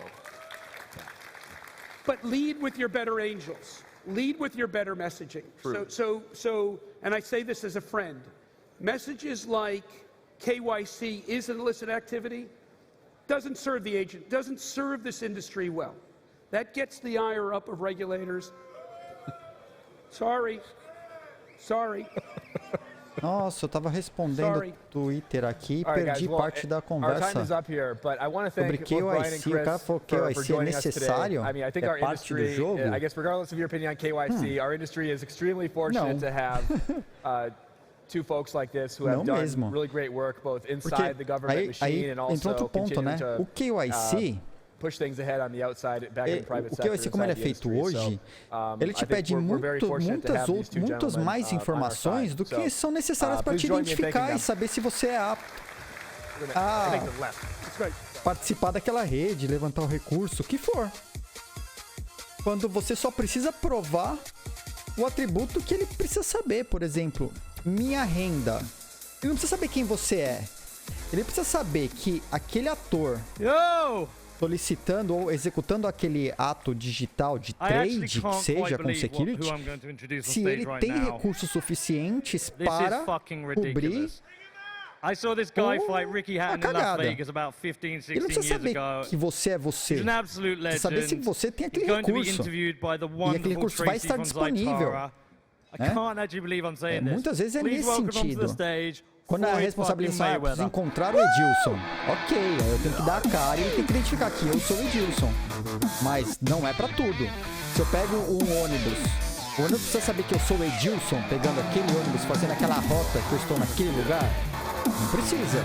Ele precisa saber que eu tenho direito, tenho passe pra estar naquele ônibus, sem saber quem eu sou. Isso eu posso mesmo estar vinculado à minha identidade, que eu tenho aquele direito, mas ele não precisa saber que eu sou o Edilson. Falar contra o KYC atrapalha a trabalhar com os reguladores, como os reguladores do mercado. Eu concordo parcialmente. Eu acho que o KYC tem que ser revisto. Não é trabalhar contra o KYC, mas o processo do KYC tem que ser remodelado. Ele não é correto a forma como ela é feita hoje. É esse que é o ponto. O pessoal faz errado. Não ao KYC. Mas você pode fazer sim o KYC sem ter uma identificação, uma entrega de dados massiva como é feita hoje. Para muita coisa. So Bitcoin really started as a movement to help everyone around the world, no matter who they were. And we even heard someone previously talk about how Bitcoin helps even people with bank accounts. But here we are, Money Mayweather. With Bunny accounts. We love him. But you've actually Vamos falar really da Bunny, o hacking da Bunny? And so I'd love for you to, just maybe dive right into kind of how you started and how it got to where you are today. Well, basically, how I got to where I got to, it all started with a dream of mine. I'm from Grand Rapids. I'm from Grand Rapids, Michigan. A small city, and my dad was a fighter. My dad, two brothers, were fighters, and my dad taught me a craft at a very young age. And I actually had my first amateur boxing match in 1987. From 87, Não conheço. Cara. I worked extremely hard, dedicated myself. 7.8 My milhões dad de followers no Twitter. Pushed me, kept believing in me. And in 1996, Floyd I went Mayweather. to the Olympic Games, received the bronze medal in the 1996 Olympic Games, eventually signed as a professional fighter.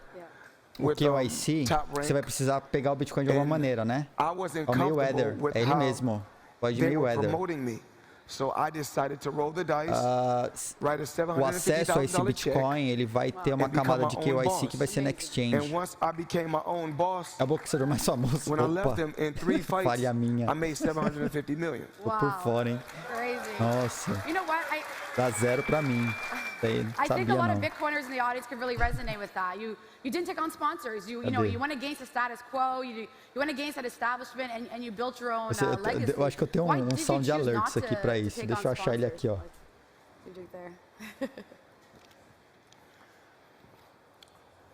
Eita. Peraí que eu quebrei as coisas tudo aqui. Tô voltando. Meu Deus. Por que abre janela em cima da outra lá? So I wanted to be the first to go out there in sports without a certain name brand on my back and still be able to make over $1 billion. And I was able to do that. $1 billion. Started from the bottom. Because I feel like with different brands, the people own you. And I want to be independent. I want to be able to do the things that consegui carregar meu soundboard para apertar o botão lá do Chaves da zero para ele. Mas tentei. So, just being my own boss, I'm able to wake up and feel good every day. I was happy with my career, and of course, Sunday we got another big day. But I'm just happy with how my career went, and the best thing that I did, I became my own boss, where I can write my own checks. Exactly, I love it. It's a common thread in Bitcoin. Be your own o cara tem NFT, Same mano. thing, be your own boss, right? You have no third-party My middleman first that tells you what to NFT do, em maio, o how cara to fez do it. drop, And I think that's why Bitcoin's drop de gotten to where it NFT. is today. It's this feeling of being liberated, and I think that's kind of what you felt without these sponsors. So, very admirable. Okay, a few questions. So the Bitcoin world, there's a lot of ups and downs. I've been here for a long time. 2013, 2017, up and down. I think a few weeks ago, everyone in this room was probably panicking in front of their screen a bit. You always talk about mental toughness. So I love for you some tips on mental toughness, or how to stick through. Because 50-0, that's you must have a lot of mental toughness there. I want the people to believe in themselves. Isso para uma exchange, mas assim, se você usar e tiver que converter para o mundo real, os caras vão te encontrar. Essa que é a questão. Sempre o ponto de troca. Enquanto o Bitcoin não puder, ou a criptomoeda não puder ser amplamente usada, o cara te encontra no ponto de troca. E se eles não pegarem você, pegar o vendedor, e você comprou o Bitcoin, pegou o vendedor, na hora que esse vendedor for trocar, ele vai ter que explicar a procedência daquele Bitcoin. É isso que eles estão tentando cercar, entendeu? E aí o cara vai ter que saber quem você é. Então uma coisa vai puxar a outra. Opa! Perdi. That's no different from Uber and Lyft. That's no problem. Everybody's entitled today. Everybody is entitled to their own opinion. I got to where I got to. I don't knock anyone, but I got to where I got to without no cryptocurrency.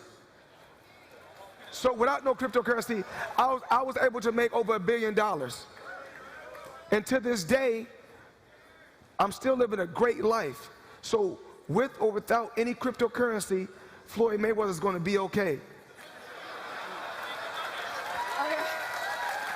Let's talk about so. Perdi a treta, falha minha, perdi a treta. Yes. This audience is filled with entrepreneurs and entrepreneurial spirits. What are some tips for the entrepreneurs out there? Well, what I did was I made a lot of smart investments. Whereas boxers make money when they're boxing. Basketball players make money playing basketball. Football players make money playing football. But I got into the real estate world.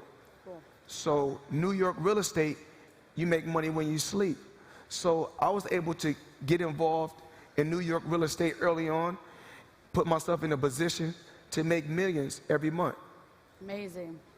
So a lot of pro athletes right now are also taking bonuses in Bitcoin. Even Tom Brady came out saying, you know, he's a big supporter of it. What are your thoughts? Are you going to be accepting Bitcoin as payments in the future? It's different currencies. And I would never tell anyone what to do, what to invest in, but do what makes you happy. I'm here to let the people know, do whatever makes you happy. I'm not here to push nothing on no one, or do this, or do that. That's your job. My job is to tell the people, believe in yourself and be the best that you can be. Cool. So you can use Bitcoin to buy tickets to the fight coming up. There's also a lot of different brands coming into the space, and so you're encouraging fans right now to be part of your legacy. What does it mean what does legacy mean to you? Well, not too long ago, well, I think it's been about a week. My NFT dropped and it's #1. And I want the people that have supported me throughout the years all around the world to be a part of my legacy, to own a piece of my legacy, because I didn't get to where I got to without the fans. Totally. So you got a fight coming up. Let's talk about the fight. Yes. So anything you like to say about the upcoming fight, actually? What's going on? I just want everybody to tune in. I tell people that I retired from the sport of boxing, but I didn't retire from entertainment, and I didn't retire from making money. So Sunday, I will go out, have fun. Okay. Sunday, I will go out, have fun, and do what I do, and be Floyd Mayweather. I'm 50-0 for a reason. 50-0. Amazing. All right, guys, that's it. Can everyone put their hands together? Thank you. Floyd Money Mayweather.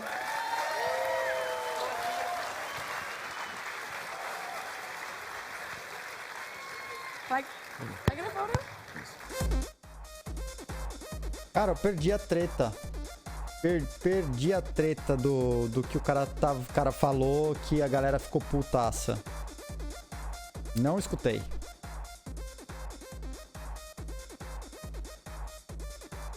Vou fazer comparação, né? Falar, Uber é igual a Lyft. Não. Falhou.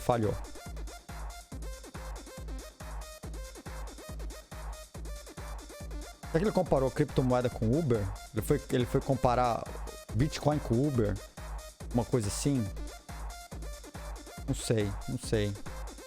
Depois eu tenho que assistir de novo esse pedaço aí pra ver o que aconteceu.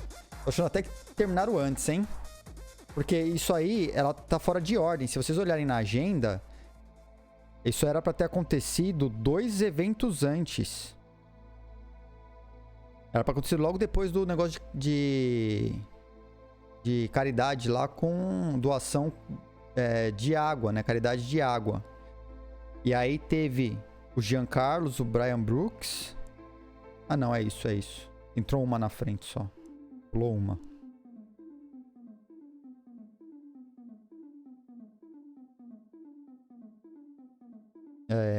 Pulou uma na frente.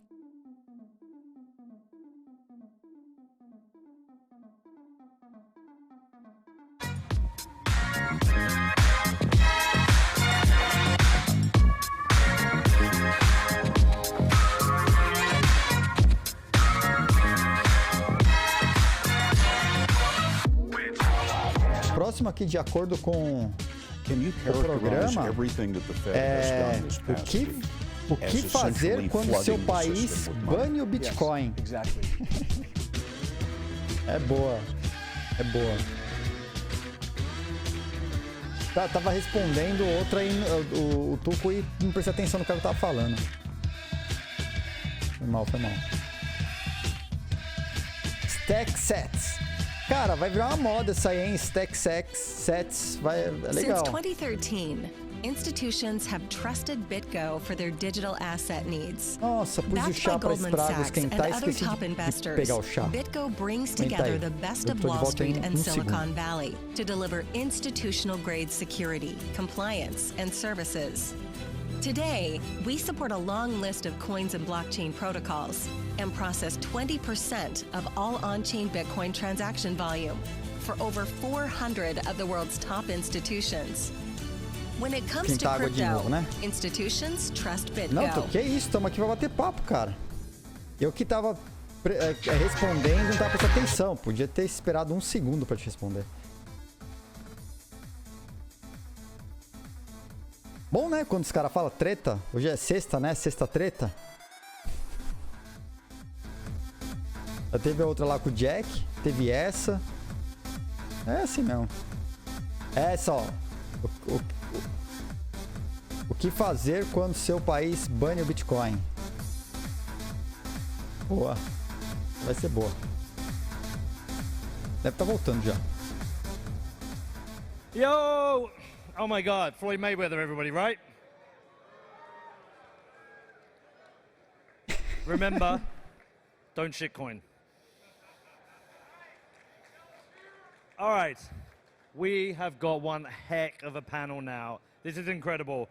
My good friend Alejandro Machado is going to be joining, somebody who's from Venezuela. The session is about... Woo! The session is going to be about what to do if your country bans Bitcoin. So we've got Alejandro Machado, we've got Boaz Senado. Sorry, I had to write that one down. We have Francis Poulier, my boy Matt Odell, and it's going to be moderated by Hector Rosecrans. So welcome out, come on. Normalmente os caras delistam, né? Fazem mó caos em torno do negócio. Holy shit. Let's fucking go. Oh yeah. Oh shit. All right, guys. Well, yeah, to do a quick introduction here, I just want to kind of go through. We got Alejandro Machado. He's a computer scientist from Venezuela. Boaz does a lot of work around Cuba and what's going on in Cuba these days with Bitcoin. Francis, CEO of Bull Bitcoin. Matt Odell, privacy enthusiast, podcaster extraordinaire. I'm Hector Rosecrans. Do things at Casa. And yeah, to kick this off, Alejandro, let's talk about Venezuela. Like, it's in the news a lot. There's different things going on with mining. You see mining's rigs seized. What is the situation for Bitcoiners on the ground in that country these days? Well, so I was actually just talking to a friend who is a miner in Venezuela, and he's telling me that the government wants to create a national pool, but the local miners are creating their own independent pools to kind of go against that. National pool? To have an alternative Na to Venezuela? That. So there's a bit of... Bizarro. It's an interesting landscape. It's in development. Mining is still very cheap in Venezuela because electricity prices are very low, artificially low, set by the government. And on the more the payments and usage of money side, Bitcoin is used for remittances very heavily in Venezuela. We see exchanges such as local Bitcoins and Binance that have grown in value, grown in volume a lot. And people are using Bitcoin as an intermediary currency to send money home, especially from Colombia, which is the top country hosting asylum seekers and Venezuelan migrants. And also Venezuelans who live there obviously want to get out of the Bolivar because it's the world's shittiest shitcoin, if I might say. And so, yeah, that's pretty much what's going on right now. It's I wouldn't say that there's mass adoption of Bitcoin in Venezuela. We're still far away from that. But Bitcoin is being used by a lot of people without them knowing that they're using it. So that's important. All right. And Boaz, I know that Cuba is a bit more. It sounds like in Venezuela, there's the government is involved and they're kind of doing different kinds of attacks. They're kind of trying to play the industry a little bit. How is that different from the situation in Cuba that you've done a lot of work on? So Cuba's interesting because the Cuban government is not very good at managing technology. In fact, they're 60 years behind on everything that's tech. But I found the topic of this panel quite interesting because what to do when your country, what if your country bans Bitcoin, And I wanted to point out that 200 miles south of here, Bitcoin is effectively banned in Cuba, right? Like if you none of the companies, none of the sponsors that are here would allow you to access them if you were in Cuba, right? So if you're in Cuba, you have no access to any of the crypto infrastructure that we see here. You can't buy your Bitcoin on PayPal. You can't buy it on Coinbase. You just don't have access to it. But at the end of the day, Bitcoin doesn't care. It still works. Yeah, so talk about that. So, like, what tools are people using to get access to it? Are they just using open source wallets? Are they using VPNs to route around potential, country bans? What does it actually look like to, get adoption going in a country where there's no legal official way to access the networks? Yeah. So you have to actually I wanted to demonstrate it right now. In fact. So every step of the way, if you live in Cuba, you have to evade censorship in order to receive or transact with Bitcoin. Because it's on levels that I think most of the people here on the stage are not familiar with. Like many of the light wallets don't work because, effectively there's geo-blocking, you cannot access any sites. Effectively, if you're Cuban, you cannot use Coinbase, you cannot use PayPal, but you can't even use local Bitcoins, you can't even use Paxful, right? So none of these sites work. So what do people do? It's at the end of the day, ele vai mostrar como que os caras fazem lá, gente. Olha que lição. Small local initiatives, and it works. And in fact, I wanted to demonstrate it. And one of my pet peeves is often you see people on Twitter and everywhere say, well, why don't people just use PayPal? Why don't you just use PayPal? And I want to challenge the audience. I'm gonna send some Bitcoin right now, $100 to a friend of mine who's an entrepreneur in Cuba. So it's fine by OFAC rules, by all sanctions rules. It's completely fine. And I think we're going to get the QR code up as well in case you guys want to send him something. It's completely fine by OFAC rules to send money to this person in Cuba. But in practice, because of the compliance burden, you can't do it. It's just not possible to do it. So right now, what I'm going to do is, here in Florida, in Miami, I'm going to send some money to Cuba. And that's it. It's done. It worked. You can't do that on PayPal. You can't do it anywhere else. That's why I think Bitcoin is amazing. Nice. Absolutely. And this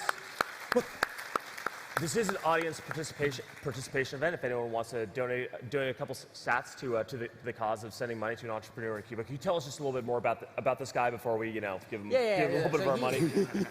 Yeah. Okay. So if you don't want to break American laws, you have to be aware of the fact that this is someone that's self-employed, is an entrepreneur. The American government, on paper, wants to promote entrepreneurs in Cuba, but in practice, you're a Cuban entrepreneur. You want to get a website, you're fucked.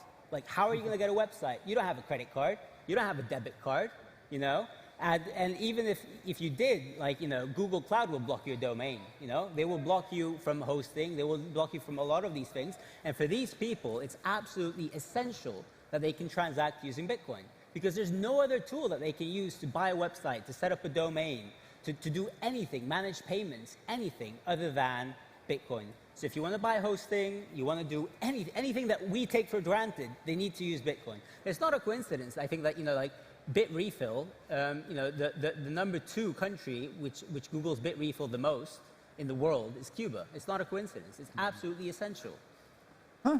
Yeah, absolutely. So, I think over to Mas ele perguntou uma coisa e o cara respondeu outra. Eu queria ver, eles usam VPN para acessar os apps, para funcionar? Mas eu entendi a questão. Os caras não podem fazer nada, não pode ter site. Então eles usam Bitcoin para tudo. Mas a pergunta principal é como que você consegue esse Bitcoin? If you're the U.S. and you're trying to undermine that, government, there might be some value in the individuals there transacting. Do you think that impacts how peer-to-peer, será? Deve ser, né? Não tem nem local Bitcoins lá. Tem que achar o peer-to-peer que tem Bitcoin. Provavelmente são pessoas que têm conta no exterior. Estão lá, e aí os caras ficam vendendo, traficando Bitcoin para dentro de Cuba. Do ponto de vista do governo, tá?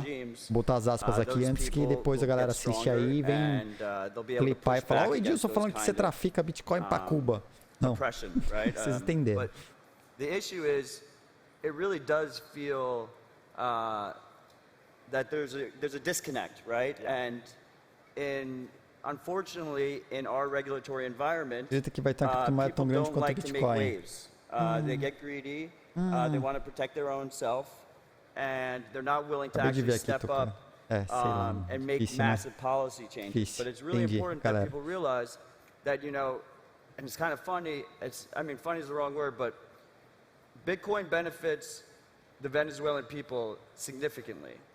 But it also, at the same time, benefits the Venezuelan dictatorship, right? And there's a balancing act that has to be played there, and there should be some nuance in the policy rather than just say straight up, no, you know, you can't do transactions. Yeah, no, that makes a lot of sense. And it does, when I think about, you know, potential risks to Bitcoin and to Bitcoin adoption and to Bitcoin users in, you know, more of the Western world, in the US and in Canada, the question that comes up to me is like, how are they going to navigate that? You know, how should they navigate it? And then also, you know, how are they going to be capable of navigating that? And so, Francis, I'll push this over to you. You know, with Cuba, you have the ban that sounds like it's not super effective. There's ways to route around it. With Venezuela, there's not a ban, but the government's heavily involved, and they're going to try to, you know, take control of some of the infrastructure. What do you see as some of the risks of like temos ways in which Valeu, the usage of Bitcoin could be attacked Tamo junto. in Western Temos countries? Novo minerador no bloco aí, bem-vindo, seja bem-vindo. What are some other ways that Uma cadeira aí, o chat está aberto. Might try to rein this in and gain kind of Vamos assistir isso junto. Over the industry. I mean, it's very, very difficult to attack Bitcoin head-on. I think we have reached a point. I don't want to, you know, jump the gun here, but I mean, I think we're reaching a point where a straight-up state attack against Bitcoin would fail. So the thing that people can do to change Bitcoin is to slowly nudge it in the wrong direction and reallocate resources of funding for certain projects of infrastructure that are not, for example, cypherpunk privacy-oriented projects. Hyper-Bitcoinization, if it happens right now, everybody's going to be on custodial platforms. Everybody's going to be on de-anonymization platforms. Everybody's going to be on those exchanges. We are not ready to have hyper-Bitcoinization with the cypherpunk tools. So all we have to do essentially to hurt Bitcoin is to not invest in those infrastructure projects, right? So nudging Bitcoin that's why narrative is really important, you know? So Bitcoin is a social consensus, is a social animal. When you're thinking about, you know, why did Bitcoin defeat attacks like Segwit2x or like Bitcoin Unlimited and those things? It was because of the community of insiders, of builders, of infrastructure creators that came together and developed this narrative that running your own nodes makes you a Bitcoiner, owning your own keys makes you a Bitcoiner, and this narrative did not exist like 4 or 5 years ago. Nobody was really talking that much about the importance of running nodes, owning your own keys a little bit more, but this narrative that we've kind of instilled since 2016, 17, you know, if we have a new narrative that's coming in and that says, actually, you know what? Bitcoin is not really for payments. It's all about number go up. You know, who cares about privacy? Because anyway, blah, blah, blah, blah, blah, blah. If that narrative catches on and you're like a new infrastructure builder or you're a financier in the system, why would you finance censorship-resistant payment platforms or privacy wallets and so forth and so on? So I think that the thing that could hurt Bitcoin is simply us standing by, doing nothing. Let all the normies get onto the custodial platform. Honestly, I don't want pode machucar o Bitcoin é ficar sem fazer nada. A gente ficar sem fazer nada. Concordo com ele. É isso aí, papel nosso. Custodial and centralized and de-anonymized platforms, at least to be able for them to have tools. And another thing is, a lot of people say, oh, sure, if they ban Bitcoin, it's fine. I have all of these really niche tools in my... But do we want to have second-class Bitcoiners, the normies, that are not able technologically to use these tools to be left out from censorship resistance? Like, okay, great, yes, if they ban Bitcoin, we're going to be fine. I'm going to be fine. I know how to use Bitcoin. I have sophisticated tools, but the normies will not.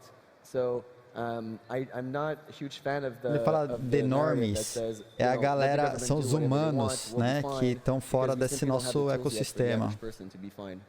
As pessoas normais, the normies, eles usam direto esse jargão aí. So I want to turn it back to mining, because this has definitely been a topic that's come up a lot, and I'll leave this open to whichever you guys want to tackle this. But you know, in light of what we've seen with these kind of, you know, these signaling by, you know, someone like Marathon with the OFAC compliant blocks, with some of their will they or won't they approach to signaling for Taproot. how much should North American Bitcoiners be pushing to have more mining happening here, run by large companies? Should it be like, hey, we all need to go get ASICs? How should we think about the decentralization and the distribution of the mining network, and like what are things that like normal people can kind of do to try to improve that? Well, first thing, I hope Mara doesn't mind that transaction. If it does, that would be quite hilarious. I mean, they might. I mean, they wouldn't know. Like, how would they know? Like, I mean, that's the issue. Like, part of what makes Bitcoin valuable is the fact that everyone can use it. Yeah. I think as soon as you start censoring transactions, and at first they're always going to go for the baby killing, money laundering, like the worst person you could find. But then slowly you're going to get some sort of regulatory creep. And the next thing you know, completely normal people just don't have access to their money. And, you're going to have to fill in 17 different forms about how, where you got the money from and, what transaction it is, etc. So I think, it's a sincere danger that, as soon as Bitcoin starts censoring transactions at that mining level, I think a lot of the value proposition might be lost. I mean, if you think about it, what the pools can do is they can't really censor all transactions. They can only make certain transactions obviously slower. Yeah. Since if you have only 5% of the hash rate, then unless they have 51. Unless you have 51, and then but still, even if you have 90% Vocês sabem, não é 51%, é 50% mais Quem é do bloco sabe como que coisa funciona. Jargão geral é 51, mas certo, né? 50% mais E você não censura, né? Você não sei que seja 50% mais que você tem um consenso. Mas se você tem grandes pools, você pode deixar ela mais lenta, a sua transação mais lenta, porque os caras vão escolher qual transação que vai para o bloco e a sua não entra, mas ela entra depois por outro minerador, né? Então, pode deixar um pouco mais lento, mas não tem a capacidade de censurar, não. A não ser que você tenha 50% mais e você controle todas as transações que vão entrar no bloco e diga que a sua transação não vai entrar. Essa é a única maneira de censurar mesmo. Não me censura, não. I mean, has China, an authoritarian dictatorship, actually managed to impact the mining pools so that they censor transactions? Maybe they did that for Tibetans, Uyghurs, or Hong Kong people. I don't know. I don't think everybody's heard of that happening. So I think, if you think that it's a good thing for the miners to come to the U.S. because the U.S. is the land of the free, well, it's still a bit ironic that, it's the U.S. mining pool which is pushing this censorship. Ultimately, a lot of this is only narrative, but narrative is extremely powerful because, as I said before, if we start to let this narrative take over, it will punish some of the honest, hardworking participants. But I don't think there's much you can do. They can continue to do that as long as the fiat subsidies exist, right? Because the incentives of Bitcoin are supposed to be aligned in such a way that if you censor out some transactions, you're foregoing some profit. You're foregoing revenue, and ultimately, right? And it's against your own interest. I did want to get Alejandro in. Yes, go ahead. Yeah, so this is a very complimentary point. I care a lot about ensuring a proper mining landscape, and I think we should all Bitcoiners should care about that. But I think equally important and not enough paid attention to is the fact that we need Bitcoin companies to really care about serving specific populations. So in the case of Venezuela, there's very few companies that are targeting this right now. And there's a lot of over-compliance with OFAC rules, right? So if you're not a company that cares explicitly about Venezuelan customers, you will exclude them, right? And I can cite an example. I'm working right now with a company that is allowing people to send remittances from Colombia to Venezuela. And the way that you receive money in Venezuela is you have a bank account. Most Venezuelans are banked, right? There's about 73% of the population is banked, so because the country was recently wealthy. The way to get your money is you do have a bank account. You receive the money there to be able to spend it, right? But this company uses Bitcoin in the background to be able to make that transaction happen so that then people can spend it.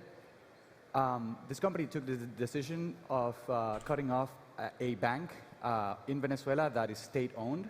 But of course, the private citizens of Venezuela who were like owners of bank accounts in this bank had nothing to do with the government, had nothing to do with sanctions, right? And it's you're technically able to send money to people in Venezuela that are clients of this bank, right?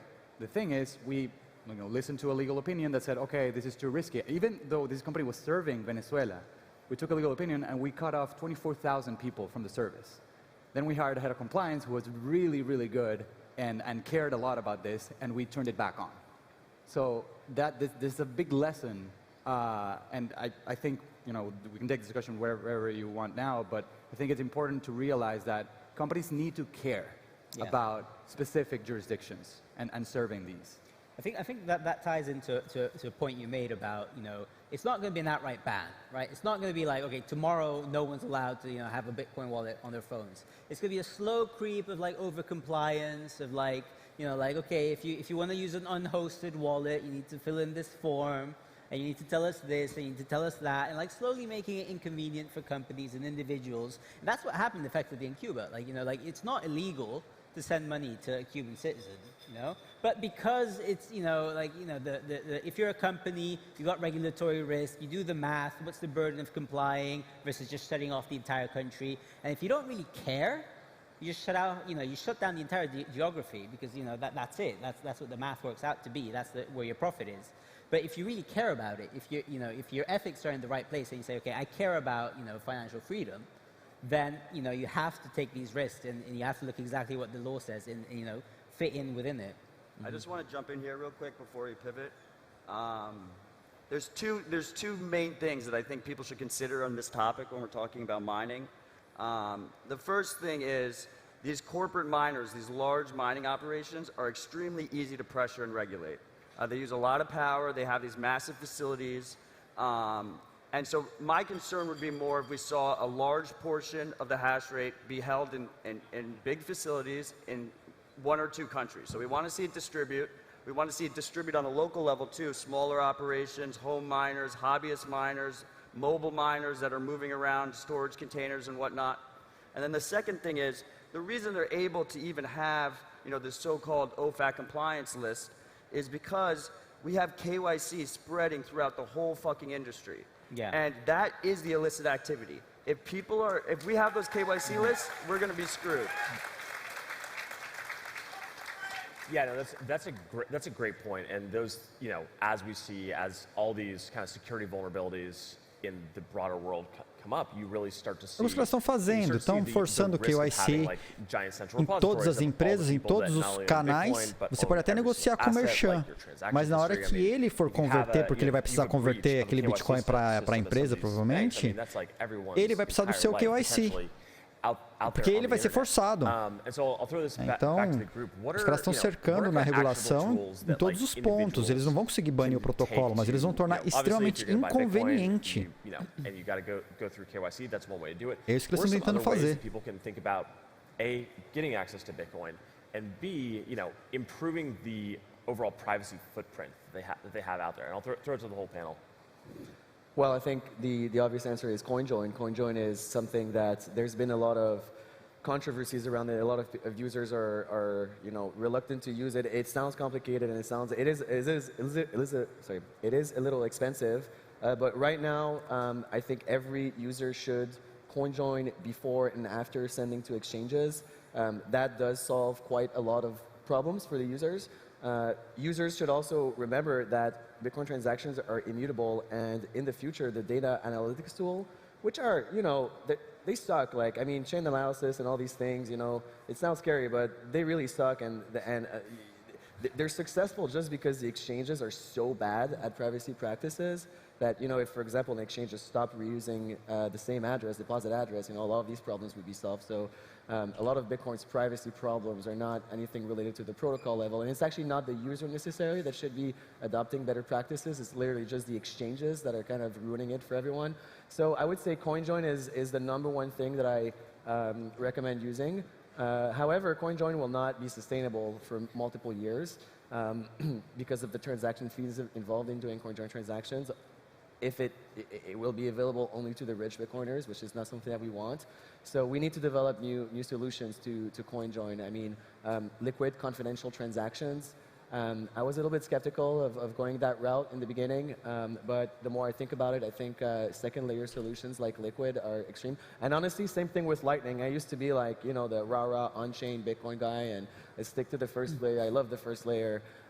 But I've been using Lightning more and more, and all of my qualms with Lightning, which was the lack of tools for like channel management and all sorts of little things that made the user experience a nightmare and payments would fail all the time, these are really, really going away through the work of the cypherpunks, which are building these tools as fast as possible so we can onboard people to Lightning. But Lightning absolutely solves a lot of the privacy problems. So CoinJoin, confidential transactions on Liquid, and Lightning, these are things that we have today. But we still need to start thinking about other stuff for on-chain. So if you're a privacy researcher, I know it sounds like a scary field to work in. It is a very scary and stressful field to work in. I personally work on some privacy solutions in CoinJoin, and it's very stressful. However, I would encourage people to do that because it is the Mount Everest of cypherpunk software, right? So making Bitcoin more private is the most noble goal for a Bitcoin R&D person right now. Concordo. Alejandro. Uma das coisas mais importantes que a gente tem que pensar agora é tornar ele um pouco mais privado. Isso que ele falou é muito legal. Sempre pensar em usar a CoinJoin antes de mandar para Exchange e quando você tirar da Exchange, mandar para o CoinJoin e mandar para a sua wallet. Perfeito. E o legal é que o sistema não vai saber que é uma wallet que não é a sua, porque ele não consegue diferir a wallet. Isso é perfeito, você não vai conseguir, os sistemas não vão conseguir identificar que você está mandando para o CoinJoin ou está recebendo do CoinJoin, porque ela sempre vai parecer para o sistema que está vindo de uma wallet legítima, e é isso que é mais importante para ele. Então as exchanges não tem como bloquear ou liberar, ou bloquear o envio para um CoinJoin. Então, antes de enviar para Exchange, CoinJoin Exchange. Quando for tirar da Exchange, CoinJoin Wallet. Acabou a festa dos caras, ou dificultou bastante.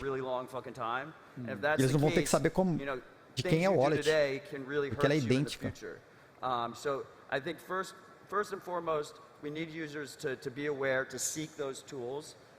Fortunately, in countries where you have more restrictions, places like Venezuela and Cuba, I feel like users there, and maybe you guys could shed some light here, they realize the need more than, let's say, Americans who are like, I trust my bank, I trust my government, everything's, great. Aqui na Estônia, eles confiam no governo cegamente. O governo entrega bastante, né? Mas eles confiam cegamente no governo. Us here, we have a lot of, ideas about freedom, etc. A lot of, theory goes into it. But people there, they just want it to work, right? And they use it because it works. And the other thing that I saw that I think that a lot of us could learn from is that it's very peer-to-peer. I mean, there's no centralized exchange, right? There's no exchange where you can, go give your passport and they'll give you Bitcoin. Legal, ele fala desse caso em Cuba, né? É totalmente peer-to-peer, aquilo que tinha comentado. É a única forma de funcionar lá, né? I know there's quite a few that exist, but just avoiding the need to go through an centralized exchange that asks for your ID, because in the future, it might become an issue if there's a database somewhere that leaks that says that such person bought this much Bitcoin over that much time. And I think that's why we need to really continue pushing the narrative that Bitcoin is a transactional system. It's not just a number go up system, because if you want to make Bitcoin censorship resistant, you need to have a circular economy. That is, you receive your wage in Bitcoin and you spend Bitcoin at the merchant. That way you don't have to go through an exchange that is going to do KYC AML. I mean, obviously, if the government is going to ban Bitcoin, onde você recebe Bitcoin e gasta o seu Bitcoin, ele precisa ser usável. From giving banking capabilities Esse to é the Bitcoin users mundo ideal so they're onde a no gente quer longer chegar. able to buy or sell Bitcoin, right? So what is the alternative? It's the circular economy. And another thing we need to do is we need to reclaim. So as you said, the defaults are really important, and it's not necessarily defaults at the wallets, which is important, but also defaults at the exchanges. Exchanges have really bad privacy practices. A, because they suck. 2, because they're pussies. Like, a lot of them started to self-regulate on privacy. There was no regulation forcing exchanges to do chain analysis to have some provenance of fuzz. They really wanted to, kiss the ass of the banks and come to them and say, oh, look, we are actually tracking the Bitcoins. Please give us a bank account. We're doing everything in our power to stop these criminals. So the exchanges are the ones that are causing a lot of the problems. And these are very strong centralized hubs in the Bitcoin transactional system, and we need to reclaim the narrative of privacy. Só que no final das contas, os bancos estão forçando as exchanges a cumprirem ou se adequarem às regulações e fornecerem informação por causa das contas sendo fechadas. Isso não é um problema brasileiro, é um problema no mundo, aqui na Europa, Estados Unidos e tal. Então as exchanges acabam virando para os bancos e falando, olha, eu estou fazendo KYC, eu estou identificando, meu processo é todo limpo, tal, tá aqui, deixa minha conta aberta. Ou abre minha conta. Actually probably breaking privacy laws, right? So to be a compliant exchange, uma maneira dos caras forçarem the users transactional data on the blockchain, and because it's not only governments that are tracking people, by the way, não querem, cara, dá um puta de um trabalho, KYC, manter histórico, mandar relatório, maybe another business is trying to reverse engineer how much volume you're doing. I have had, you know, I know that some other exchanges were trying to dox, for example, like Bull Bitcoin's transactions, you see, because they want to know who our liquidity provider was. So there is a corporate sabotage aspect to this. So we need to reclaim the narrative. Okay, so CoinJoin is privacy law compliance. Yeah, absolutely. That's a really good point. You know, if you look at the GDPR. If you look at the GDPR, and everyone complains about the GDPR, but it's in there. It says if you are not taking the best practices to protect user data, to protect user privacy, and then they have this whole carve out for AML KYC, which is ridiculous. Same thing with the Fourth Amendment, same kind of deal. We're getting close to the end here. I did want to push back on you for 1 second, and then let's give everyone a quick like 15, 20 seconds to kind of wrap it out. But I think there's also a risk that Bitcoin transactions aren't banned, or Bitcoin buying and selling isn't banned, but the self-custody is banned. And so I'm just going to throw it kind of out here to everybody. And that, obviously, we still have number go up, but freedom go down. So throw it out to everybody, and just what is the one thing that Bitcoiners should do when they're onboarding? What should they be encouraging noobs to get into? How should they be kind of building out the distributed layer there to make sure that Bitcoin stays decentralized? Alejandro, kick it off with you, and we'll give it about 15 seconds each to close it out. I think for me it would be on designers, and we need to have more designers in the Bitcoin space. And I think that the main thing that we need to design for is key management.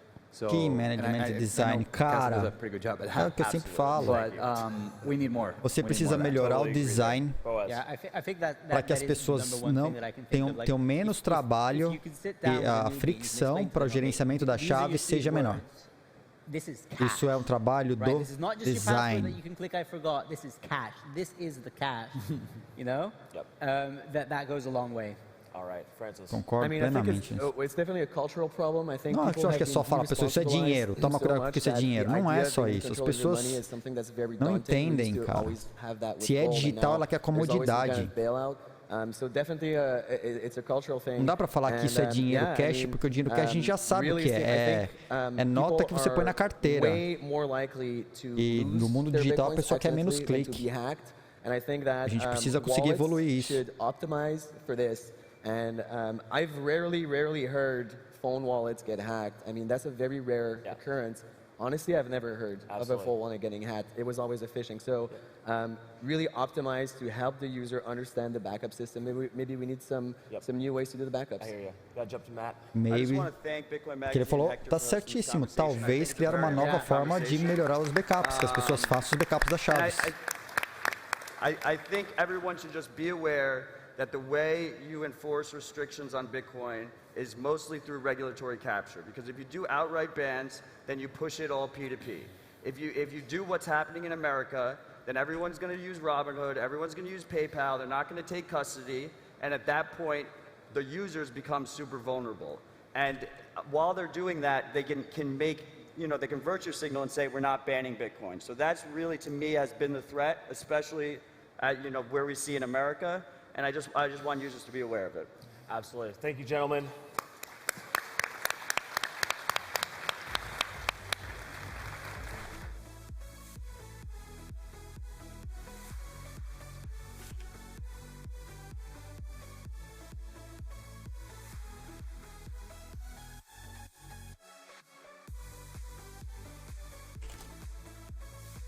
Okay.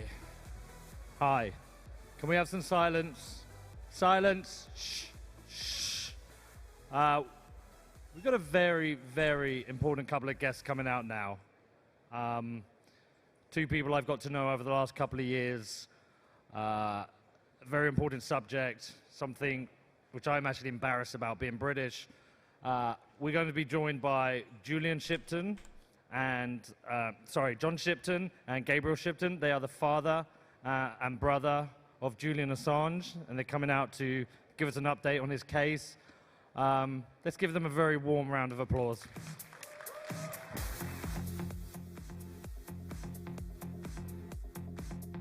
Thanks. Thank you, Keiser. Thank you. Fernando. You're right. Pergunta do Fernando, né? Vem acompanhando a live. Tem uma dúvida. Existe um jeito das corretoras fugirem das dependências dos bancos no futuro próximo? A corretora é uma empresa. Uma empresa, para funcionar no país, ela precisa seguir regras, determinadas regras. E é lá que os reguladores vão apertar o cerco. Eu acho difícil. Which carries a maximum sentence of 175 years in prison. The US DOJ have appealed the extradition rejection, and Julian was refused bail. He is now in his 3rd year of prison in the UK and 11th year of detainment after uncountable FUD and regulatory attacks. Why is this happening to Julian? Because he flipped the lens of surveillance, so the surveillors became the surveilled, and made a world where people who do wrong in the public name got found out.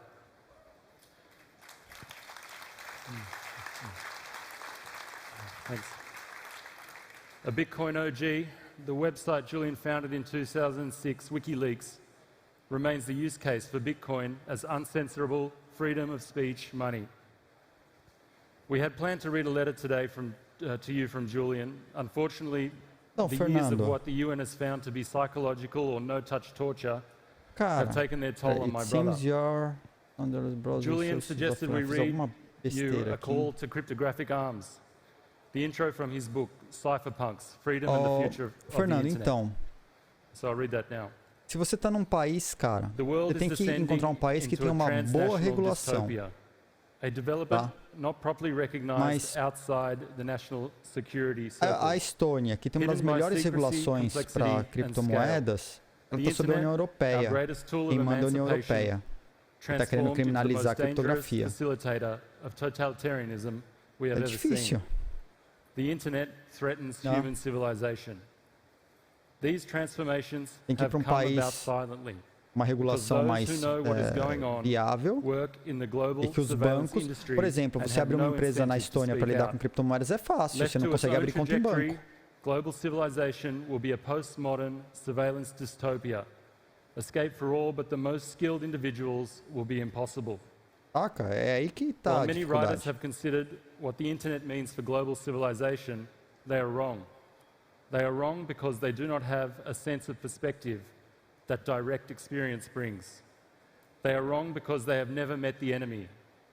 We have met the enemy. Over the last 6 years, WikiLeaks has had conflicts with nearly every powerful state. We know the new surveillance state from an insider's perspective because we have plumbed its secrets. Cara, tá numa live. Eu não vou falar agora da Chia, mas tem uma live. Procura no histórico tal, você vai achar no YouTube, provavelmente já deve ter caído na Twitch. Deve estar no YouTube, youtube.com/c/edios. Vou pôr o link aqui no chat. And have seen it double and spread again and again. It is an invasive parasite growing fat of societies. Eu falei sobre Chia num dos nossos programas, tá? Fiz uma avaliação, falei um pouco dela e como que ela funciona, tal, mostrei o documento dela, tal. Once upon a time in a place that was neither here nor there, we the constructors and citizens of the young internet discussed the future of our new world. We saw the relationships between all people were being mediated by our new world, and that the nature of states, which are defined by how people exchange information, economic value, and force, would also change. We saw the merger between existing state structures and the internet created an opening to change the nature of states. First, recall that states are systems through which coercive force flows. Factions within a state may compete for support, leading to democratic surface phenomena, but the underpinnings of states are systematic application and avoidance of violence. Land ownership, property rights, rents, dividends, taxations, court fines, censorship, copyright, and trademarks are all enforced by threatened application of state violence.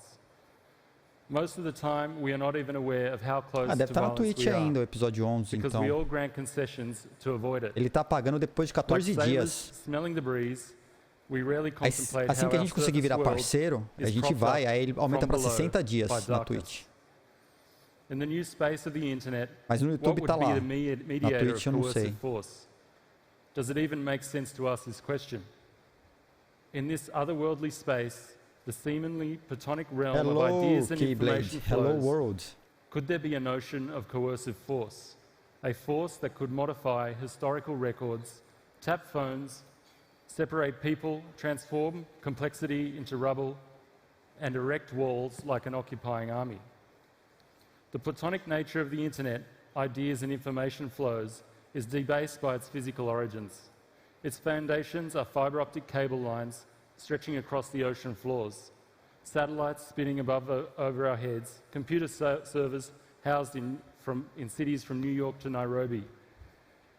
Like the soldier who slew Archimedes with a mere sword, so too could armed militia take control of the peak development of Western civilization, our platonic realm. The new world of the internet, extracted from the old world of brute atoms, longed for independence. O manifesto deve estar em algum lugar. But states and their friends moved to control our new world by controlling its physical underpinnings. The state, like an army around an oil well or a customs agent extracting bribes at a border, would soon learn to leverage its control of physical space to gain control over our platonic realm. It would prevent the independence we had dreamed of, and then squatting on fiber optic lines and around satellite ground stations, it would go on to mass intercept the information flow of our new world.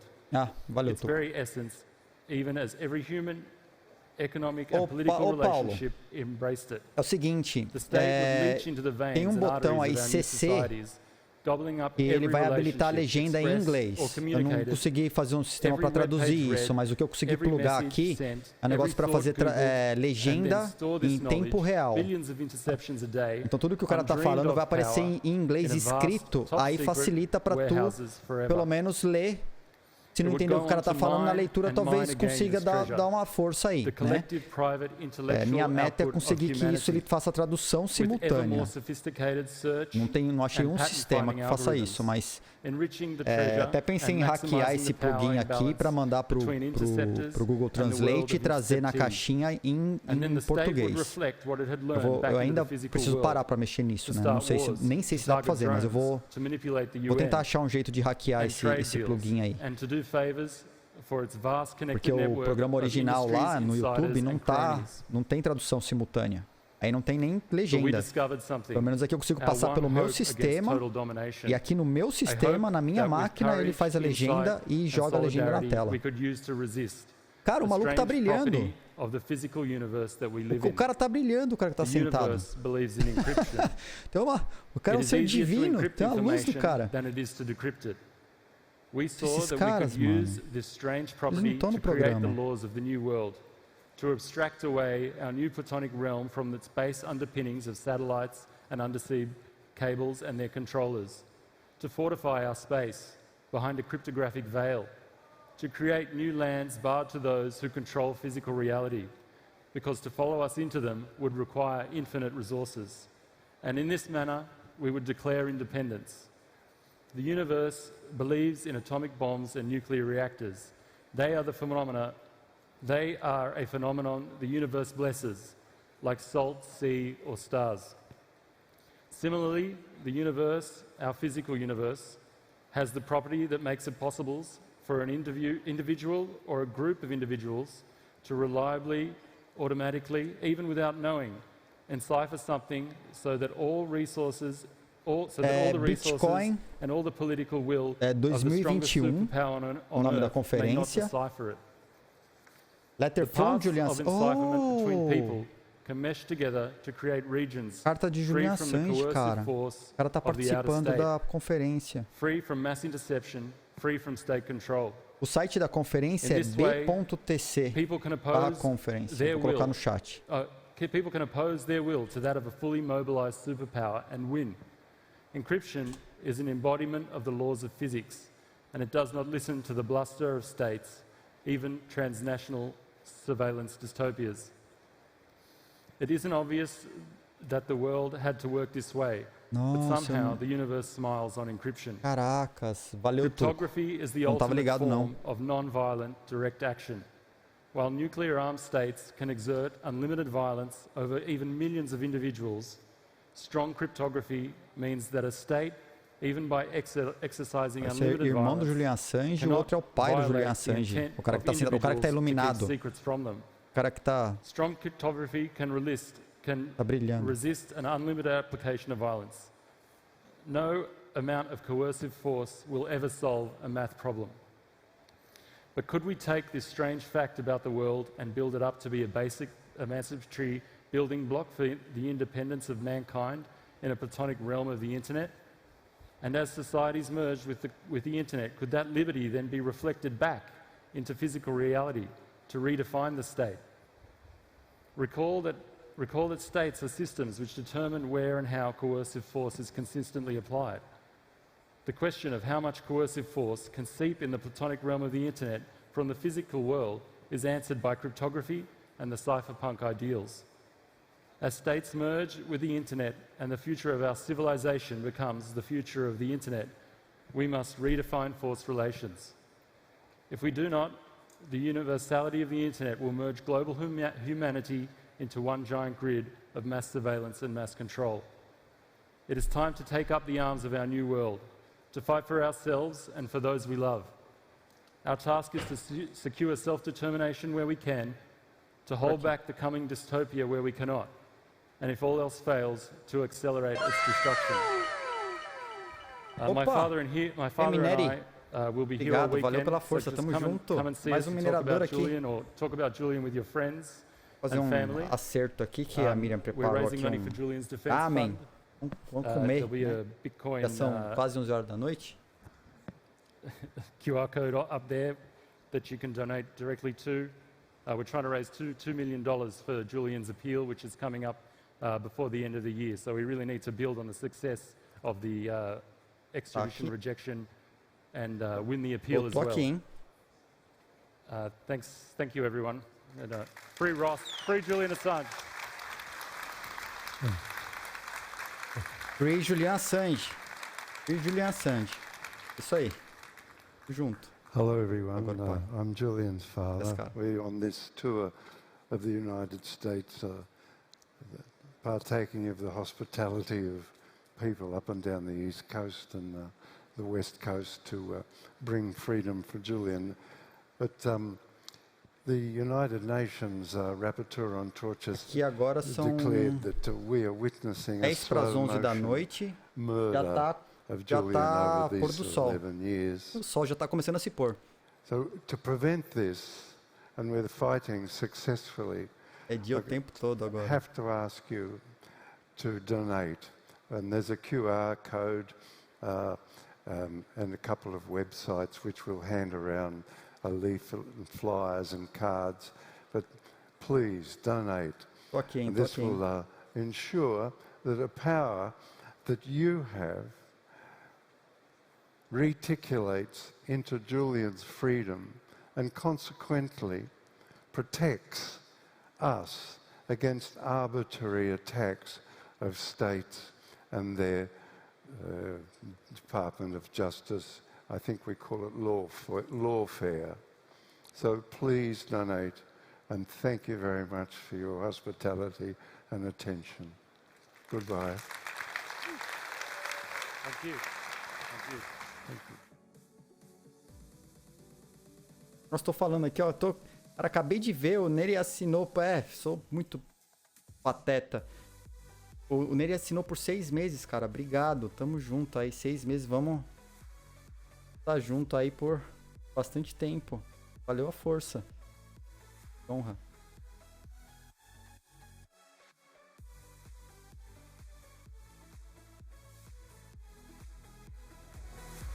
Põe faz a lei. Isso aí.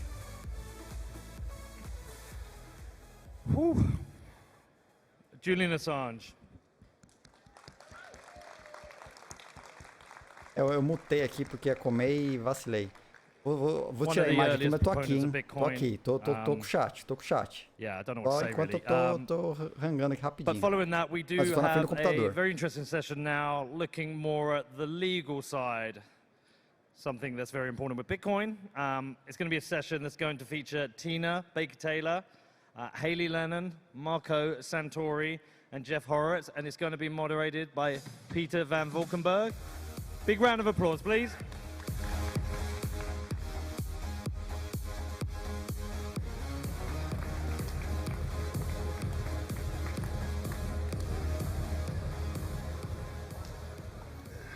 All right, so I'm Miami. This is weird for me. I'm used to being in Zoom meetings with people in government or in Congress, and now we're all in person with pink lights, and Floyd Mayweather was on stage when I was trying to get backstage, and it was the whole thing. So we've got the very ambitious panel title, Bitcoin Makes the Law, which, gosh, I wish that was true. I hope that was true. But I was trying to find a way to sort of bridge the gap and make it make sense for this audience and for this panel of esteemed legal experts. We've got some of the best Bitcoin legal minds at some of the big companies and some of the best firms. So, and, you know, I was walking on the beach because we're in Florida, and that's glorious, and something came to me about Bitcoin making the laws. Beaches have historically, in the law, been public spaces. They are shared infrastructure because they're the easiest way in most parts of the world to walk, you know, pre-roads. We're talking Roman law. O cara é board member and da so in Zcash. ancient Roman law, and this isn't codified law, this isn't legislation, this is the organic natural law that smart legal scholars found that emerged from the bottom up. In ancient Roman law, beaches were res publica, which means affairs of the public, of everyone. And Bitcoin is actually more like a beach, more like this shared space where we can congregate and travel and accomplish our needs as a society than it is like a private parcel, like a corporation or anything like that. And so just as the ancient Romans in the institutes of Justinian had to come up with sensible law with a recognition of the reality of the beach, we, esteemed lawyers or policymakers, we're going to hear from a congressman and a senator next, need to come up with reasonable laws that we can discover to apply to this other thing that just exists. It's just out in the world now, just like beaches, it's not going away. Bitcoin's not going away. So how can we find an elegant law to apply to this, rather than try to impose law? So Bitcoin may not make the laws, we'll discuss, but at the very least, we need to find law to allow Bitcoin to flourish because it is a shared public infrastructure, because it's something we're all working together for. So again, our panelists today are, from my right, or from your right, Tiana Baker-Taylor, who's general manager of Crypto.com UK and formerly of Binance. Jeff Horowitz, who's CCO of BitGo. Não, indecisos. Quer tomar ban logo de cara? O cara mandou uma gracinha aqui, foi taxado pelo bot. And finally, the unstoppable dean of crypto law himself, né, cara? Marco Santori, who is now CLO at Kraken. It's a good panel. It's a very good panel. So I wanted to just, you know, we only have a short amount of time, and I wasted some of it talking about the Emperor Justinian. Cara, I want to get to brass tacks. Você tem ideia? Eu fui OP, eu fui moderador do canal Sampa no IRC nos anos 90. Pode ter certeza que de chat eu manjo, velho. É uma coisa que eu manjo, é chat. Eu era OP do Sampa. No IRC, na Brasil e depois na Brasnet. How do we come up with reasonable rules to ensure that Bitcoin as shared infrastructure is always available to the public? And what are the biggest threats to that mission, if you will? The first thing I want to ask you guys about, And I want to ask, Paulo, ia ser legal uma abordagem sobre as privacy coins. Anti-money laundering policy. Cara, eu quero fazer sim, colocar moneros e cash e outras. Trazer, fazer um comparativo com a camada de privacidade do Bitcoin. Vamos falar disso sim. Sure, thanks. Eu acho importante trazer isso para a pauta. End of December, over Christmas break, with some proposed regulation that we had a comment on. And really what it was requiring exchanges to do is share personal information about their customers and their transactions. But it went even farther. It actually asked for exchanges to share information about who they're sending it to or who they received it from. And from a privacy perspective, that's a major risk. If you can take Usa a técnica de novo aqui para mim, que eu acho que isso esfriou a comida e já consigo começar a comer. Estou aqui, hein? Estou aqui. The permissionless and the open nature of the blockchain for Bitcoin, you can re-engineer and figure out who owns what crypto. And so as an industry, we came together to really comment on why that was not the right way to go about this. And luckily, we had 15 days to comment. We got a reprieve, and a new administration came in. And so we have another chance to go back and partner with the regulators and explain to them why that's not a great avenue to pursue. Brian and Chris talked earlier. We can't outrun the regulators. We can't ignore them, even if this is a peer-to-peer network and can operate without intermediaries and without regulated entities. If we really want the pie to grow, we need institutional adoption. We need more people to come into this ecosystem. So we need to work with the regulators on educating them first and figuring out a sensible regulation to both manage the risk of money laundering and terrorist finance, which is real, but with the promise of a permissionless blockchain and an open financial network where everybody around the world can participate. We're going to talk about how do we bring the unbanked into the network. This is one way we can do it. And if we have stifling regulation, we're never going to get to the original goal of what the Bitcoin white paper was all about. Yeah, and it's really interesting because I think, Jeff, you'd agree that this is a step beyond what normal financial institutions need to record about their customers. Because normal financial institutions, they record information about their customers. Yep. They don't ask, who are you going to take that $100 that you just withdrew as cash, and who are you going to give that to? That's a step beyond. That's a step where we're asking financial institutions to be deputized elements of surveillance for the state, not just about the people that they already have business relationships with, but complete strangers, and amassing private information about them like Bitcoin addresses and personal names and physical addresses. It's like, it's what someone who wants to commit extortion would love, is that data. I mean, these are non-obliged entities and counterparties. They didn't agree to share their information, and the way the proposal read, we would have to do that. So I'm hoping that cooler minds prevail. We have ongoing dialogue with Treasury. We have a new FinCEN director who actually came from chain analysis, so he actually understands what the risks but what the benefits are and the promise. So I'm hoping to continue that dialogue and that we come out on the other end, that we have a balanced approach to manage risk but allow the promise of what we're all here about can actually. Não tem tradução aí, não, as legendas tem, então você vai conseguir ver as legendas aí do programa, tá em inglês, mas tem legenda. Tá disponível. É só apertar CC aí no vídeo que você está assistindo. And there were folks who I know weren't so happy about that proposed rulemaking when it was being rushed by the prior administration. We were given 15 days to comment on this rule from December 15th onward, so right over the Christmas holiday. And it was this attempt to make it final before the Trump administration got pushed out. And this isn't about Democrat or Republican. This was about one Treasury Secretary, frankly, Steve Mnuchin, who wanted this done on his watch, and he knew he was leaving. And fortunately, it got slowed down, and maybe what we're going to get, we still don't know, will be a little bit better. So with that, I want to move on to another anti-money laundering threat to crypto. Specifically, it's another F word, FATF, the Financial Action Task Force. Tiana, you've done more work internationally. Can you tell us a little bit about what FATF is and what was the recent guidance about that was a little bit concerning? Sure. So the Financial Action Task Force has been around for about 20-ish years, and their role is really a global standards body. So they're not a regulator. They make recommendations. They have about 120 member countries, and they advise on how to put policies in place that prevent money laundering and terrorist financing, in a nutshell.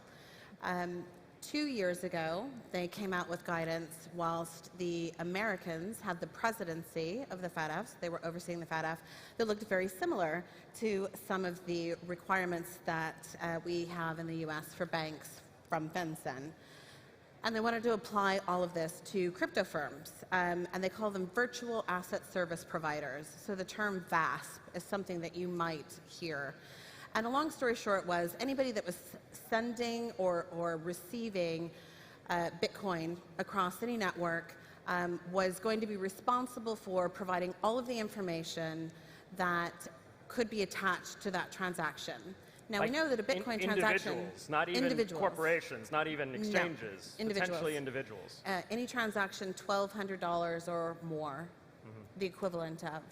So, and unhosted wallets were excluded from this, right? So if you had your ledger and you moved money from Coinbase to your ledger, then that would kind of be off the cards.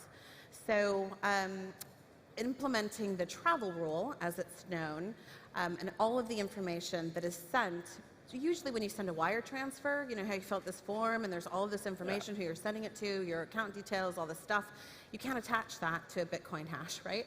So how are we supposed to even record this information and store it? And who's responsible for storing it? And it really brought up a number of privacy issues. And as Jeff and I were talking earlier, like, you know, a potential honeypot where all this information sits, and it was just crazy. Yep. So there's a number of things that have been put in place to allow these VASPs to be compliant with this travel rule, and it's being rolled out across the globe, jurisdiction by jurisdiction. So what that means is your trading platform may ask for information from you that they didn't ask before. Most trading platforms in the US probably are asking for this information anyway during your onboarding process.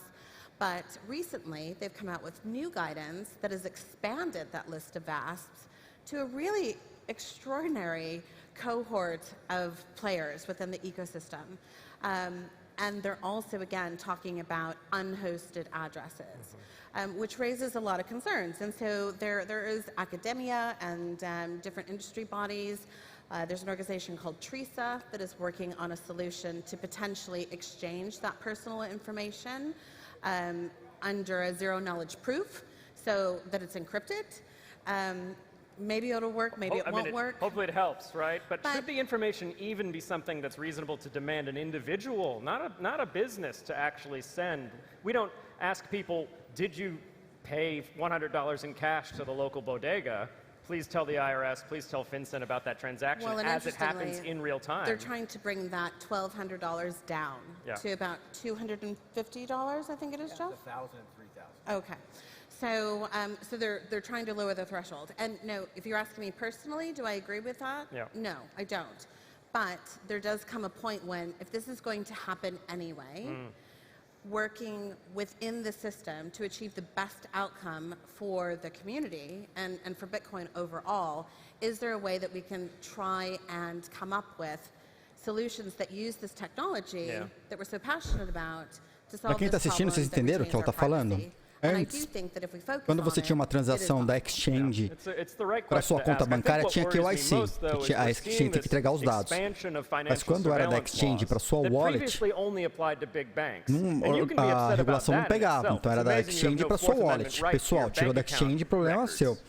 Agora, a regulação dos Estados Unidos, eles querem fazer o rastreio das wallets que a instituição não custodia. Então, eles vão ter que saber quem é o dono da wallet, para onde está indo o dinheiro. O dinheiro, né, as criptos. Mesmo que seja numa wallet sua, fora da exchange, que eles chamam de wallets não custodiadas. Os caras, inclusive antes, você tinha que, ele só fazia essa verificação acima de um determinado montante, e agora eles estão tentando baixar o valor, né, o valor de corte disso, para que qualquer transação para uma wallet que não seja custodiada, uma wallet sua fora da exchange, seja rastreada também e identificada.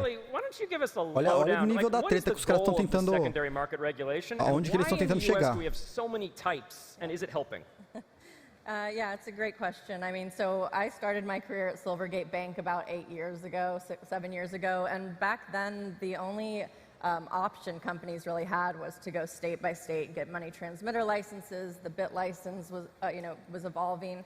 I think it's a great thing that we now have these different options. Companies come to my firm and aren't just asking for help getting those licenses, they're asking what their options are and what the best course of action is.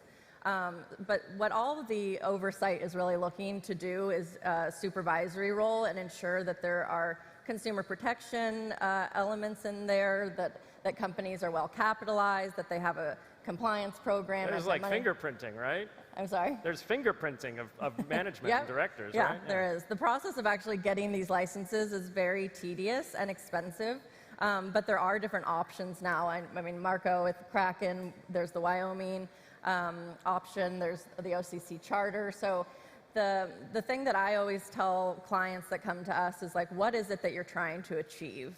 Are you looking to be an exchange? Are you looking to just be a custodian? Are you wanting to just have one regulator, but on the federal level, and have it be a very, possibly a more difficult regulator than state by state? But then you don't have to have this like 50 state patchwork. It sounds like all these different forms that you could take if you wanted to start an exchange. It sounds like a great amount of work for lawyers. It sounds like it's like, let me show you the world. You have so many choices, and we've got a lawyer who specializes in each. It's a job security thing for sure, for sure. Cara, vocês viram, o único que leva dinheiro no final das contas é advogado. É advogado que eles têm que... I think regulators, and it's probably an unpopular opinion in this room, but regulators sort of get a bad rap. They really are here trying to figure out the space. They may move slower. Só quem leva dinheiro é advogado, cara. É inacreditável. Privacy in not the same terms as we do and not be as fond of that, but at the end of the day, all these regulators are trying to understand the space and make sure that consumers and users of this technology aren't harmed in the process. And I realize I might have seemed a little bit down on America earlier because I was talking about financial surveillance and the Fourth Amendment, but I think the secondary market regulation question is one area where U.S. kind of shines, interestingly, because we've got all these different levels of government. We've got federalism, perguntou, cara, se eu pego meu dinheiro cash e compro lá compro lá na lojinha, gasto 20 conto na lojinha, eu não tenho que prestar conta. Por que eu tenho que prestar conta com cripto? You're all fascinated by this, I'm sure. But you've got so many choices, and they have to compete with each other. It's not exactly like full market competition because they're all, elected or appointed instead of chosen by buying and selling, but it's something compared to maybe a European approach where you're going to get one pronouncement as to how these things are regulated, and that's it. If you don't like it, you're kind of screwed. Marco, you're at Kraken. I am. I am. Thanks for bringing it up. I'm a big Kraken fan. I have a Kraken account. We actually just launched a retail product, so you can buy all right. Oh, did you not want to do that? Okay, great. But what I want Let's talk about secondary market regulation. What I want to ask you about Kraken is you guys have changed your secondary market regulator in a sense. You've got a new form. What are you getting from that? What is it, and what are you getting from that? Kraken Bank. Kraken is the first recipient of the Wyoming Special Purpose Depository Institution Charter, SPDI Charter, which is a state bank license. There are lots of other state banks out there. State Street, for example, is a large custodian bank. They are a state bank. It was a decision made by management, really, faced with a menu, right, of decisions. There's so many different ways of going about it, and they each come with different benefits and different obligations. Kraken chose a state limited purpose bank. So the state bank charter allows us to do a lot of cool things like take custody and deposits of your cryptocurrency, which is not something most banks do. It probably could, it's just not something that most banks do. We can access the federal payment system, clearinghouses, which is something that some banks cannot do. Well, and this is a perennial problem for exchanges, right? You may have access to the federal payment system because you've partnered with a bank, like a lot of exchanges partner with Silicon Valley Bank, or there's a handful, Silvergate, that will do that kind of relationship work with an exchange. But if they ever don't want to do that work anymore, the exchange is kind of SOL, right? Absolutely. And every exchange in the country is this elegant stack of software. You talk to the engineers, they explain it differently, right? But it's an elegant stack of software that is customer first, We serve the client Marco Santori. Vamos ver quem é Marco Santori. Except for this teensy-weensy little part of the stack that is at the very bottom of this enormous pyramid, and that is the bank, the payment system. The payment system sits at the bottom of the stack. If you've ever had a problem with o cara da Kraken, é o Chief Legal Officer da Kraken. Chances are it has something to do with a fiat payment transmissão. Or out. That is the most challenging part of running an exchange, at least in terms of business challenges today. So what Kraken decided to do was to bring that in-house. Acho que agora is it helping? Agora equalizou. So far. Yeah, because this is interesting. So like we were just talking about WikiLeaks and the internet. There's this idea of the internet routing around damage, right?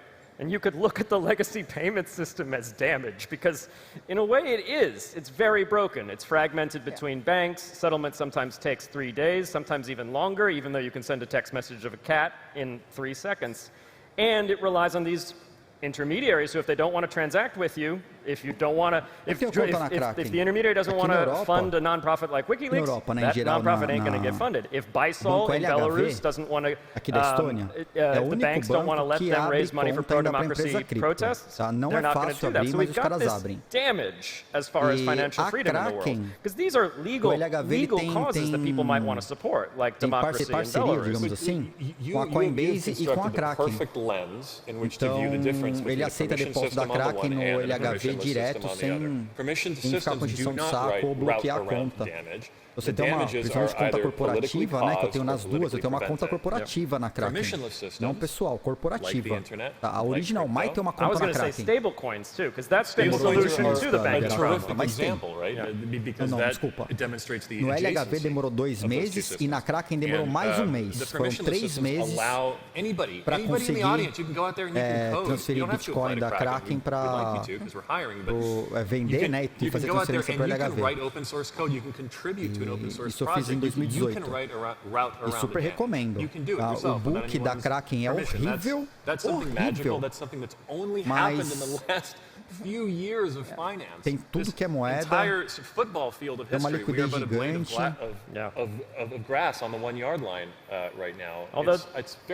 The other thing I always think about is we're just at the beginning of changing it, but we're also just at the beginning of it being a problem on some longer time scales. So before 1970, most of your transactions would have been done in cash, and those would have been person-to-person transactions. And then gradually, as credit cards and other things become more popular, everyone's doing electronic payments. And after 1971, 72, we have the Bank Secrecy Act, which means there's full surveillance of all of your electronic payments. And now that you do all of your payments electronically, there's full surveillance everywhere. So that's the thing that's new.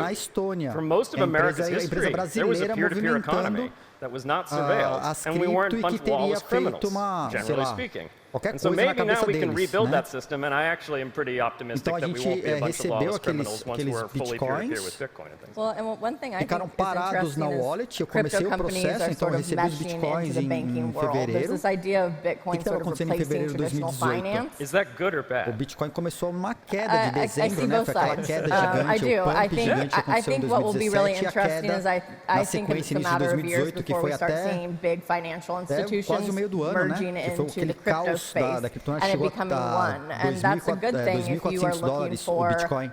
Mass adoption and more embracing of the industry, it will, like you're saying, sort of lead to this increased surveillance, and that's something we all need to work on. I think everyone on this panel works to discuss this with regulators, because for some reason, regulators, when they hear crypto and privacy, they think crime, and those things should not, I mean, there are legitimate reasons why people want financial privacy that have nothing to do with tax evasion, money laundering, or illicit, terrorist financing. Que a gente fez a venda pela quase $14 mil, eu consegui converter a 2.400. A gente perdeu muito, teve que pagar aí mais de 6 dígitos para advogado, para transferir a empresa. Teve outros problemas com o investidor que cresceu o Olaf da exit na empresa depois de um ano.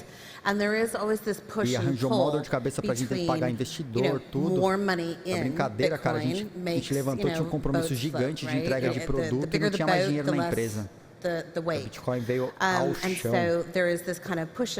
Esse foi um dos perrengues que a gente passou no original, mano. And the Bitcoin ecosystem that, the two should remain separate. But in the same breath, people will say, well, when are we going to get a Bitcoin ETF?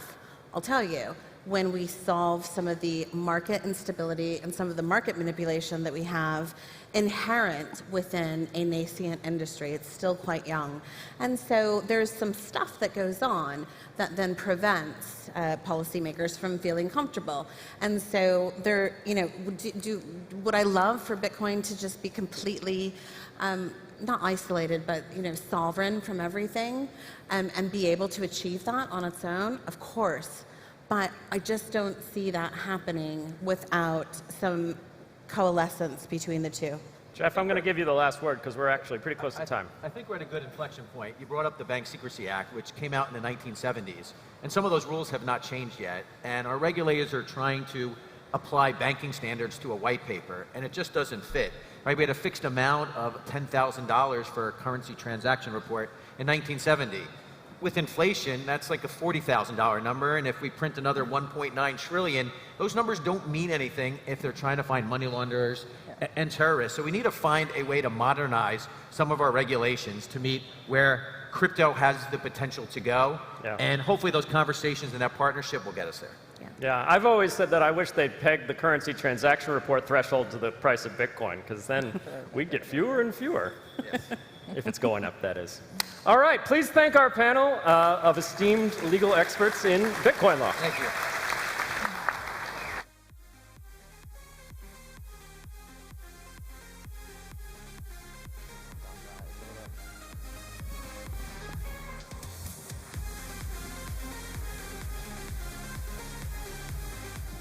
All right. What a day, right? Mayor Francis, Ron Paul, Jack Dorsey, Michael Saylor, Floyd Mayweather. What? Come on. At a Bitcoin event. And now we have a senator and a congressman coming on stage. Incredible. Okay, so.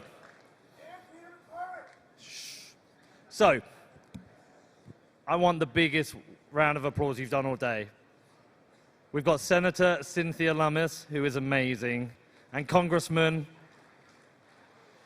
Warren Davison from Ohio, a Buckeye.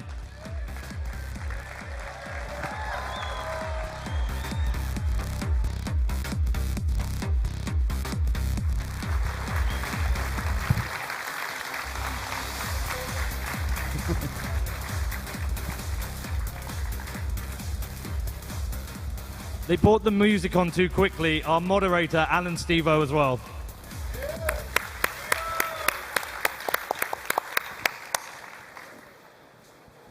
Thanks for being with me. So 2 quick questions to warm up the audience. Senator Lummis, Congressman Davidson, how'd you get interested in Bitcoin, and what is it about Bitcoin that you find so special? Well, I got into Bitcoin after being Wyoming State Treasurer. I was looking for great stores of value. And so my son-in-law, Will Cole, and my daughter introduced me to Bitcoin. And once you buy and you have skin in the game, then you follow it. And the more I followed it, the more I learned about the benefits of having only 21 million Bitcoin ever to be mined. So the benefits of scarcity and some of the other qualities it had has made me a real advocate. A exchange vai ser obrigada a fornecer suas informações quando você transferir para sua wallet. So I first started paying attention to Bitcoin in 2013 and got a lot of news that year that there were a lot of things going on in the market then. But I started paying attention to the space in the early 2000s because I got into manufacturing. And manufacturing's inherently been international. And as we would move money, you couldn't even move it directly to some places. Like, for example, you would move it to Hong Kong to move it to China, which took a lot of time, a lot of friction, a lot of transaction costs. And you're like, there has to be a smarter way to do this. So you start looking at the history, like, DigiCash, eGold, things like that were precursors. And then being in manufacturing during the financial crisis, we were just trying to, A, survive it, and then B, scale like crazy afterwards because we did survive it. So I kind of missed the moment, the early days. But I love the ability, not only as a payment system, but as a store of value as Cynthia or Senator Lummis highlighted, the ability of it to be limited and scarce has a lot of appeal. Aproveita aí que ó, a legenda só tem aqui, nem no canal oficial lá dos caras não tem. Não tem legenda em tempo real. Isso aqui é na minha maquineta aqui que what do discussions with colleagues usually look like around Bitcoin? And what are the colleagues saying? And where are the fault lines? And where's their kind of partisan rancor on Bitcoin? Talvez eu tenha que implementar algum plugin para fazer isso. The fun thing about Bitcoin is it's very non-partisan or bipartisan. So it's a great space for those of us who are struggling with some of the other issues that are extremely divisive in Congress. O que acontece, eu vou até explicar. Eu tenho como controlar aqui para facilitar. Eu tenho umas barras aqui na mesa, né, de áudio aqui, no gráfico. Só que a cada vez que os caras entram no painel, o volume não é o mesmo. Então tem uma hora que o volume vem muito alto, o volume vem muito baixo. Então, o volume do meu microfone eu até consigo controlar mais. Eu deixo as vozes deles um pouquinho abaixo. Antes estava muito alta. Agora eu baixei só um pouquinho para quando eu falar não brigar com a voz dos caras. Mas eu entendo sim a questão. Eu tenho que ficar aqui dando uma arrumada olhando o gráfico e acertar a voz do painel. Mas valeu o toque. Uma hora eu vou ter plugin ainda. É que quanto mais plugin eu coloco, mais lento fica. Então, mas eu vou achar um jeito ainda de deixar isso legalzão. É temporário, é temporário. Senator Lummis and Congressman Davidson, what are you guys closed caption ainda, cara, eu ainda vou dar um jeito de converter isso aí para tradução em tempo real, não só para legenda. Eu vou chegar lá ainda. Well, so I mean, I'm a Republican, not an anarchist, right? So some of the people in the room are probably rooting for the anarchists to win and for us to do nothing. But look, at the end of the year, if you think about it, Secretary Mnuchin was talking about banning private wallets, right? That's a horrible approach. If we don't protect private wallets, someone's going to try to ban them. If we don't try to fix our privacy laws, I mean, I wish... Esse closed caption é um sistema que eu trago o áudio para o meu computador, passo ele por um sistema que tem inteligência artificial para traduzir o que está sendo falado, o áudio do meu computador, não do meu microfone. Eu separei, tá? Então o meu microfone ele não entra nesse áudio, só o áudio que está vindo do vídeo é tratado, faz o closed caption, adiciona ele na live e manda o vídeo junto. Tem um botão CC, Alex. Aí no vídeo na Twitch, tem um botãozinho CC ali embaixo do vídeo do lado direito. Apertou ali e aparece o closed caption. Aparece.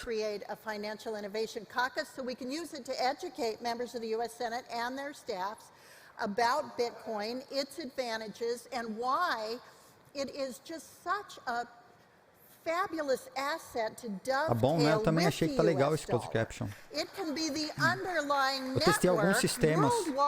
Esse foi o que eu gostei mais, assim.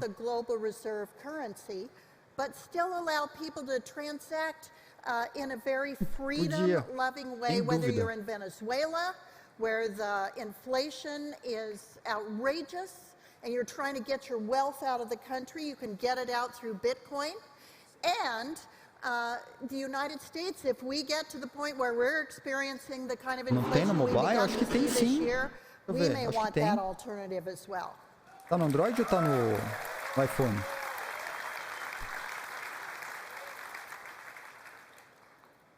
Some of the people in this room, perhaps me included, don't like government too much. We might like you guys, but cara, olha, é assim, ó.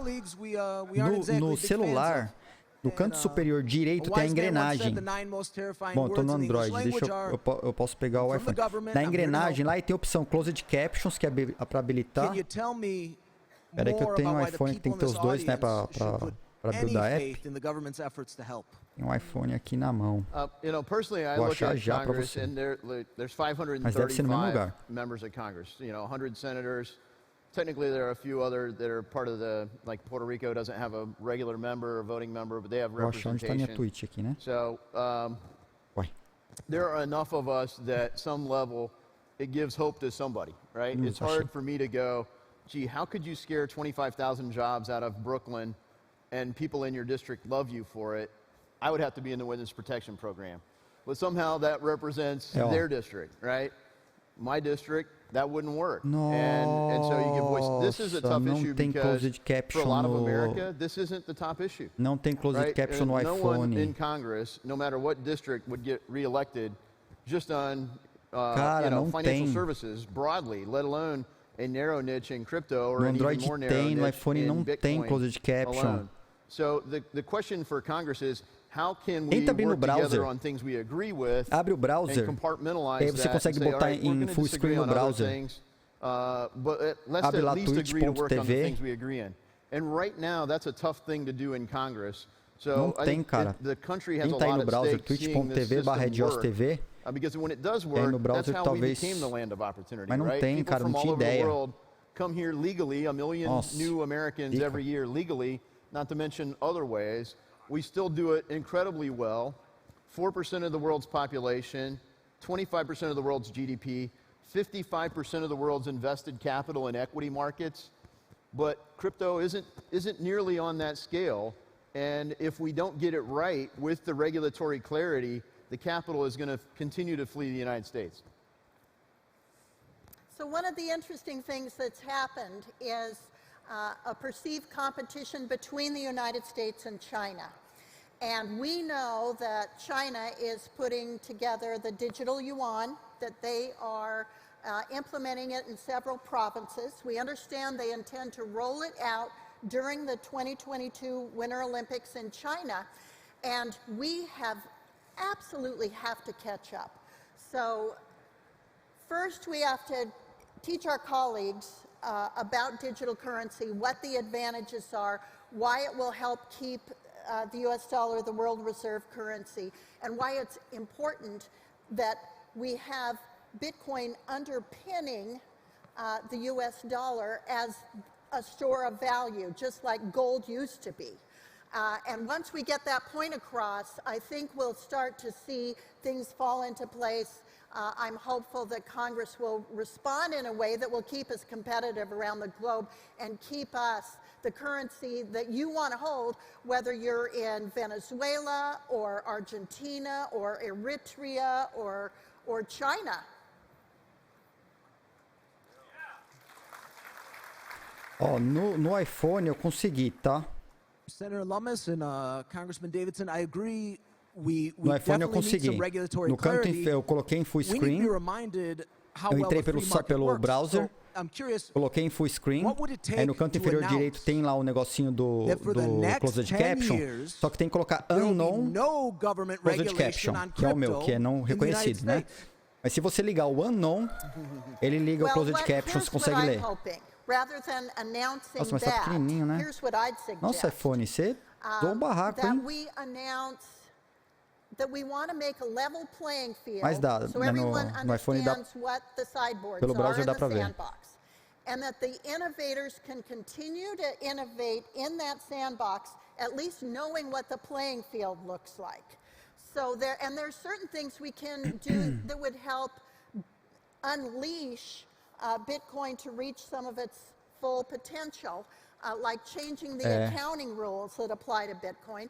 Bitcoin is a commodity, and it shouldn't be subject to GAAP accounting rules. And if we would make that change, I think we'd see Bitcoin uplifted as Bitcoin é mercadoria e não devia estar sujeito a tipo de regulação que eles estão tentando botar. Tá certo. Boa.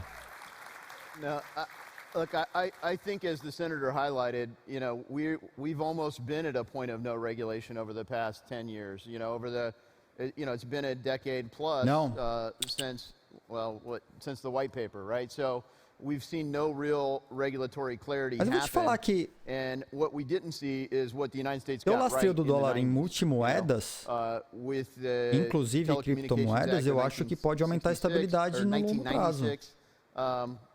We protected innovation in the Ao internet. invés de lastreado na fé. The internet economy flourished. I mean, we still haven't even seen all the use cases of the internet, but we are in the infancy of blockchain broadly. use cases are all over the place, whether they're in booths here. The architecture for this space is growing dynamically. And if you could do what you said, at least you would stop the bad ideas. But the reality is we need to actually protect the good ideas as well. And so one of the things I've been passionate about is getting just a bright line test to say what is a security and what is not a security. Yeah. Right? This is one of the biggest challenges why the SEC can't move forward on any number of things. They had the no action letters under Clayton. I feel optimistic that Chairman Gensler is going to be able to move forward in providing more clarity through the SEC. But what would really work is if Congress would actually pass a law, and then we could say there is a bright line test. People shouldn't have to kind of look like they're looking at a Jackson Pollock painting as to whether it's a security or not. Like, I don't know, is it really meaning this or not? You know, we should be able to know clearly this is a security or it's not a security. And that's going to attract the capital investment.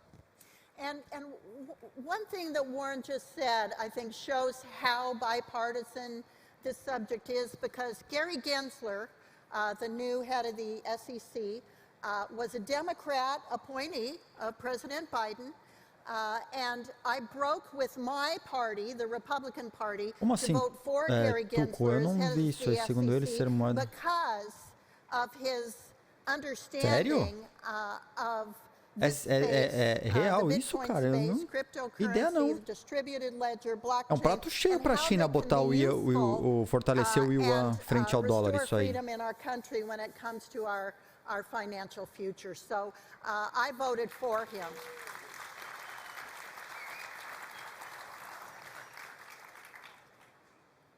Concordo, mas, Paulo, é uma coisa que a gente estava falando agora há pouco. O próprio Bitcoin, utilizando o CoinJoin ou CoinSwap, antes de você mandar para a exchange, você manda para o CoinJoin, o CoinJoin manda para a exchange. Quando você tirar da exchange, a exchange manda você manda para o endereço CoinJoin e o endereço CoinJoin te entrega no seu endereço final.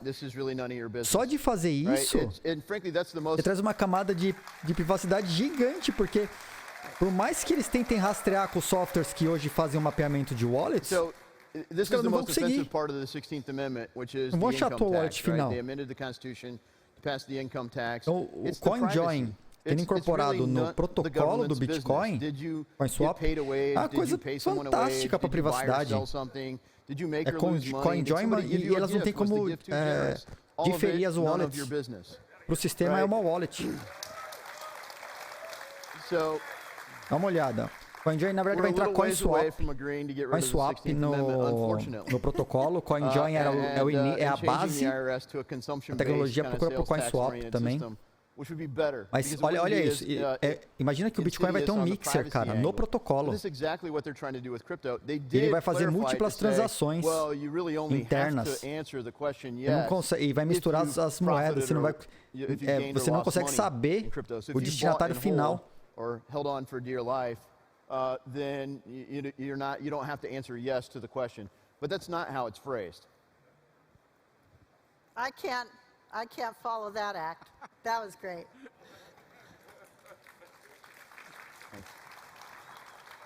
Cara, eu não peguei o que ela falou, mas eu já adorei essa mulher. Out there causing trouble. You know, who even has oversight over Bitcoin and who doesn't, and who needs to mind their own business, and even if you guys knew that, how does someone like you or someone like this audience put these Leviathan state government agencies in their place and say, leave us alone?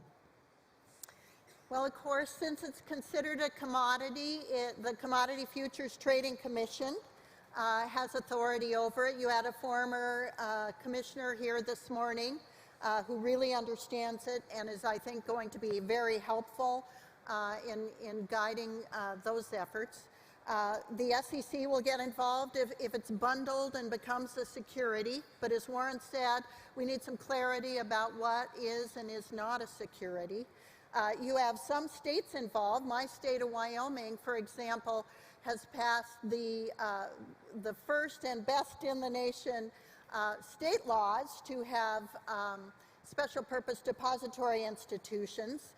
Two of them have been chartered, Avanti and Kraken. And now we're trying to get approval from the Fed for them so they can get those ABA routing numbers and the master agreements. So that is a state innovating. And as a former state legislator and state official, states are the incubators of innovation when it comes to government. You're the incubators of innovation when it comes to business and using this. But when you want to harness what you have and use it, states are a great place to go. My state was very receptive, passed the laws, got the examination manuals to the Fed, and now they're studying it. And so that kind of innovation is good for Bitcoin. Yeah. Look, Wyoming's been great on tax. They've been great on crypto broadly, and hopefully Ohio will follow suit soon, and so will other states. And unfortunately, the Congress is mostly good at, you know.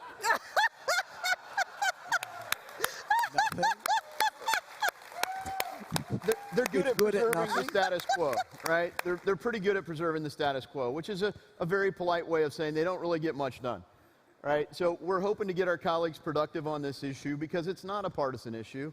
It's something we can find common ground on, and we can do it. It'll be good for America. It'll be good for certainly a lot of people in this room, but it'll be good for consumers. If you think about normally, you have people who, if they're victims of fraud, you pass laws to protect victims of fraud. And we've seen bad actors in this space.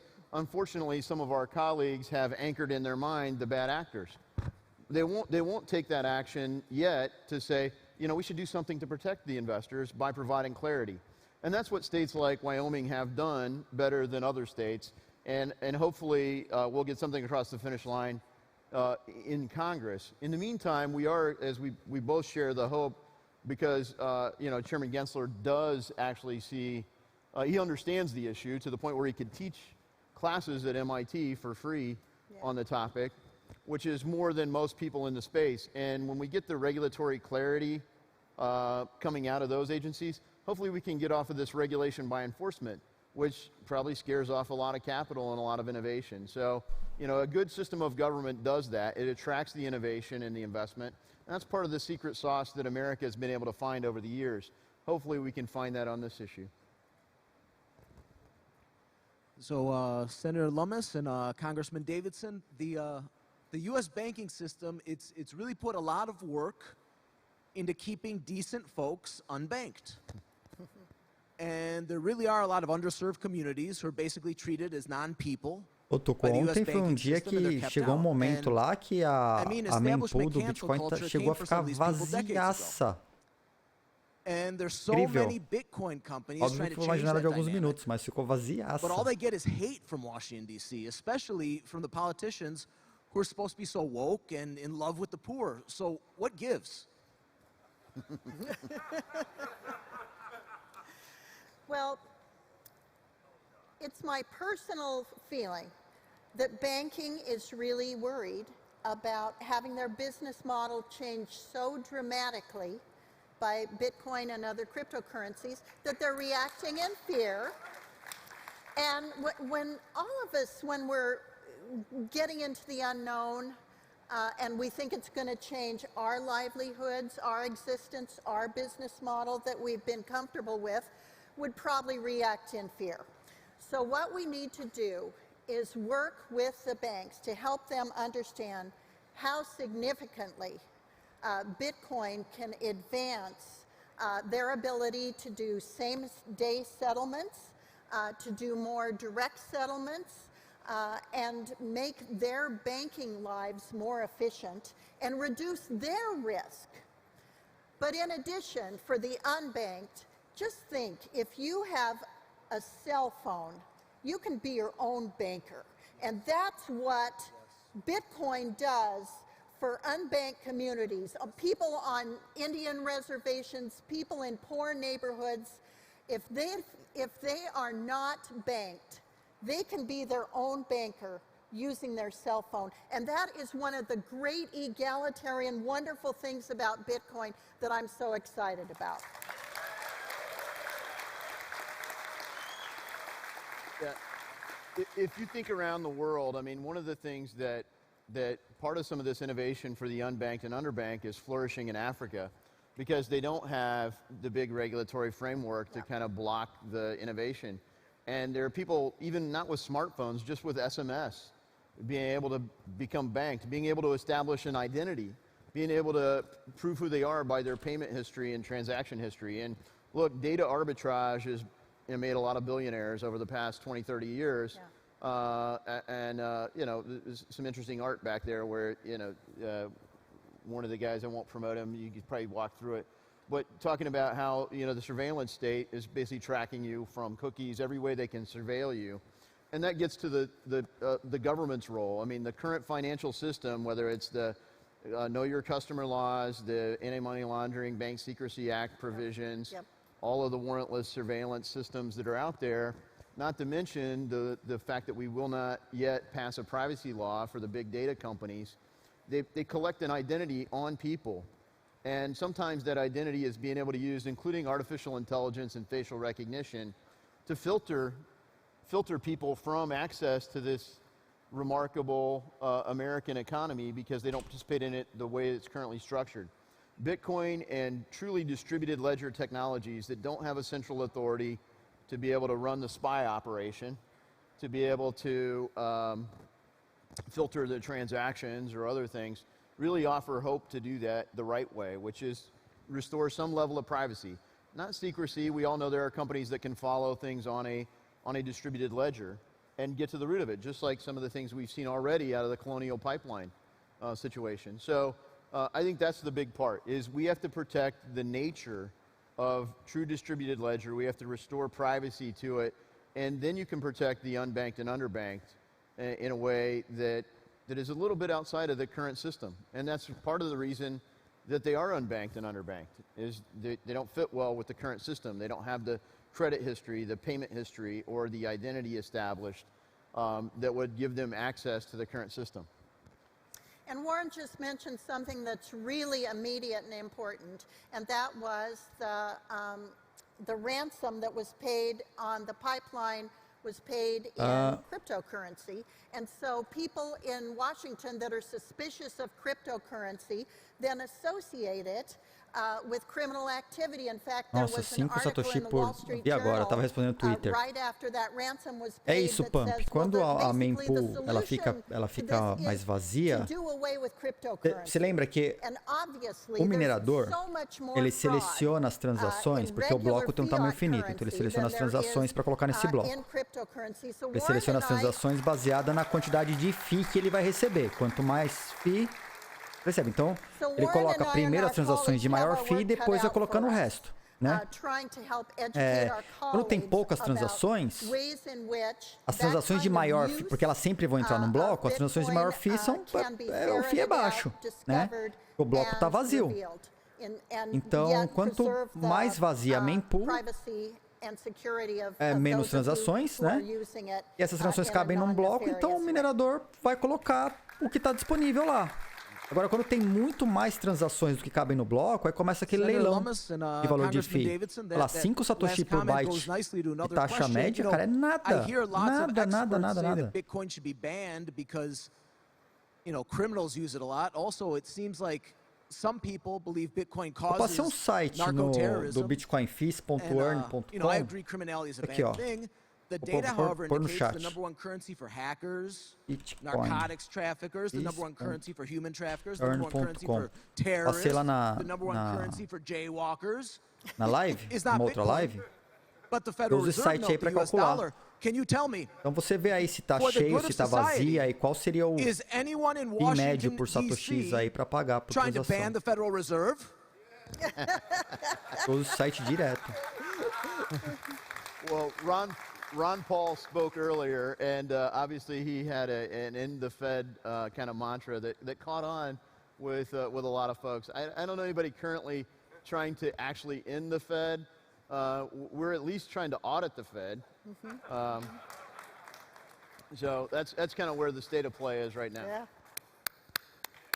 I agree. Yeah. And now some people in this room know how to use cryptocurrency so well that government would never be able to lay hands on their assets. Nossa, Cynthia Loomis, ela é senadora. Sabia? And when they look at Washington D.C., they laugh. Senadora. Because they know that technologies like Bitcoin Representative. and 3D printing O outro é deputado. make Washington D.C. irrelevant. O deputado federal. Now, what do you say to those people? Só governo aí, então, hein? I would say you're wrong. Olha essa senadora dos Estados Unidos. Queremos senadores como esse. Temos o direito a ter senadores como esse no Brasil. É ou era? Cara, aqui tá como senador e deputado, representative. Não é former. Não tem nem ex na frente. Será que eles são former? And that's why it's the best government on earth. Todo mundo no Twitter, né? Yeah, I mean, if you go back to the founding documents for our country, it was created distinctly. I mean, it recognized that rights come not from government, but divine, or state of nature for the atheists in the crowd. But our founders looked at it as from our Creator, a divine gift that we have. And they basically, for the reason of protecting one person from another person, governments are rightly and lawfully instituted. And that's really a very limited purpose. What we've seen is this massive growth of government.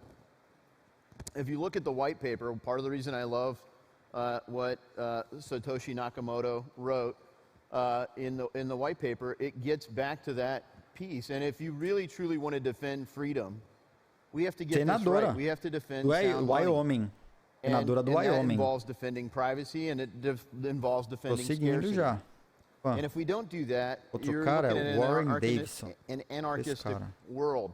Now, some people view that as utopia, but the reality is anarchy doesn't work well because somebody else uses power to attack those who don't have power, right? And our government was created kind of differently, is to protect Servindo, the vulnerable atual do from Ohio. those who would do them harm. Esse It really cara, is Warren the Davidson, é embodiment, do in my Ohio. opinion, of a non-aggression principle of saying, no, we're not going to allow one aggressor to attack another aggressor, another person, and if we get it right. I think we're way off course as a country from that, and that's where we find common ground, and frankly, some of our colleagues do on the left, they would be more libertarian and lean to the left on some things, but Senator Lummis and I lean to the right. O Twitter dela tá como ativa lá. Eu não sei como funciona, né? Mas tá lá ativa no Twitter. That have nothing to back them up. The 28 going on $30 trillion in debt that has been. Agora também não sei se é cargo vitalício, né? É uma vez senador para sempre senador. Tipo, aí você usa a função para sempre, né? Às vezes é isso. To destroy our currency in that way.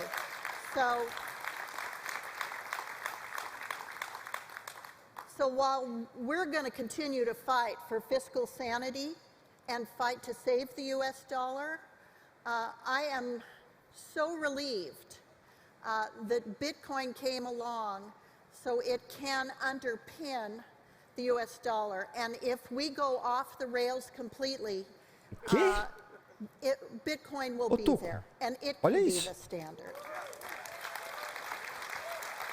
Yeah, so, to highlight that, look, the House last summer, é como se fosse o Bitcoin pode dar suporte ao dólar. Right? Because we're already looking at how, as I said yesterday on the Bitcoin ETF panel, the Fed is basically Dogecoining the US dollar.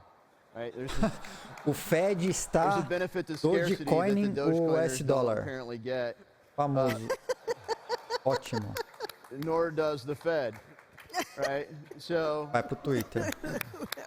So that's one of the keys that we have to get right if we're going to do America right. We have to defend sound money if we're going to defend freedom, and that's what America is really supposed to be all about. Opa! Temos um minerador novo? Lucas! Tamo junto, Lucas. Valeu. Bem-vindo. Pegar mais no chat aí. Tamo junto. How many people in this room have had a bank account closed because of their Bitcoin activity or have been fearful that they might have a bank account closed because of their Bitcoin activity? Any boos for that one? Okay, a few people.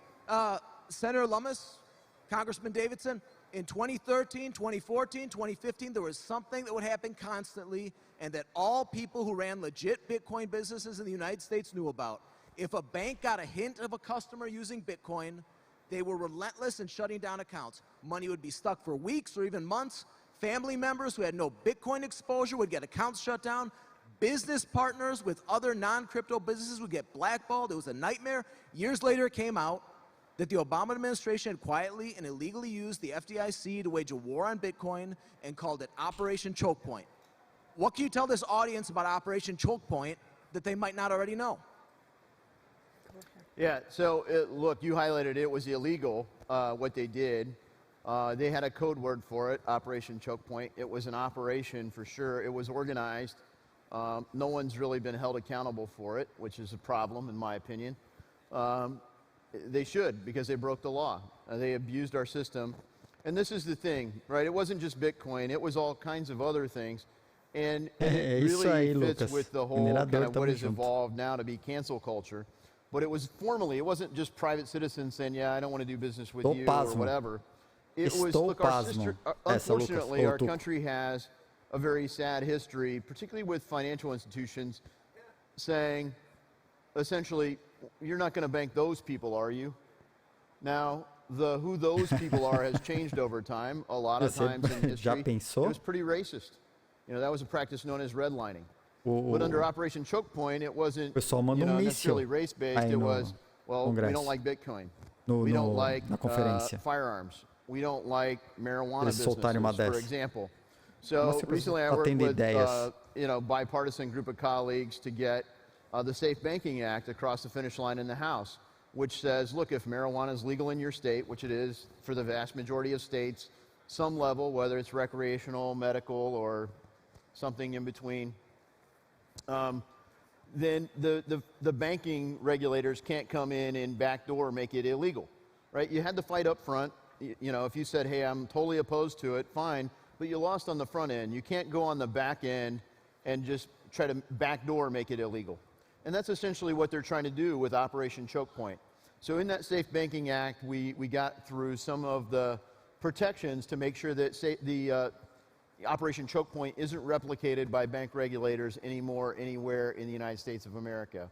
But the big thing to do there is to make sure that people are held accountable, government officials are held accountable when they do break the law and, frankly, infringe other American citizens' civil liberties.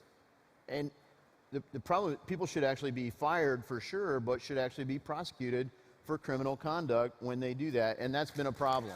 Yeah.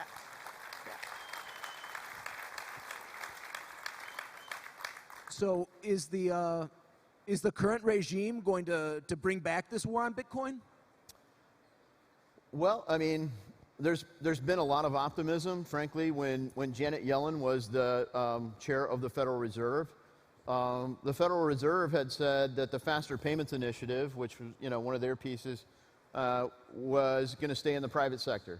Under Chairman Powell, they kind of took that over. So a lot of invested capital went into this faster payment system. Some of it was crypto-based. Some of it was related to Bitcoin.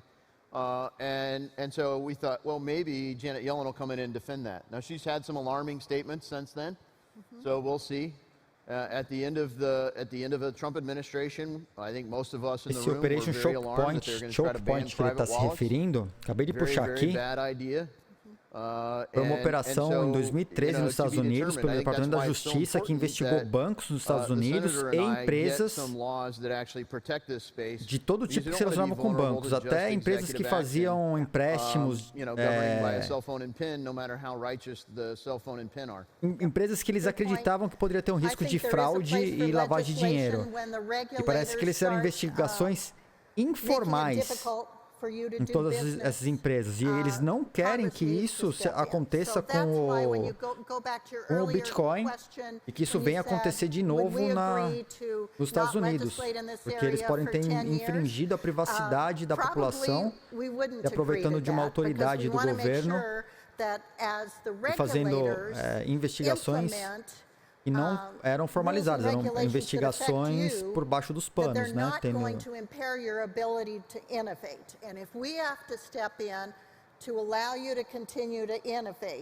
I believe we will. I think there are getting to be enough members of Congress that are at least aware of the innovation that you're providing.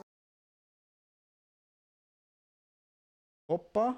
Living in constant fear. Why has it taken me all these years to finally talk to you? Ah, nossa, que susto. I've been afraid.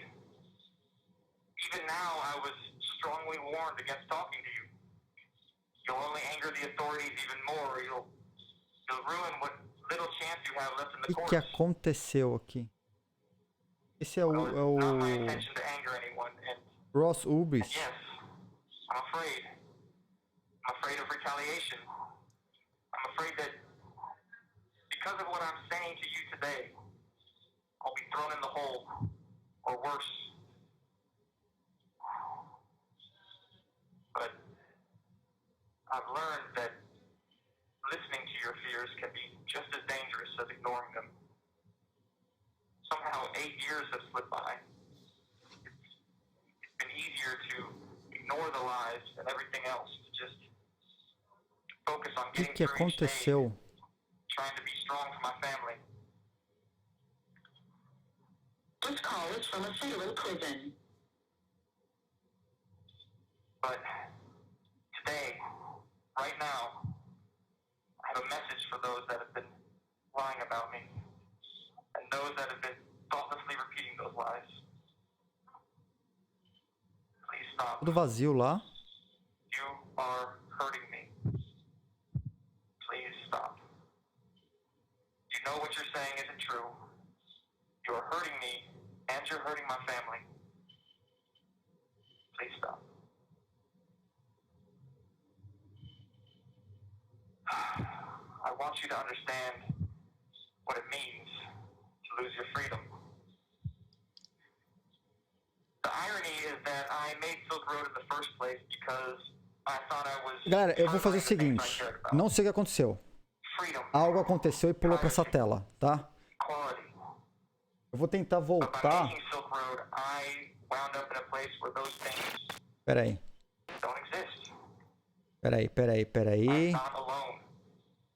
Eu vou tentar... Deixa eu tirar esse giveaway daqui.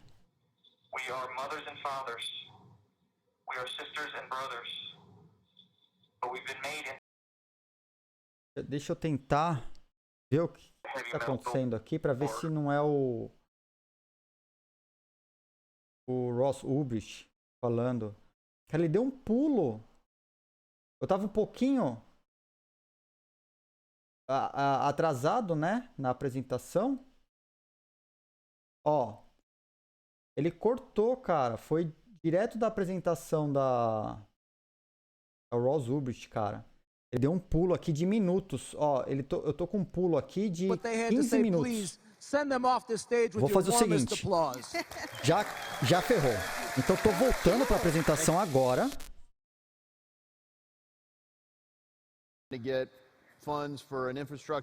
Mas o negócio pulou de novo. So if you could be, in the House Financial Services meeting or in the Senate Banking Committee, what would you want me to share on your behalf? How would you want to break this down Eu acho que vai acabar agora. could understand it? Because some of them just don't. It's just an ignorance thing. It's not that they're hostile to it. They just literally don't understand it, and it's not their top priority. So we're just going to ask for feedback. It'll be at Warren Davidson. Share that, share it with good ideas, and maybe vai, tiozão, não quero mais escutar você. Eu pulo sozinho. Sozinho. É um sinal. É um sinal.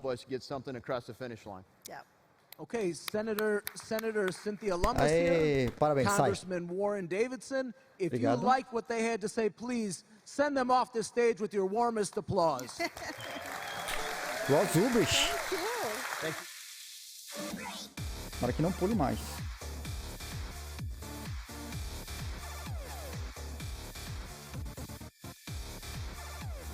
Ulbricht, cara. Nossa. O YouTube tá à frente, sim. Ah, eu tive que voltar um pouquinho, porque quando eu comecei a live, ele tava terminando a apresentação do Nick Szabo. Então eu voltei quase 15 minutos. Tá? All right, good, because we have a whole nother day of this. All right, so bring comfortable shoes tomorrow. So the best part of this job is that when there's a historic moment happening,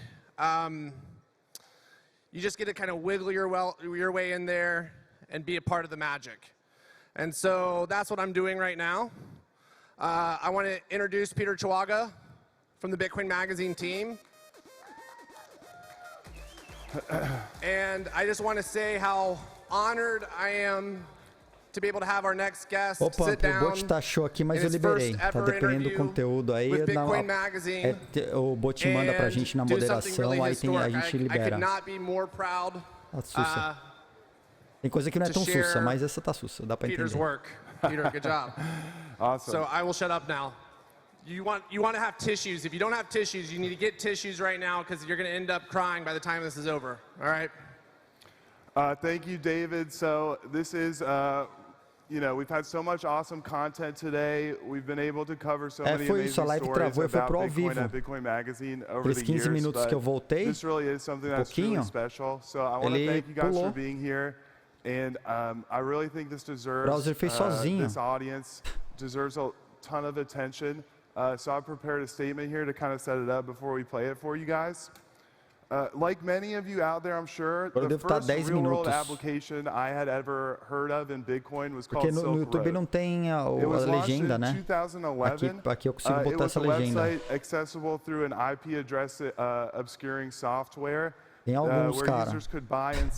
Procura por Banking on Bitcoin. Esse talvez seja o primeiro e mais foda de todos. Bitcoin's first major use case. It is totally aligned with many of the unique properties about Bitcoin that we've been celebrating all day that Bitcoiners champion. It enabled a free, open, and censorship-resistant marketplace. Silk Road was founded by a 26-year-old libertarian, research scientist, entrepreneur, early Bitcoin user named Ross Ulbricht. Less than 3 years after the site was launched, it was shut down, and Ross was arrested by federal authorities. He was ordered to serve 2 life sentences plus 40 years in prison, despite the fact that he was a first-time offender convicted of no violent crimes. He's served almost 8 years of that sentence to date. I had the opportunity to interview Ross from prison earlier this week, and what we're going to share today is a recording of that interview. I know that Ross really wanted the opportunity to speak to everyone here. This is actually his first public comments ever recorded over the phone since Silk Road was shut down. And before we begin with it, I do want to add just a quick personal impression about speaking with Ross. My perception of Ross was that he was kind, gentle, amazingly positive for somebody in his position. He certainly did not come off to me at all as some kind of violent criminal, but I do feel he's painted that way often, in the media. As you listen to his words, I know that Ross is a larger-than-life figure in this space and in general, but as you listen to this recording, I would encourage you to keep in mind that this is a flesh and blood individual who faces the prospect of never being free again, who is remarkably hopeful somehow and strong in a way that totally impressed me personally. So with that, I'll leave you with this recording. Please enjoy. I want to say one more thing before we hit play on this. This call is from Ross. At a federal prison. This call is being recorded and is subject to monitoring. Heading up to decline the call or to accept, dial 5 now. If you wish to block any future calls of this nature, dial 7 now. To decline this call, hang up. Hello? Hi, Ross. It's Peter from Bitcoin Magazine. You good to go? Yep. All right. Hello, this is Ross Ulbricht. I'm calling you today from prison, from a maximum security federal penitentiary. We don't have much time together today, and I don't know if I'll get another chance to talk to you like this. I'll say as much as I can, but when it's time to go, I'll have to hang up and go back to my cell. I have lost my freedom. That's what I want to talk to you about today. I want you Tô aumentando. to understand what it means to lose your freedom. But first, let's talk about Bitcoin. I was there during Bitcoin's early days. Caramba, eu pus no talo Back aqui. then, Bitcoin made me feel like anything was possible. Tá tão ruim que ele não tá nem conseguindo pegar pra traduzir. Open to everyone, right? That's what I love so much about it. It was like it leveled the playing field. When the idea of Bitcoin really clicked for me, I got so excited. I thought, with Bitcoin, I can try to do something that actually makes a difference. And by the way, before I was put in prison, we didn't have all these different cryptocurrencies and tokens and everything. I missed all that. So to me, it's all one thing. The forks, the new blockchains, all of it. So when I say Bitcoin, I'm not making those distinctions. To me, it may sound kind of corny, but to me, we're all one big family. So I was excited back then, but I was also very impatient. I saw what Bitcoin could do for freedom and equality, but I didn't take the time to really understand it. I didn't fully appreciate the principles it's based on.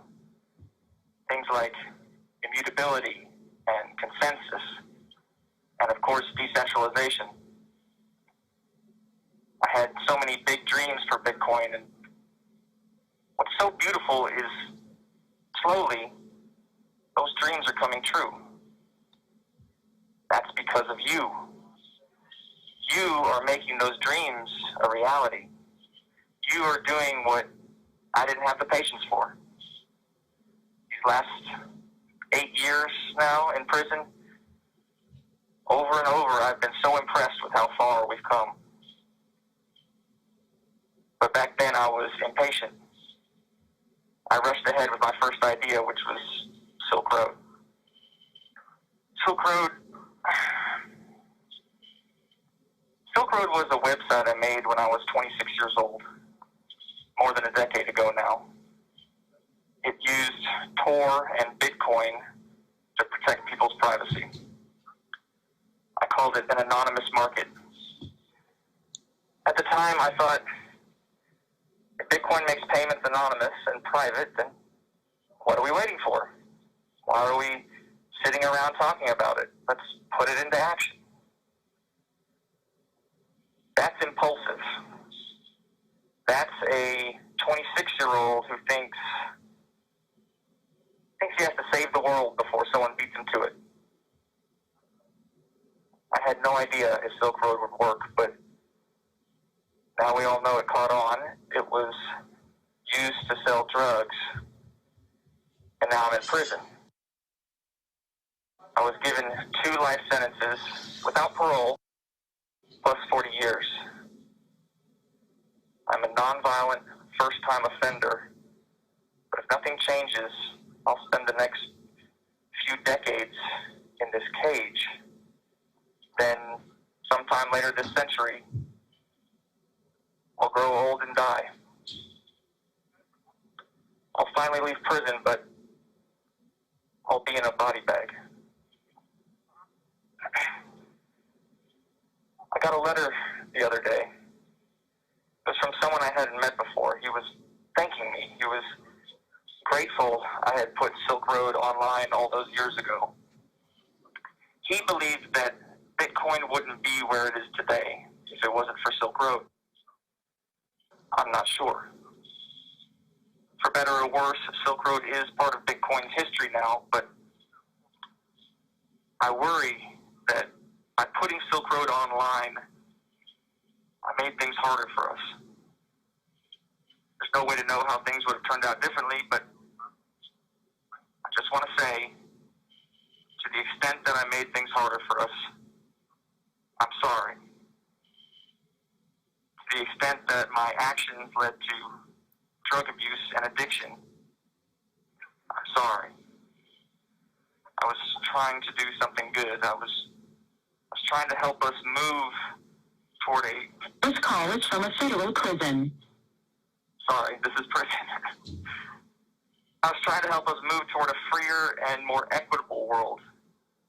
But we all know the road to hell is paved with good intentions, right?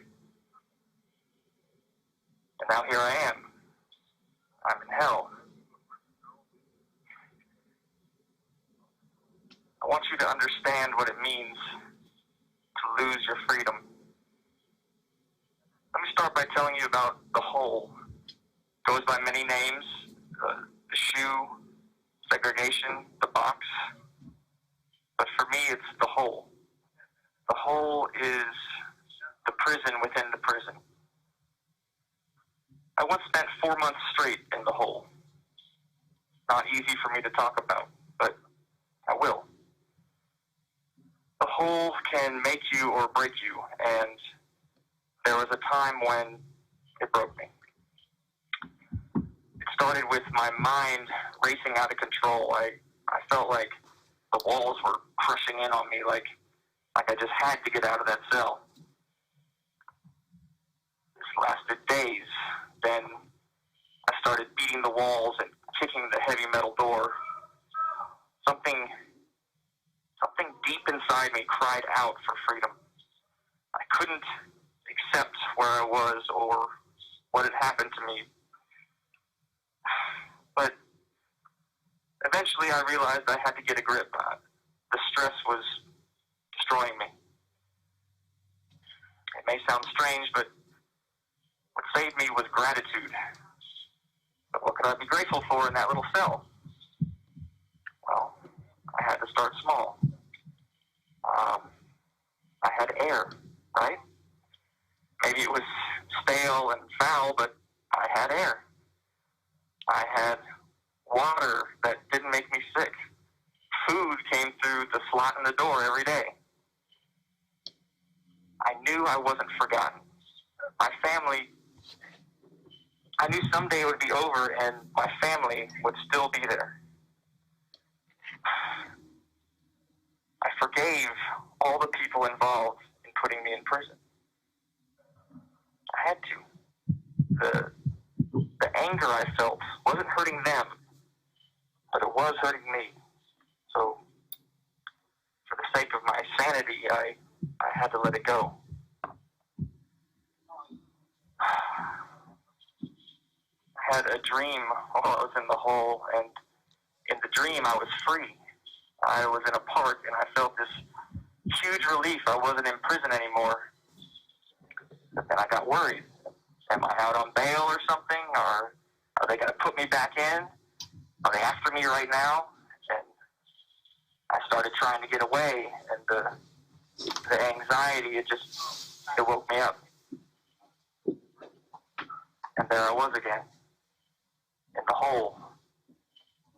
And it was like everything that had happened to me over all these years, it all came slamming down on me at once, like life without parole, maximum security.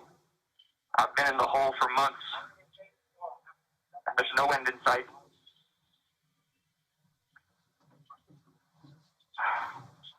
I want you to understand what it means to lose your freedom. My mother, this was after I was sentenced, my mother was invited to give a speaking tour in Europe. raising awareness about what had happened to me and was looking for help. At a talk in Poland, she started to feel a bit sick and had to fly home early. So the next morning, I called my sister from the prison, and the first thing she said was, "Has anyone told you about Mom yet?" I said, "What about her?" And she said to me in this voice, she said, "Oh, Ross. And I knew her mom had been feeling sick, and in that moment, I just knew my sister was gonna... This call is from a federal prison. My sister was gonna tell me our mom was dead. But she said, "Mom's in the hospital," and I was like, "Oh, thank God, she's not dead." But then I was like, wait, the hospital? That's not good either. Technically, our mother had died. Her heart stopped at the breakfast table that morning. My uncle kept it going with CPR, and she was rushed to the hospital. She was unconscious in the ICU when I called. It was a long time before I was able to talk to her, and I didn't know if she would live. We didn't know if there would be brain damage. No one would say it, but I knew it was my fault. She had been redlining for 2 years, since the day I was arrested, pushing every moment of every day for my freedom. Stress-induced cardiomyopathy. They call it broken heart syndrome. I broke my mother's heart, and it nearly killed her. The pain I've caused my family. I didn't think of them, not as much as I should have, when I was taking those risks, when I was risking my freedom. My mom made a full recovery, thank God. 8 years later, she still pushes for me every day. But the whole ordeal, my imprisonment, has been devastating for her. And not just her. My fiance, my father, my sister, everyone. They're all hurting.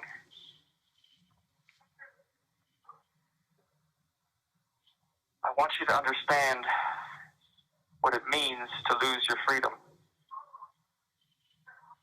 There's more to losing your freedom. It's more than being locked in a cage and the devastation that brings to your family. Locking someone in a cage until they die, it's such a horrific thing to do to a person. To lock someone in a cage until they die, the public, you have to be convinced that person is evil, that they are somehow less than human. After I was arrested, another prisoner came up to me, a young man. He had a magazine, and he said, "Ross, they wrote an article about you." So I flipped to the article, and I'll never forget what I saw. It was an illustration of me. And what was so strange was the face had my features and proportions, but the skin had a putrid color. The eyes were bloodshot. I was hunched over like some kind of ghoul. I pushed the magazine away. I just couldn't handle it. I couldn't face what I was seeing. It felt like I could feel physical pain in my chest, like claws were tearing through me. The young man, he said, "At least read what they're saying about you." And I said, "Why? Why listen to someone badmouth you and lie about you if you can't say anything back?" It got quiet. Later that day, he told me they had done the same thing to him, not on national news, but in his local paper. They do it to all of us. So, want to read it. He tore out the article and shredded it right into the trash. Then he said, I don't want to read it either. That meant so much to me. I don't want to read it either. You see, he gave me hope that you wouldn't look at me like I'm some sort of monster. The caricature they created was a violent drug lord. That is not who I am. That is a lie. It's a lie that was carefully crafted to justify keeping me in this cage until I die. It's a lie designed to turn you against me, to turn your heart off. They lied. It's on the record. They cheated. That's on the record. They stole. 2 of them went to prison over the stealing. They hid evidence. That's on the record. They destroyed evidence. That's on the record. They planted evidence. That's on the record. At one point, they were looking into how they could give me the death penalty. They wanted to inject chemicals into my veins that would stop my heart. I had this dream where one of them was pointing a syringe at the soft spot of my neck, just under my chin. He kept getting closer and closer, and I backed away, but my back was against the wall. Every muscle in my body was tensed as I strained to get away. I was practically climbing the wall as the tip of the syringe came right next to my skin. I woke up in that exact same position. I was hyperventilating. My heart was pounding. I could still feel the needle coming toward me. Are you starting to understand what it means to lose your freedom? It means living in constant fear. Why has it taken me all these years to finally talk to you? I've been afraid. Even now, I was strongly warned against talking to you. You'll only anger the authorities even more. You'll ruin what little chance you have left in the courts. Well, it's not my intention to anger anyone, and yes, I'm afraid. I'm afraid of retaliation. I'm afraid that because of what I'm saying to you today, I'll be thrown in the hole, or worse. But I've learned that listening to your fears can be just as dangerous as ignoring them. Somehow 8 years have slipped by. It's been easier to ignore the lies and everything else, to just focus on getting through each day and trying to be strong for my family. This call is from a Saylor prison. But today, right now, I have a message for those that have been lying about me and those that have been thoughtlessly repeating those lies. Please stop. You are hurting me. Please stop. You know what you're saying isn't true. You are hurting me and you're hurting my family. Please stop.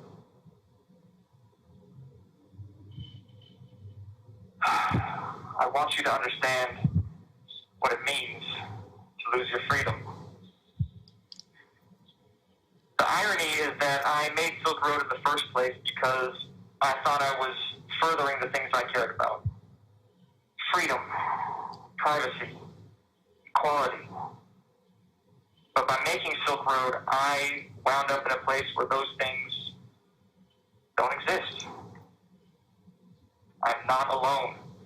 These prisons are full of people who don't deserve this. We are mothers and fathers. We are sisters and brothers. But we've been made into monsters in your eyes. We've been made less than human.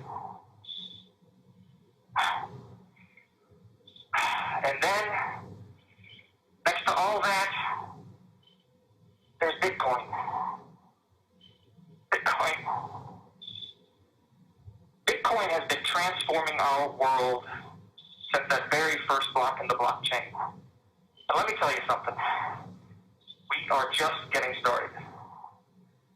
Wherever Bitcoin has been embraced, anywhere in the world, freedom and equality follow. Bitcoin is the embodiment of freedom. So now, look what we have. On one side, we have loss of freedom. We have despair and darkness. And on the other side, we have Bitcoin. We have freedom, equality, and hope. The two can't sit side by side, so the darkness has to be kept out of sight. It has to be ignored and forgotten. But listen, here I am. I'm crying out from that very same darkness. This is a cry for help. My mother can't do this by herself. And I'm crying out not just for me, but for all of us. We need your help. We need you to care. We need you to look at the stark contrast between the freedom of Bitcoin on the one hand and what it means to be locked in a cage until you die. We have a choice. Today, right now, do we ignore what's happening? The loss of freedom? The dehumanization? Or do we wake up? Listen, Bitcoin is strong. Bitcoin is powerful. We are powerful. And our work is not over. It's time to wake up. It's time to take the next step. I've spent the last 8 years watching Bitcoin grow up from in here. I've seen incredible innovation. I've seen inspiring courage. We didn't know how things would turn out for Bitcoin back in the beginning, but over the years, I've been continually impressed with what you've accomplished. I am proud of you, and I have no doubt we can do anything we set our minds to. We are transforming the global economy. We have brought a taste of freedom and equality to far corners of the world. I know we can transform criminal justice too. And now, today, I challenge you to set your sights on the hardest problems. I challenge you to shine Bitcoin's light into the darkest places. I challenge you to set us free. I've seen several of my friends go home after years, even decades in prison. More than one overcame a life sentence. Each time it happens, I weep for joy. Seeing a person regain their freedom, seeing them reunite with their family, there's nothing like it. It's so beautiful, it hurts. It feels like a miracle. We need more miracles.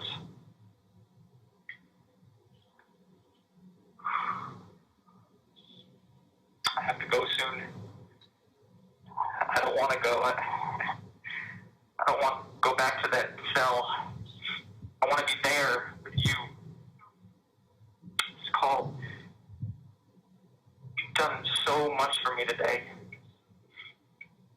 Talking with you today is the most freedom I've felt in a long, long time. Thank you. Thank you for giving me your attention. I will never forget this day. The memory of this day. This can never be taken from us.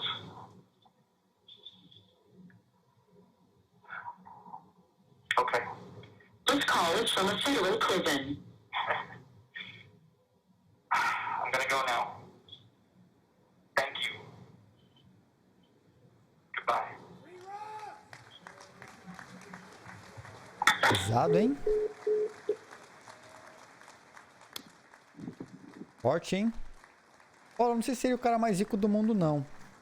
Acho que o total que conseguiram pegar do... Ladies and gentlemen, wow. Vou achar um pouquinho. We're incredibly lucky today, as well, to have O total que conseguiram pegar lá do Silk Road daria uns 3 bilhões de dólares. Please give her a hug for Ross. Please give her a hug for all of us. This is what Bitcoin's about. It's 3 about bilhões, freedom. Tem uma galera aí que janta $1 bilhão de dólar. We owe it né? to him. No We owe it to the world to help free Ross.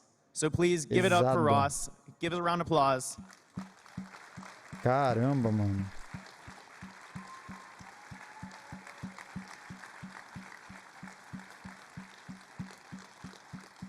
Tentando procurar aqui o primeiro... Primeira vez que o governo americano pegou os bitcoins. Everybody, this is the Bitcoin 2021 conference. Lá na this época, is why we're here. foram It's for things like 26 mil this. bitcoins. It's been a wonderful day. We're so grateful that you guys all came.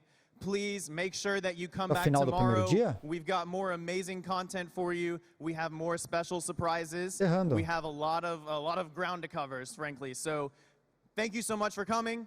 We'll see you tomorrow, bright and early. Thank you. Aí.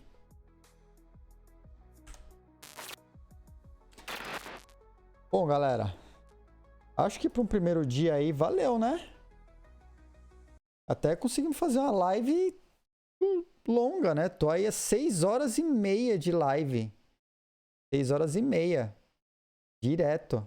Peguei quase do começo. E fazer bastante. Eu espero que vocês tenham gostado aí. Pô, foi uma live extra. Não esperava fazer, mas eu nem sabia que tinha um stream dos caras. E aí, quando eu vi que o Nick Szabo ia entrar, eu falei, é agora. Não vou fazer mais nada, né? Hoje não tem Valorant, hoje não tem mais nada. Vou aí, cara, e finalizar com com esse áudio do Ross é simplesmente incrível. Que dia, pra mim já valeu. Nossa. Né? E pra mim é muito mais legal estar aqui com vocês do que estar lá no evento agora. Tamo junto. Então, galera que ficou até agora, vou encerrar também por aqui a live. Aqui já são, deixa eu ver, 00:30. Vou encerrar por aqui. Vou ver se amanhã eu consigo pegar a live, vou pegar os horários, vou ver o que dá pra fazer também. Tá? Mas eu vou jogar no Twitter, aviso. Vamos ver se eu consigo botar isso no ar. De repente rola amanhã também, fazer umas lives longas aí. Pelo menos vale a pena, né? Um evento desse com umas palestras da hora que a gente viu hoje. Poxa, teve bastante assunto bom, chat interagindo. A gente conseguiu, falar bastante dos assuntos e muito assunto bom, hein? Muito assunto bom. E era caro a conferência, hein? Pelo menos esse palco principal e Nakamoto foi nosso hoje. Vamos ver se não vão derrubar os vídeos depois. Não sei, né? Se os caras vão taxar o vídeo quando eu subir pro YouTube ou mesmo aqui na Twitch. Não sei. Espero que não, né? Espero Bitcoin sobre liberdade. Espero que os caras não venham taxar a gente. Bom, tamo junto. Se cuidem. E como sempre, se cuidem. Estamos numa pandemia. Juízo com seus investimentos. A gente volta amanhã. Eu vou tentar voltar amanhã nesse mesmo esquema. Com legendinha bacana para quem não tiver mais dificuldade com o inglês. Pelo menos pela legenda vai lendo, fica mais fácil, né? Estamos em tecnologia, estamos à frente dos caras, tá? E é isso, vamos bater papo. Obrigadão pela presença, obrigado por quem assistiu. Valeu a força, tem uma galera que tá aí desde o comecinho. É mesmo quem chegou depois. Valeu quem mandou as subs, valeu quem deu follow, valeu quem mandou mensagem. Cara, foi muito legal, foi muito legal. Conferência, sim, vale a pena estar junto. Adorei, tá? Então, a gente se encontra amanhã. Até mais, um abração. Cuidem-se. Tchau, até mais. Falou.